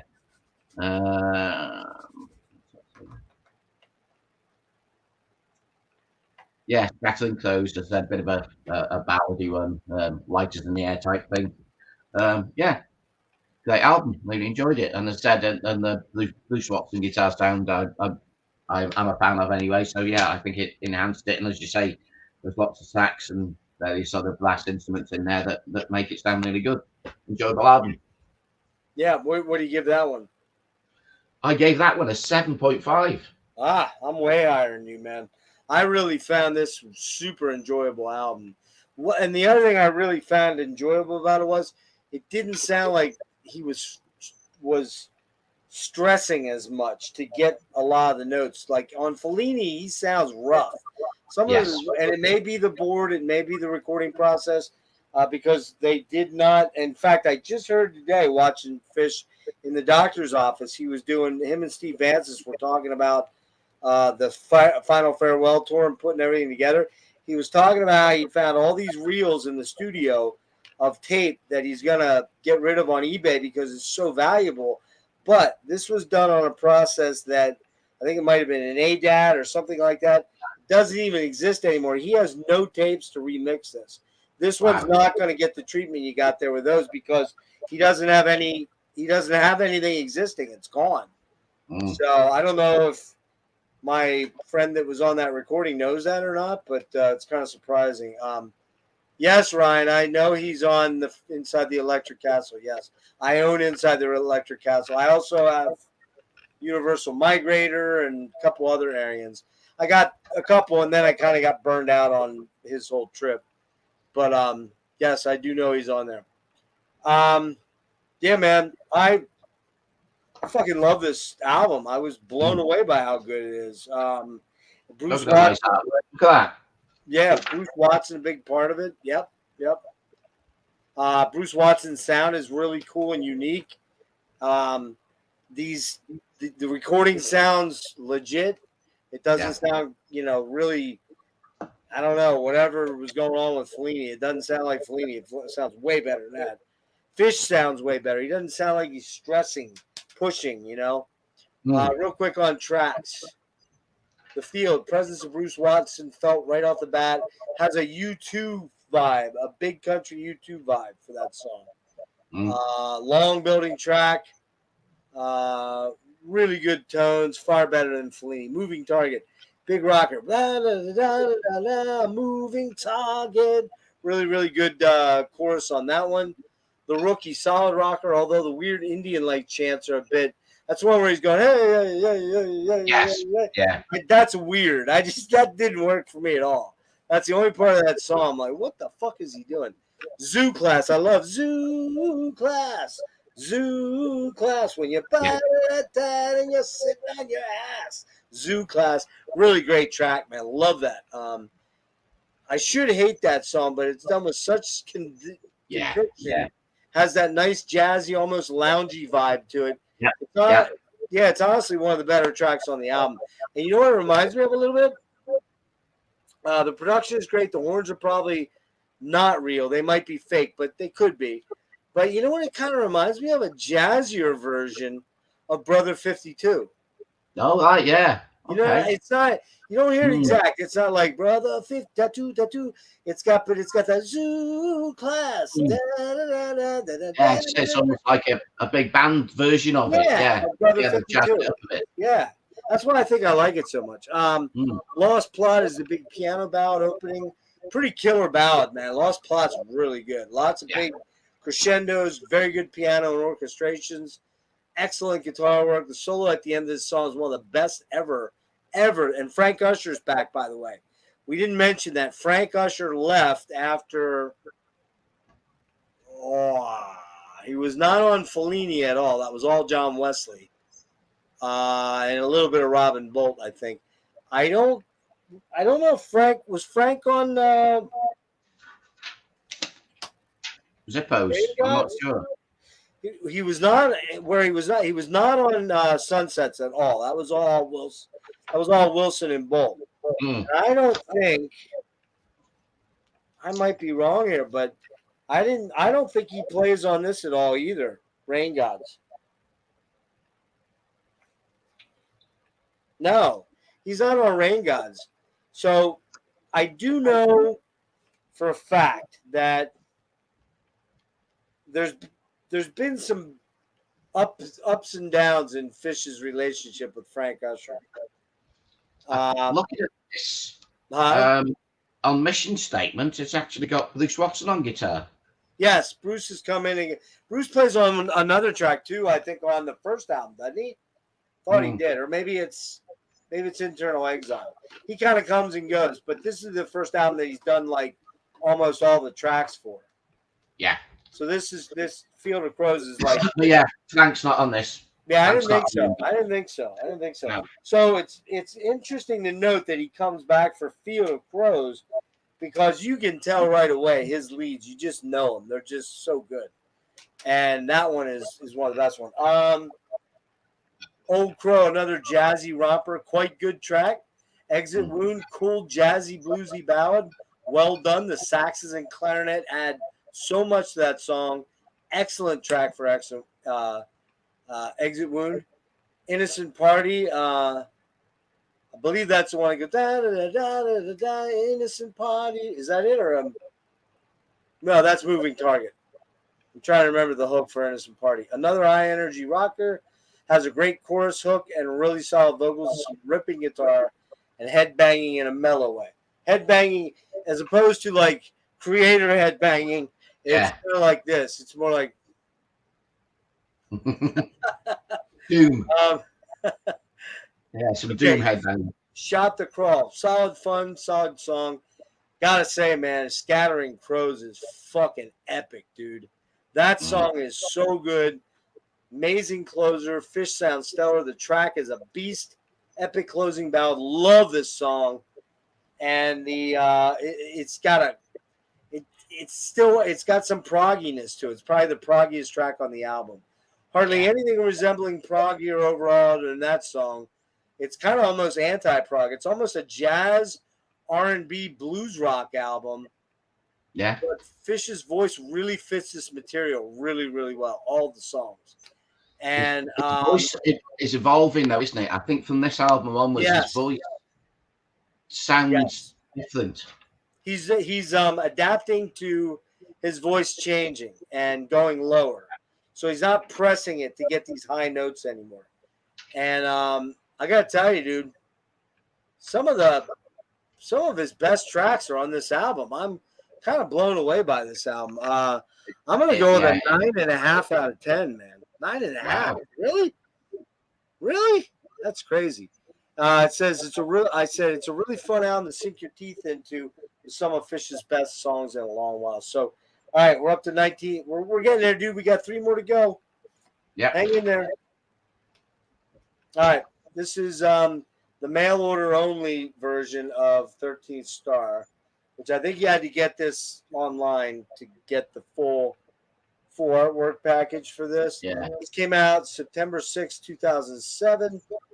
Mark Wilkins is back to doing what he does best, this stuff.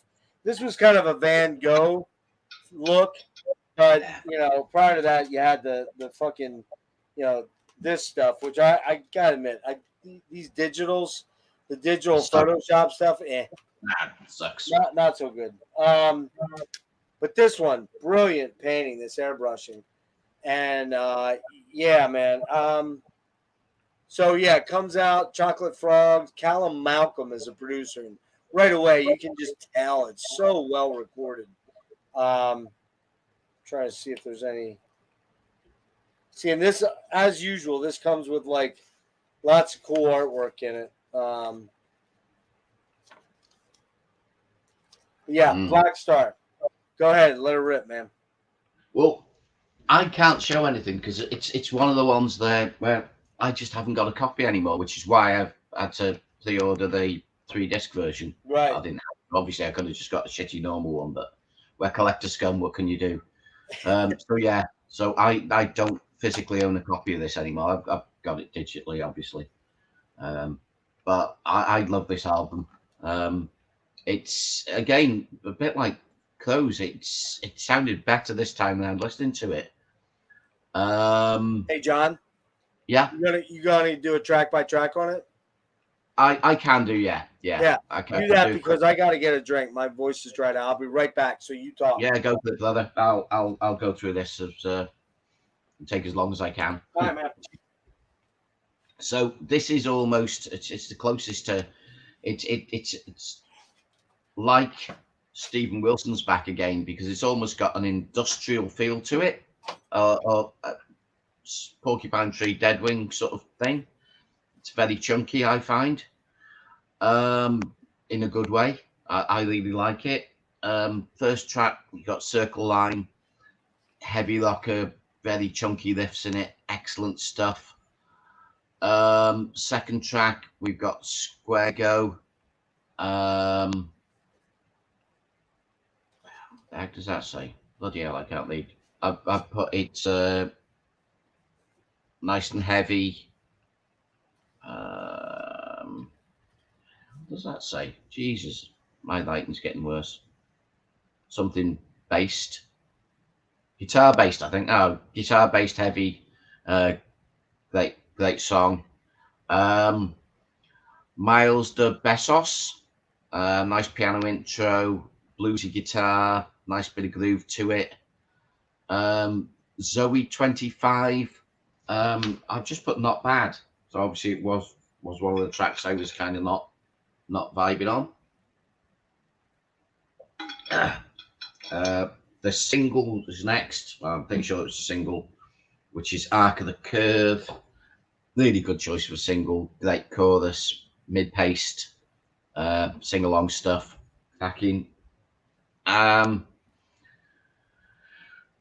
Manchmel, track 6. Nice heavy guitar riffage, full of attitude. Really like it. Enjoyable stuff. This is a really nice heavy rocky album. Open Water. This could have been a single, but I'm not sure. Another groovy rocker, nice and heavy. Really enjoyed it. Next up, we got Dark Star. Oh, what an excellent song. Epic sounding. I've got down swirling guitars. Yeah, absolutely brilliant. Love this. Track 9, Where in the World. I put down another Fish slow ballad. But builds nicely. Really good song. 13th Star, the final track, or the 10th track. I don't know if there's any extra stuff on the remasters and all that shit, because I ain't got it. Some of my teeth there. Yeah, Now, the only thing I've written down here, it reminds me of. I get a vibe from, the movie Rocky Horror Picture Show. Yeah. The track at the end where we're going home, where they're all in the swimming pool and all that sort of stuff, and they've got all the baskets on and that. That's what 13 Star reminds me of. I don't know where, and I don't know where it came from, but that's what I got. I was almost like coming along to it. It's just got that same sort of, and I've just got that vibe. So that's what I got from that. But I just put at the bottom here, excellent lineup. The musicianship is really good on this. It sounded clean. I loved it. Great album. And I gave it 8 out of 10. Nice. So yeah, as I said, one of them. As I said, after listening to it again, I was so chuffed that I've ordered it when it came out. As soon as they released it, was it last month? Sometime maybe start of April, mid-April, when these were available to buy, this one and Beast. I think he said August. I think he said August now. Is that right, or is that am I? Yeah, I think so. But I said the pre-orders came out in April, so right. So yeah, so I had to go for it after listening to it again, and I checked again this week, and great album. Really enjoyed it. So yeah. So yeah, this came out September 6th, 2007. I remember pre-ordering it because I got the limited edition Digipack one. Yeah. Came out Chocolate Frogs. His thing was Snapper Distributing. What's it say? Retail Snapper, who was Fish's. Oh, okay. So Steve Vances, who was Fish's permanent bassist from the Sunsets on Empire Tour in '97 until 2008, was the main songwriter partner on this album. A role previously held by, among others, Mickey Simmons on the first album, the second album somewhat, Stephen Wilson on Sunsets, John Wesley on Fellini Days, and Bruce Watson on the last album. Okay, because that's how it kind of works. He has to have and then you got Robin Bolt in there. You've got Frank Usher's come and gone a little bit. Robin's kind of come and gone too, because I believe Robin plays with oh man, what's that guy's name? Right here, right now. I'll look it up on the next album. I believe he plays with like somebody fairly Howard Jones. Oh, okay. I believe he plays with that band. I think. I'm pretty sure. So he's kind of come and gone. When he's had a bigger paying gig, he goes, "Hey, I gotta, I'm gonna do this for that." But make up a job, yeah. Yeah, but it features a rougher, heavier, more guitar-based and slightly industrial sound on a number of tracks, and is therefore perceived as a departure by many fans, enhanced by the presence of his longtime companion, Frank Usher. Frank stays on for this guitar. Then he goes away for the next two. The cover was designed by Fish's longtime collaborator, artist Mark Wilkinson. Although Wilkinson had designed all official album releases by Fish, with the exception of songs from Mirror, the more recent ones had largely been computer-aided ones, while the cover of the previous album, Field of Crows, emulated Vincent van Gogh's style. By contrast, the artwork for 13 Stars, spreading across three sides of a fold-out digipack and booklet, marked a return to Wilkinson's hallmark airbrush style that had been a characteristic feature of the Fish era Marillion gatefold covers, as well as Fish's first solo album, Vigil. Circle Line, much more modern sound. It's quite good. Having Frank Usher back is very notable right away. Much heavier and synthy in terms of maybe just a slight industrial vibe to it. I'm not saying Ministry here. It's not that, okay? Or Frontline Assembly or something, but it's got a more that vibe. Square Go has a really solid heavy riff and pulses and bounces along, and Fish fits the vocal melodies in very good without pushing his voice into dangerous territory. It's quite heavy by Fish standards. Milos de Besos, okay track with some Spanish salsa-like influence, not my thing. Zoe 25, man, what a great song. Oh, beautiful, beautiful, wistful, and painful ballad, but gorgeous about love lost, man. And then a song that really should have been a monster hit. Arc of the Curve is just a fucking banger of a good track. It's just so good, man. atmospheric, dig the guitar, killer chorus, my favorite track on the album. And you told me that how's it go? Shit. Couldn't love you more. See, yeah, I'm fucking it up, but it's there, but it's not there. I'm hearing another song in my head, but that song is so good, so good. Manchmal, heaviest metal song. It's kind of like a Nine Inch Nails song almost, weirdly. Manchmal, he's snarling that out. I think it's a little monotonous, but I do like as far as the Manchmal part, but I do like it. It's atmospheric. It's got that atmospheric ending part to the track. Really good. Then I hate to say it, the rest of this album just starts to drift off for me. Dark Star, I like it. It's a solid hard rocker, mid-tempo. Like the build-up and atmospherics, kind of like Fish's Cashmere. It has a Cashmere vibe.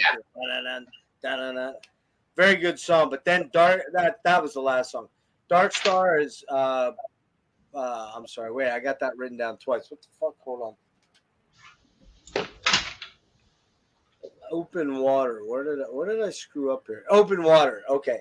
What was before Dark Star, wasn't it? Yeah, that's before Dark Star. Pretty meh on that. Not a great song for me. It's kind of bluesy rock and pseudo prog. It just doesn't work for me. Dark Star is the one that is like Cashmere. I really like that one. And then you got I got it down. Swirling guitars. It's got that swirling stuff. Yeah. Really well done. That's a really killer track. And what it really shows me is Steve Vancis is a pretty good songwriter, man. He's got a lot of ideas. He's not just he plays guitar, he plays bass, he plays keyboards. Where in the World? Solid tune, but not exceptional. I don't really like 13 Star. I don't know what it is about the song. It's kind of disappointing as a closing track because think about usually Fish has pretty good closing tracks. Usually. This one, This sounds very good, but flags toward the end. I'm gonna go a 7.75. That's still a good reading on it. Because mainly there are a few early tracks, there's a few mundane tracks towards the end, but overall the album is pretty good and quite heavy. But it's the mellow ballads toward the end that drag it down. Okay, so now I have to fess up to something for these final two albums. I remember very much when Feast of Consequences came out, September 4th, 2013. Chocolate Frogs again, Snapper Distribution, and Callum Malcolm, great producer. But I can't explain, John, why I kind of dipped out of the Fish train again. It may have been a life circumstance thing. It may have been that I was listening to a lot more heavy music. I don't know. It's weird. I don't know. I can't answer it. However, man, I'm glad we did this because these last two Fish albums are fucking mind blowers for me. They just really are. They're that damn good. So I'll let you have these, right? Both? Yeah, I do not own these. I have to fix that. Oh, look at that thing. That's gorgeous. Oh, and he signed it too. Yeah. What's it say? To John, thanks for your support. All Nice. the best, Fish. So yeah, nice. That thing's gorgeous, man. Yeah, and it's actually now does it slide out? Yeah. So you got. Oh man, that's gorgeous. That is sweet as hell. If I cut on it's 2 discs. It's got a CD and a DVD with the making of. So it's just got some. Okay. It's tons. It's lots of look at that. That's gorgeous, man. That is amazing. And I said, just loads of for all of the different songs is just, some of the artwork is just really. You can still get this. I thought it was all sold out, but you can. No, you can, yeah. It's still available. $42. So it'll end up costing me probably like $52 to get it. But I think I got to figure out a way to get that. Yeah, that is amazing, man. Some as I said, the artwork is just. I love Mark Wilkinson, man. I think he's one of the best artists ever. Back on fire. That just some of the stuff is just. I don't know if this is some of these things are from the art book or whatever, but like that. Look at that. Yeah, that's amazing. And we should mention, by the way, too, that this album, the whole second half is called the High Wood Suite. Yeah. And it's about World War One and like a soldier's approach to getting through World War One. Yeah. Yeah. So nice. You know, so some of this stuff is just. Now, did you get this when it came out or later? I got it later. I must Okay. admit, I missed out on it and just held back for quite some time. Yeah, So, me too. And what a mistake, because this album and the next one just fucking mind blowers for me. Yeah. So as I said, this is, you know, there's just so much in it, and it's you've got pictures with all the lyrics and all that sort of thing, and just you know, just so much in it. It's just fucking huge booklet. Cool. Go through the tracks. Anyway, yeah. Sorry, I want to try to get you out of here in the next 20 minutes. Thank you, buddy. Right. I think I've written more about this album than any of the others. Wow. Oh, go for it. As I said, that's the last two albums. I've got nothing here. Yeah, I saw. But there's a lot of. I re-listened to this and the tracks on Weltschmerz that I didn't know, because I knew Weltschmerz, I knew Garden of Remembrance, and I knew what's the really cool one? This Party's Over, and one other, the Trondheim Waltz. I knew those songs pretty well. It's the other ones I didn't know, but this album I didn't know any of them at all. Yeah. So it was this one I re-listened to twice today. And love every minute of it, but one song on this album. And let's see if we agree. Well, first of all, can I just say this has got an REM vibe to me? Yes. That's his voice is almost Michael Stipe-ish. It reminds me of REM, and weirdly, I'm not a big REM fan, but that's what I got from this. But in a good way, if that makes any sense, because I said I'll say at the start I gave this a 8.9 out of 10. Okay. So it was almost a 9. I do really enjoy this album. As I said, I just put Mark Wilkinson art on it. It's just absolutely brilliant. Perfume Liver, nice bagpipe intro. 10-minute epic as far as I'm concerned. Some nice acoustic bits. It's epic. It's brooding. It just sets up the album perfectly. Chef's Kiss to me. Love it. Great song. I've actually, this is when, weirdly, this was the first album I decided to do like stuff about. Well, sorry, it's the second one.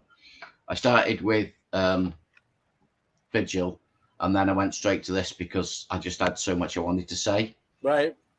Because I'd said I'd listened to it. I listened to all, and then obviously did a second listen. But after the first listen of this again, it's like, Jesus, this album's fucking good.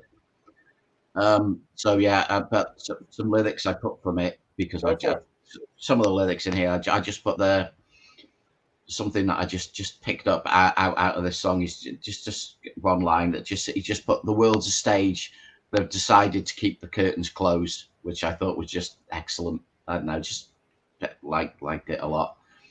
Track 2, All Loved Up, up tempo rocker. It's got a bit of a bluesy swagger to it. Which and from what I can gather, reading bits and bobs in the booklet and all that sort of thing, this is about social media basically. It's all about putting your Facebook profile up and all that sort of stuff, because everybody admiring you, getting likes and comments and all that. Yep. Living on your phone and that sort of thing, and that's the only time you're alive, when someone gives you a like and all that sort of thing. I've got lyrics from there that check out my photos, they're not really me. They're some actor. We're all loved up, beautiful people, all fucked up, which I thought was great. At the very end, it's that second line. It's we're all loved up, we're beautiful people, and then you just see them saying at the end, all fucked up, which is really cool. Yeah, he hits it exactly. Yeah, he gets that in right at the end, right? Yeah, you just catch it. Track 3, Blind to the Beautiful. I think it was a single. I could be wrong. Acoustic. Yes, it was. Yeah, got a bit of I'll in it. Some nice female vocals on it. All about climate control and that sort of thing. One line I picked out of it, which I thought was great, is we should have talked about the weather a bit more seriously. I just can't see the beautiful anymore. It's all to do with obviously looking at the world and what's fucking happening with all the you know, you just used to be able to look at things and it was beautiful, and it just can't see the beautiful in it anymore. Yeah. Track 4, title track, Feast of Consequences. This is the one I put very REM in big letters. This just sounds like fucking Michael Stipe to me. I just put great rocky song. Yeah, lyrics from this one. Table for one, for the word drunk poet, losing my mind in a dancing. Okay, I can't leave me all night again. Dancing something anyway. No. Dancing something anyway. But I just like the word drunk poet. I thought was quite cool. And I think that's the last of the ones that aren't about World War One or two, whichever one it was. I think there's a couple near the end, which I don't know if they're extra ones, because I don't know if my version's been remastered or not. I'm not sure. But I know there's. I made a note. The Highwood stuff. There's 1, 2, 3, 4, 5 of them, I think. For the Highwood suite. Yeah, I think there's 5 tracks. Or 4 or 5. Anyway. No, I think it's 1. Wait, hold on. 1, 2, 3, 4, 5, 6, 7. I thought it starts with Highwood. Yeah. It's Corner, The Gathering, Thistle Alley, Believing, The Other Side of Me, and then The Great Unraveling. Because I didn't think The Other Side of Me was part of it. I could be wrong. I think it is. I think it is. No, I think it's part of it. Yeah. Okay. Anyway, that's looking at the lyrics and how I was reading it. That's why I thought it finished after that, and I thought The Other Side of Me and The Great Unraveling were not part of that. I'll tell you why I thought that. I think it's because the pictures in the book. I think. Well, maybe you're right. I was under the impression that the Highwood. Hold on. The other side of me's got this picture of these boats. And then hold on, man. I'm looking at something right here. No, you're right. Highwood goes through the Leaving. Yeah, and that but it's odd. But it's odd that is it sequenced that The Other Side of Me and Great Unraveling are the last 2 tracks on the album? Yeah. Yeah. See, that's what's weird. You would have thought that he would have done. I know. You know what I mean? Like you would have put that. That's interesting. I did not know that. Sorry about that. No, it's okay. I've only done because I made a little couple of marks. You got it right, John. That was you. You're right. I've got the advantage of having the booklet and looking through, and I presumed it. Well, the whole of the second. I was under the impression the whole of the second half of the. Same here. Yeah. Well, good. But as I said, I was only looking through the booklet.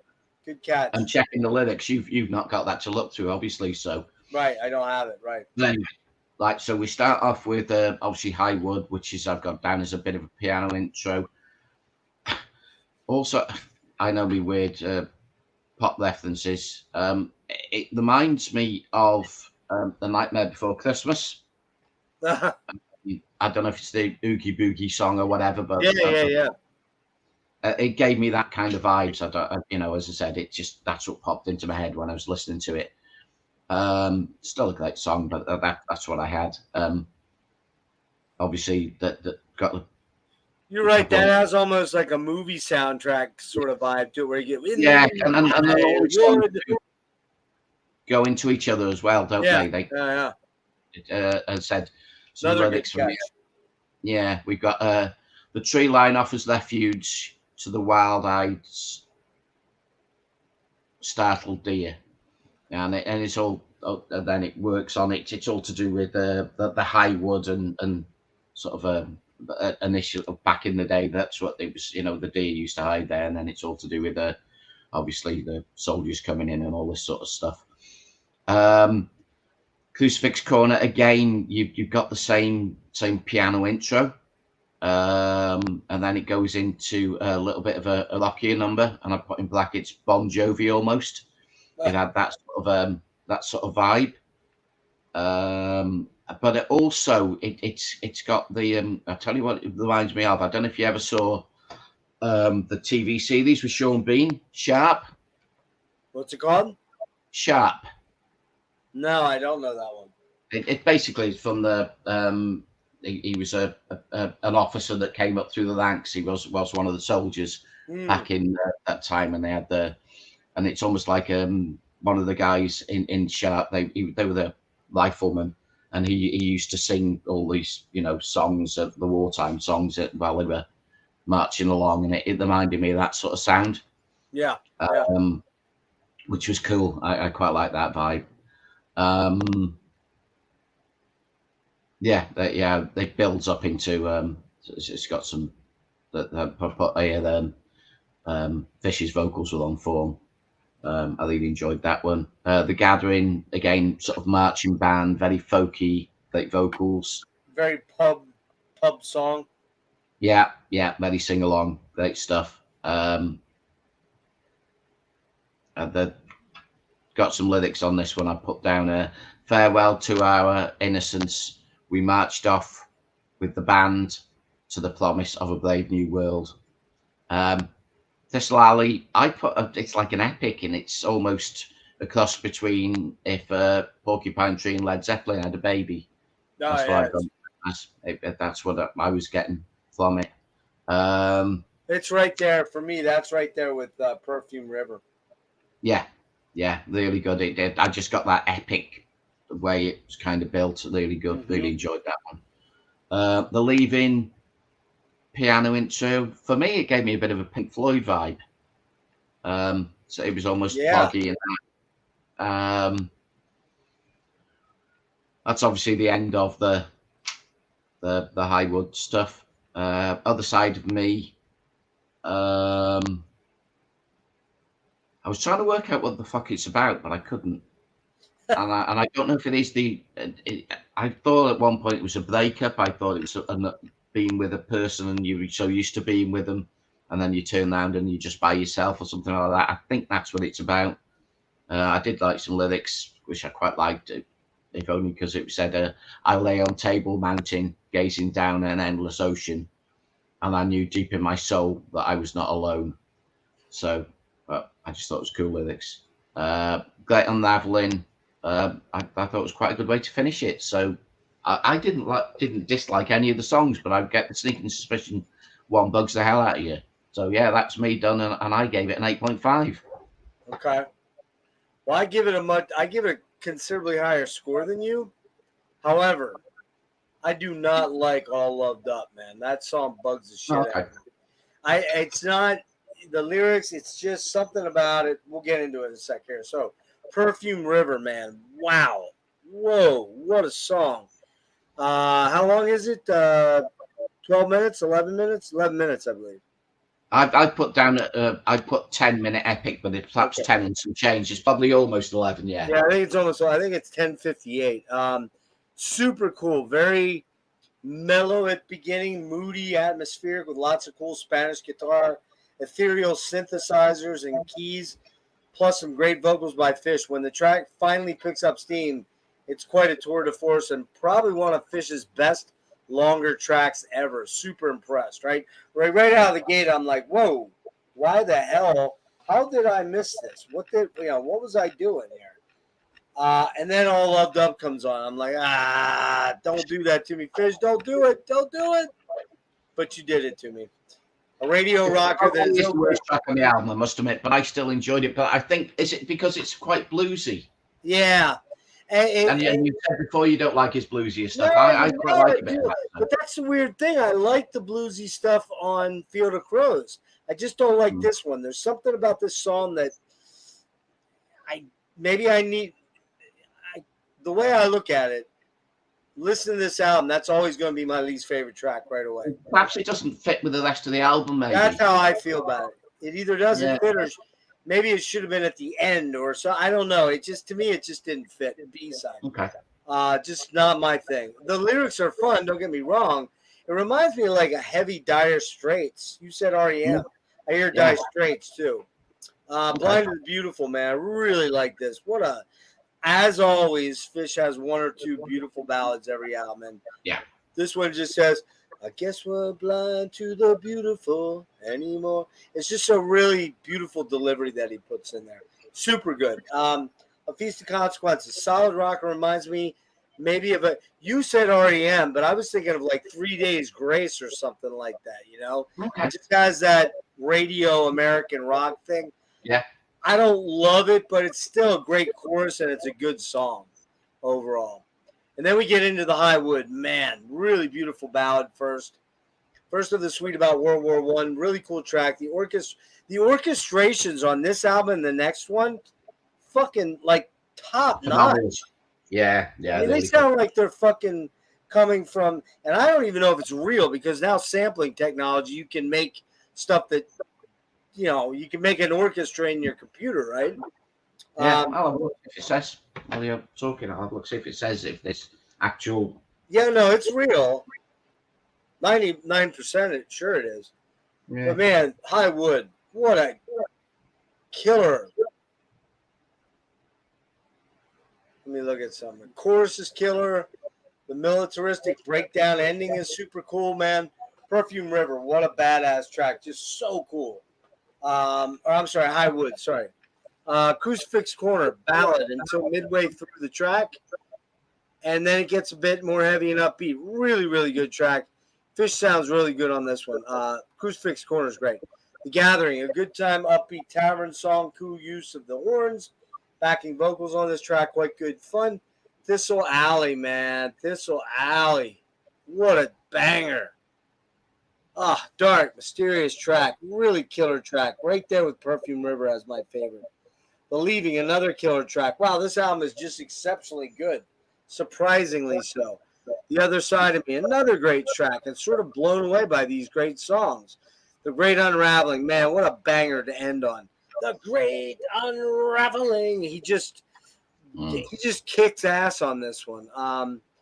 Honestly, I'm mind blown by this album. It's one that I didn't pick up because while I like 13 Star quite a bit, and I liked Field of Crows, I kind of felt like maybe Fish was out of creative juice to a degree. And that was just kind of putting me off, I guess. You know what I mean? Not that those albums were bad by any stretch, but just as some of the things I was feeling like the creativity might have dried up. But anyway, this album is something special, man. With the exception of All Loved Up, I think it might possibly be one of his best albums ever. It's certainly going to end up near the top for me. The High Wood Suite, unbelievable. And Perfume River, a monster. I am shocked at how good this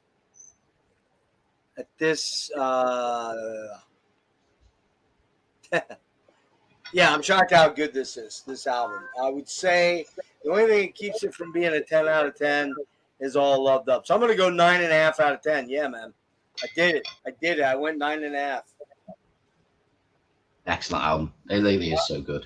Yeah, it's so good. So good. And that was 2013. Now, keep in mind now, the next album, which came out 2.5 years ago, Weltschmerz, which means world weariness.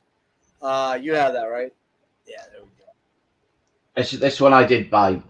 Yeah. I pre-ordered and had it when it came out. So. Oh, nice. So that came out September 25th, 2020. Yeah. Came out, Chocolate Frogs, and I don't know if there's a partnership with. Is there a partnership with Oh shit! I'm thinking. What am I thinking of here? I'll think of it then. Can't think of it off the top of my head. But yeah, just wow. A double album. Allegedly, it is Fish's final statement. He said that he's retiring. He's moving up north pretty soon, within the year. I think by the end of the year, and he's just kind of done doing the recording thing. So, what do you think of this one, dude? I love it. I from when I first heard it, as I said, I almost thought it was his best work. Yeah. It's up there with it, no doubt. It's top 3 for me. Yeah. It really is. Oh, I think it is. Did I put it in my top 3? Of course I did. Doubting myself then. Bloody hell, Jeff. Right, yeah. No, it just is absolutely stunning. For me, there's no bad songs on it. You know what? I fully agree with you. There's not a bad song on it. There's so much emotion put into this. Man. He sounds so mature. Yeah. I know we're obviously old guys, and he's an old guy now. Yep. But it's some of his best songwriting, some of his best lyrics. Oh, his lyrics are fucking incredible on this album. As I said, you know, one thing with the vinyl, you get your lyrics and that sort of thing, nice. which is just absolutely brilliant. You know, some nice artwork again. Oh, nice. Yeah. You know, as I said, it's some really cool stuff. I would go through each track, but I like them all. As I said, the stuff that you take from it. While I'm talking, I might as well mention I did pick this up, which is what's that called? Vigil's End. Vigil's End. That's where he performed the whole album, right? This is the UK tour from 2021, which is when I saw him. Right. A couple of years Where'd you ago. see him at again? Where'd you see him? I saw him in Liverpool. Liverpool, okay. It's nice, cool. Oh, nice. But it was, as I said, a lot of people said, "Oh, his voice isn't that good live." Fuck me, he was awesome. And as I said, you've got to factor in he's not still singing like he did in Marillion. Not even close. I think he's changed his voice, and he's almost like a different person. He's almost like a crooner now. Yes, yeah. But he still commands the stage. He was still up there. He had his bloody flowery shirt on and that sort of thing. He's still a tall bloke. He's not stooped over yet. He's still got a presence. Yes. You know, like all of us, he's still wearing his glasses to read his bloody lyrics. He can't remember all of them, and especially the new stuff. But this, he basically did all of Vigil, apart from, I'm sure there was one he didn't do. You know, the I Like to Watch one. Voyeur. He doesn't do that. Didn't do that. So he did everything apart from that. I say I'll go through the tracks. We got Grace of God, which is off. This is the first track off this album. We got Big Wedge, which is said sounding great live. Man with a Stick, which is second track off this album, which is fucking brilliant.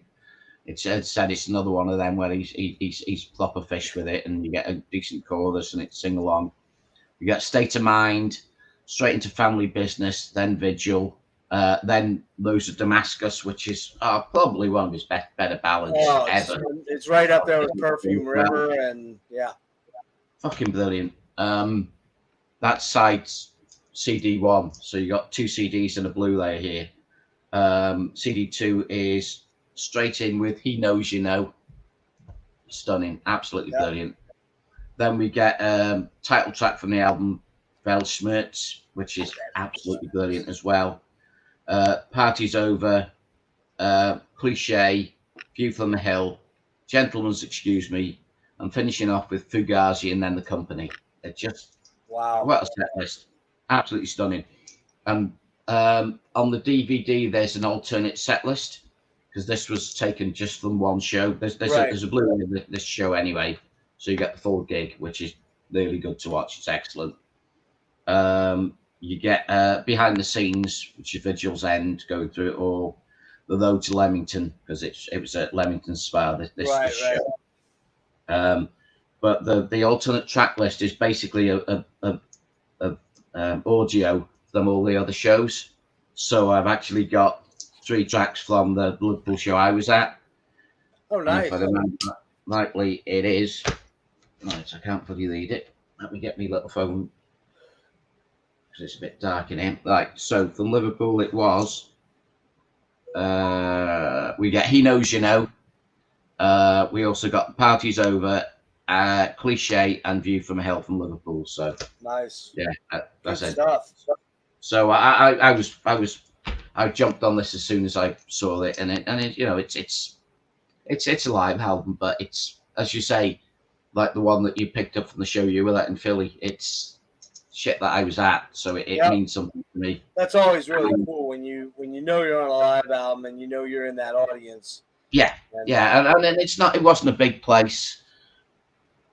I don't know, it must have held a few hundred, but you know, as I said, it's considering some of the arenas he used to play at, it was quite a small place.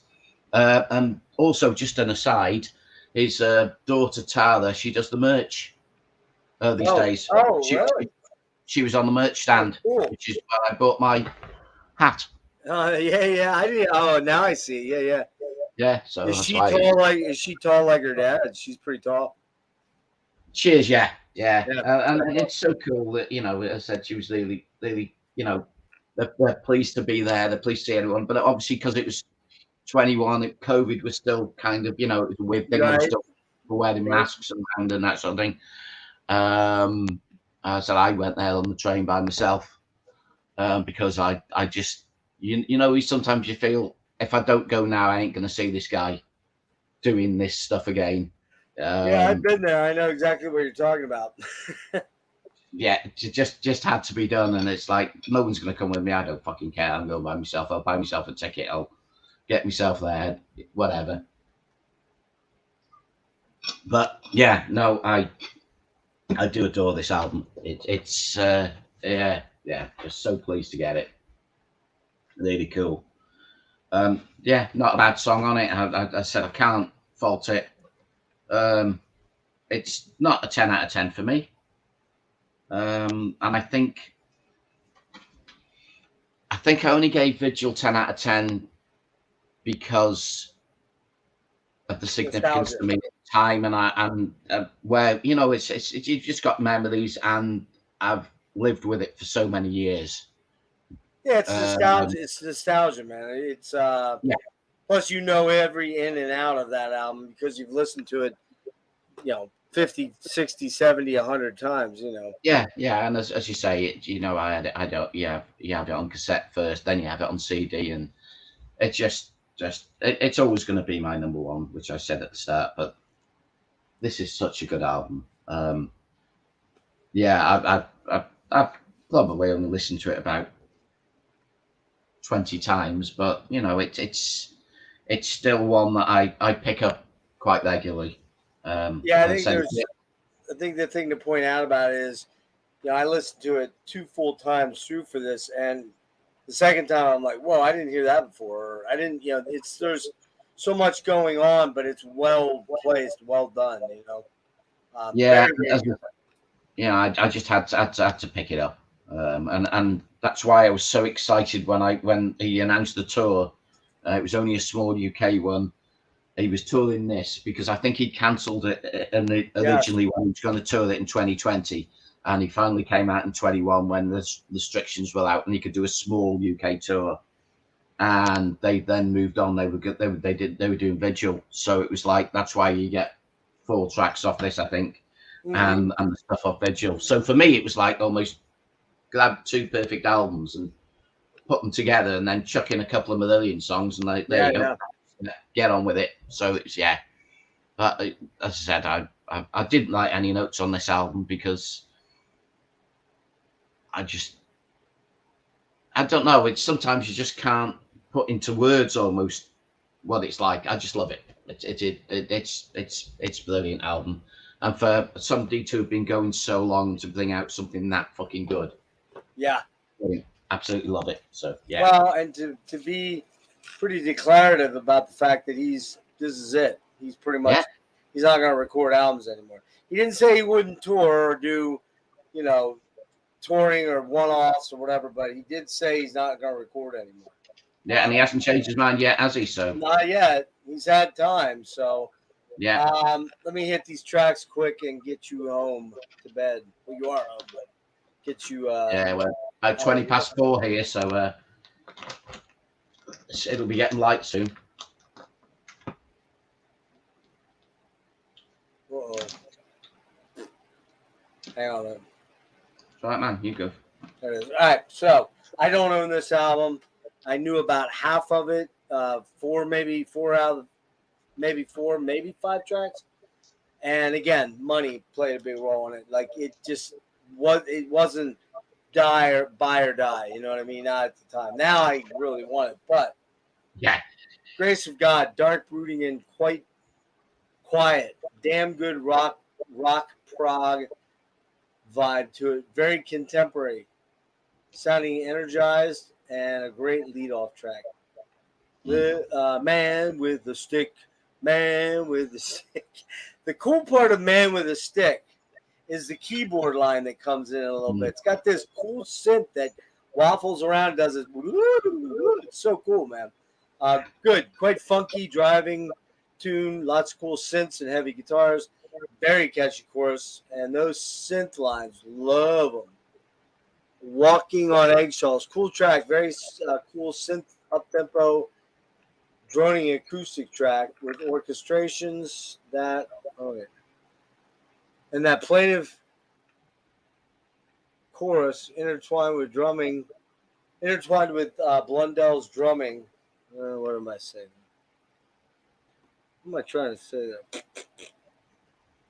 I don't know. Anyways, Craig Blundell, Steve Wilson's drummer, went up and did the session work for this, and it's a good track. It's a real good track. Is it one that I would protect at all cost on the album?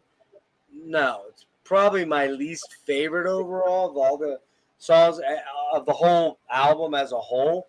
It's probably my least favorite, but I still really, really like it. I still think it's a great tune. What else here? Party Over, man. I love that song. It's like, this party is over. It's just, I don't have the lyrics. You do, but just so good, man. It's just, again, a tavern song where everybody's in. It's got the little tin whistle. So good, man. And then just all the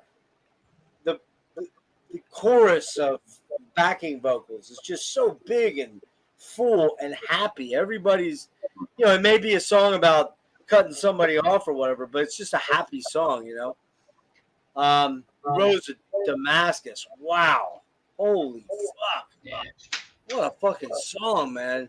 Prog, epic. Possibly the biggest single epic track of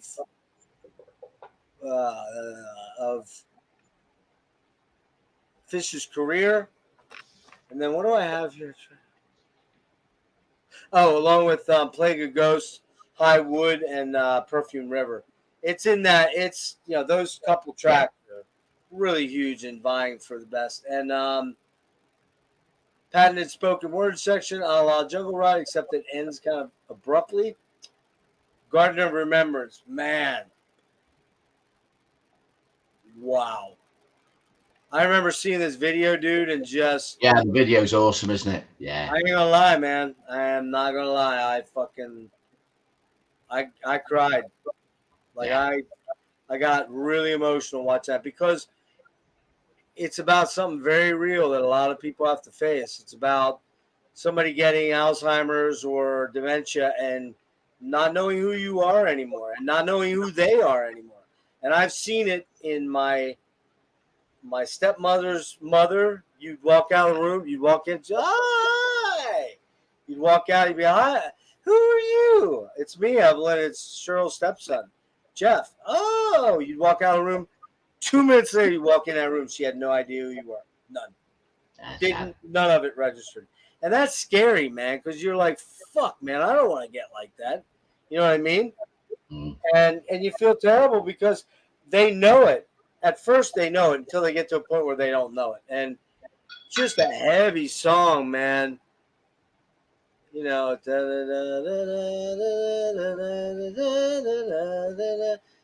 you get it inside your head? I'm only dancing. Fucking beautiful song, man. Just a beautiful song. Great video, too. done over COVID. Sea Song, Trondheim Waltz. Down, down, down, down, down, down. It's just such a.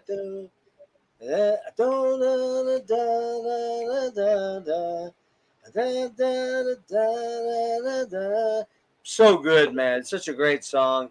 Great another earworm, a great campfire type song or a tavern song. So good. Little Man What Now? Dude, this song is fucking amazing. Yeah. This song is absolutely fucking banger hard. It's almost, do you know the jazz, they call it acid jazz or black metal jazz? Boren de Club of Gore. Did you ever hear it? Boren de Club of Gore? No, but I've heard acid jazz and that. Yeah, it's got this jazzy, downbeat, loungy. Yeah, I can literally listen to this. I'm almost smoking 3 packs of cigarettes listening to it. Just like, man, and drinking scotch straight right out of the bottle. I'm like, this fucking song rules, man. Super moody, super jazzy, loungy.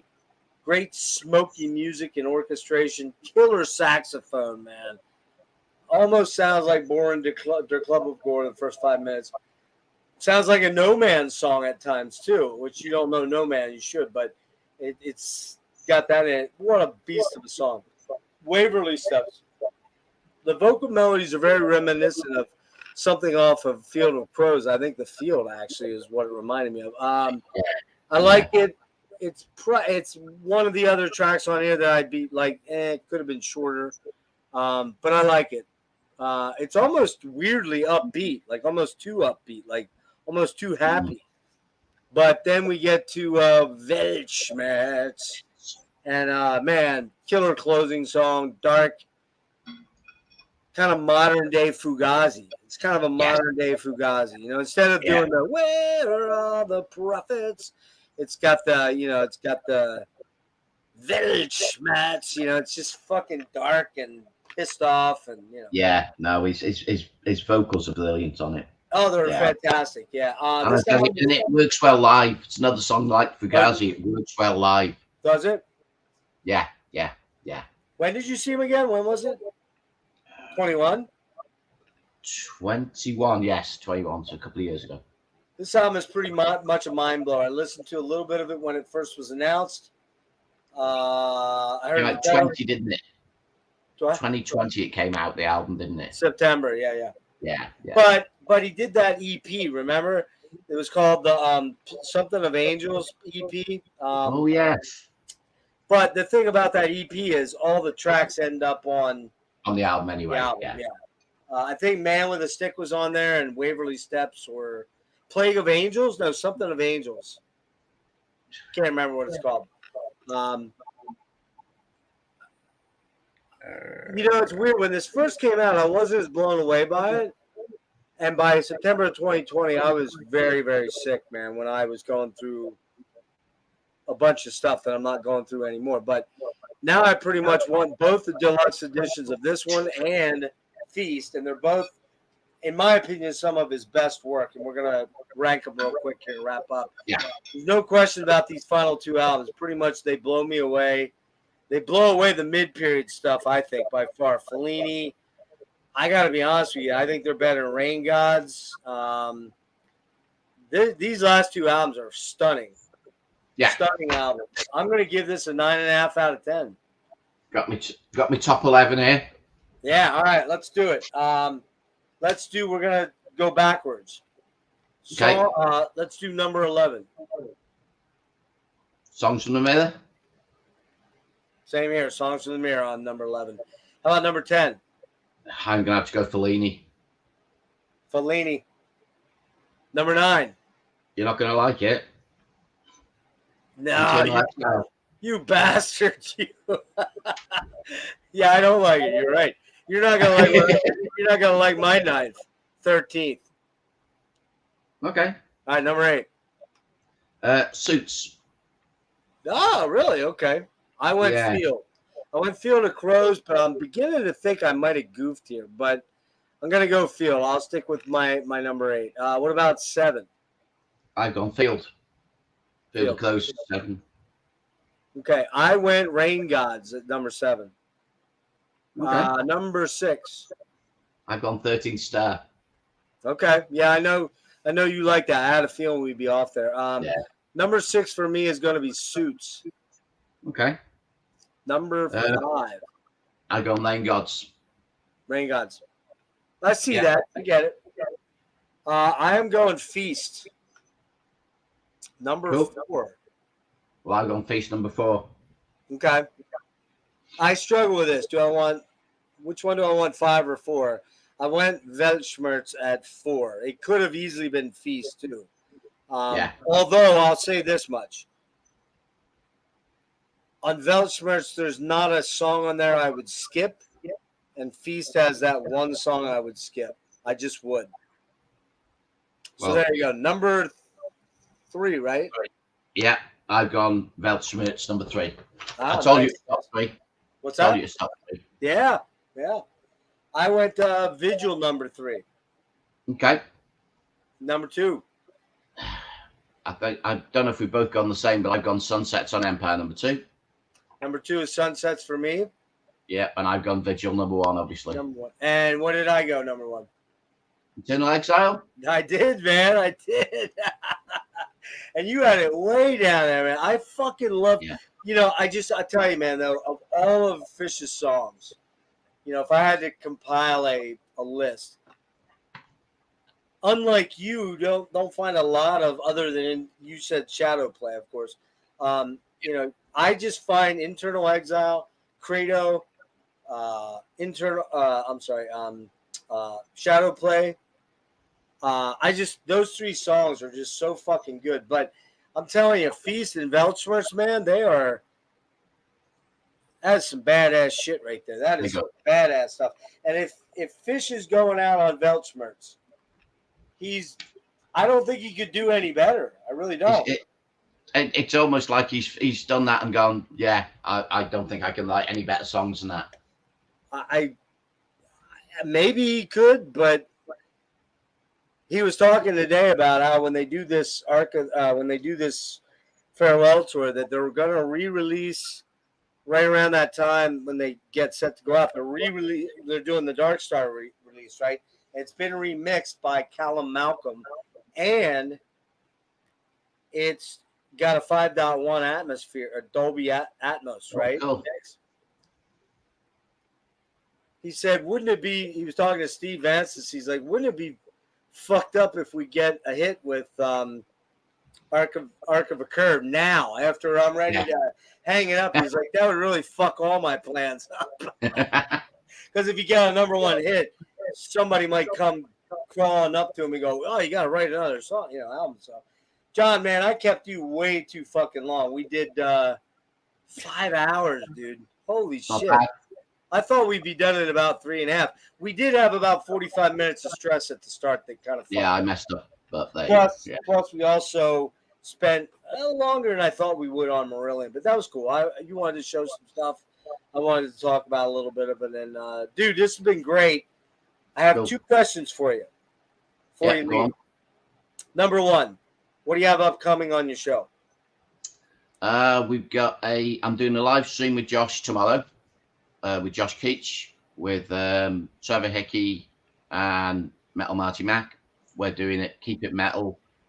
We each pick a single that we've enjoyed for the past, couple of months or whatever. Just pick a single and we find out what the others are and talk about them.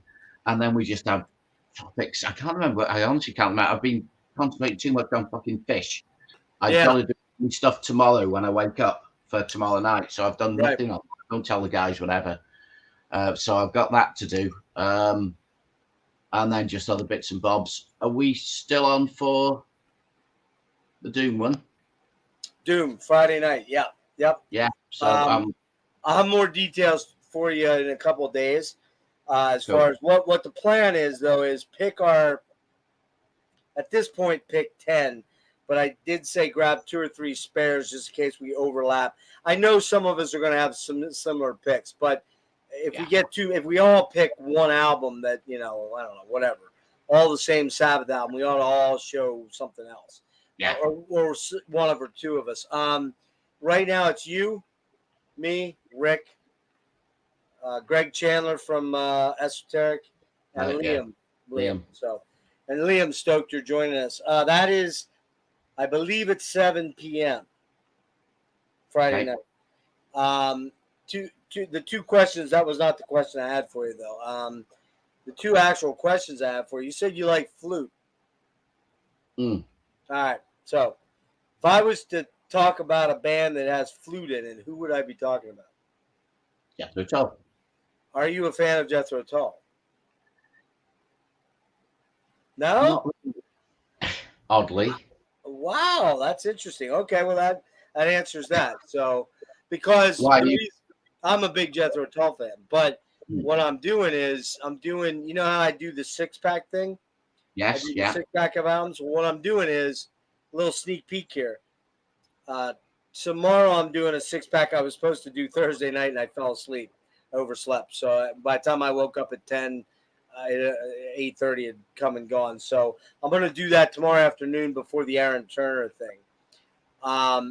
Or maybe Sunday. I haven't decided. I think I got it scheduled for tomorrow. But what I was curious about was, or what I was thinking was, but it doesn't sound like you'd be interested. The Jethro Tull thing is what I'm going to do is I have the 40th anniversary book sets for everything. They're kind of like the Marillion books, right?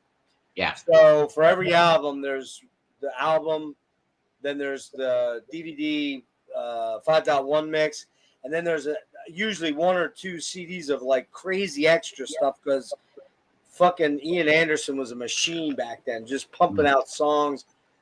His non-album tracks were better than most people's albums tracks. It was amazing. So I'm going to do 4 each episode. I have 12 of them, and I'm missing 1. So I'm going to do 4 and do a little spiel on each one of them as my album thing. The other thing is, how much of the Hogarth era stuff do you own? I'll tell you now. Let's have a look. Oh.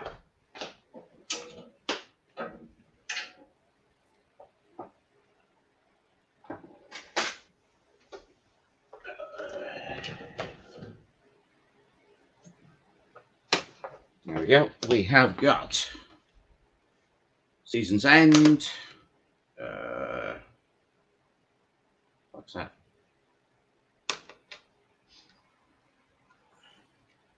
A minute.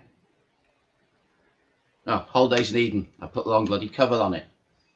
So I got Season's End, Holiday in Eden, Brave, obviously, Afraid of Sunlight, Strange Engine, Marillion.co.uk, Fear, and I've got the big box set thing of Marvels. So I've got a few. Yeah, so here's what I have. Seems like we're both missing the more or less the same ones. I've got Seasons, Holidays, Brave, Afraid of Sunlight. Brave I have in the book edition. I have Seasons End in the double disc thing. I don't have Afraid and Holidays in the books thing. I got This Strange Engine. I've got Radiation. I got Marillion.com. I got Arachnophobia. I got Marbles, the big book edition. And that's it. I got Fear, which was not the last one. Fear, okay. So we'd be missing the new one. Yeah. We'd be missing Sounds That Can't Be Heard? Something like that, yeah. No, Sounds That Can't Be Made. Hang on, I'm just looking real quick here. That's 2. And then Somewhere Else. Happiness is the Road. Yeah, that was a double, wasn't it, that one? Yeah. And Less is More, but I don't think that's a full album. 1, 2, 3, 4, 5, 6. So that's 6 albums we're both missing. Yeah. You have one of them, Fear. Yeah, I got Fear. I don't know. Let's think it over. Let's think over whether we want to tackle that one or not. I don't think we'll be spending nearly the in-depth time on it like we did on this, but it might be nice to wrap up the Marillion thing and get it over. Okay. So we'll think that over, but I won't pressure you to get it done anytime soon. It'll kind No of be worries. like, hey John, I'm looking at 2 weeks out. Can we do that? I have a lot coming up. Just real quick to go over what I've got. I've got Yeah, we're on. tomorrow. I've got at 4 o'clock. I've got the chapter 14 of box sets. It's going to include Hendrix, Autopsy, Donovan, Budgie, Opeth. So there's a couple different mixed in there. I've got 7 o'clock tomorrow night. I'm interviewing Aaron Turner of ISIS. On Sunday at 7,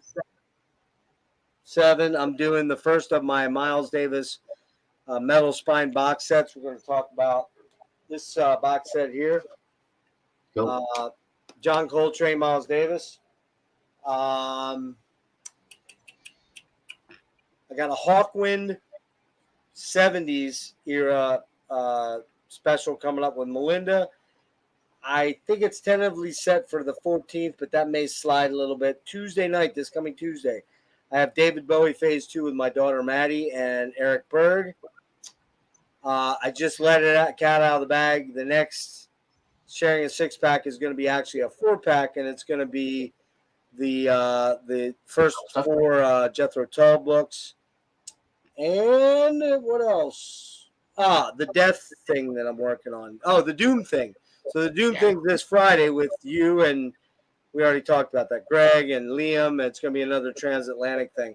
7 o'clock, I believe. I got to double check on that with Rick and everybody. But we're working on that. It was going to be Turn Loose the Doom, but somebody else kind of stole my title today. I'm not going to get into who, but that's kind of what happened. We'll figure it out. I did see that, actually. Did you see that? Yeah. Yeah. It was funny because I announced it a week and a half ago. But we're going to actually, it was Rick's concept and idea. So I don't know. He may change that around. A couple more quickies here. XTC. I'm gonna do an XTC deep dive. I really want to get into my Japanese mini LP XTCs. I want to get and since I'm interviewing Aaron, I want to do an ISIS deep dive too. So that's going to be coming, and then the Death deep dive, which is the big one, which is going to have a whole bunch of different people in it. That's coming maybe the 27th, I think. Yeah. So, and then also in there, I'm hoping to have. I've been corresponding with and talking to as of tonight, actually. Brian Williams from who is Lustmord, does the real dark ambient evil sounding shit.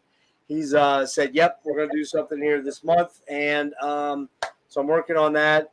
And then the one other big one I'm chasing is Luke LeMay from Gorguts. I'm hoping to have him on this month yet too. So, John, man, thanks so much, dude. I'm sorry I kept you awake. What time is it? 4? It's about 4:45. Oh, I gotta get you to bed, dude.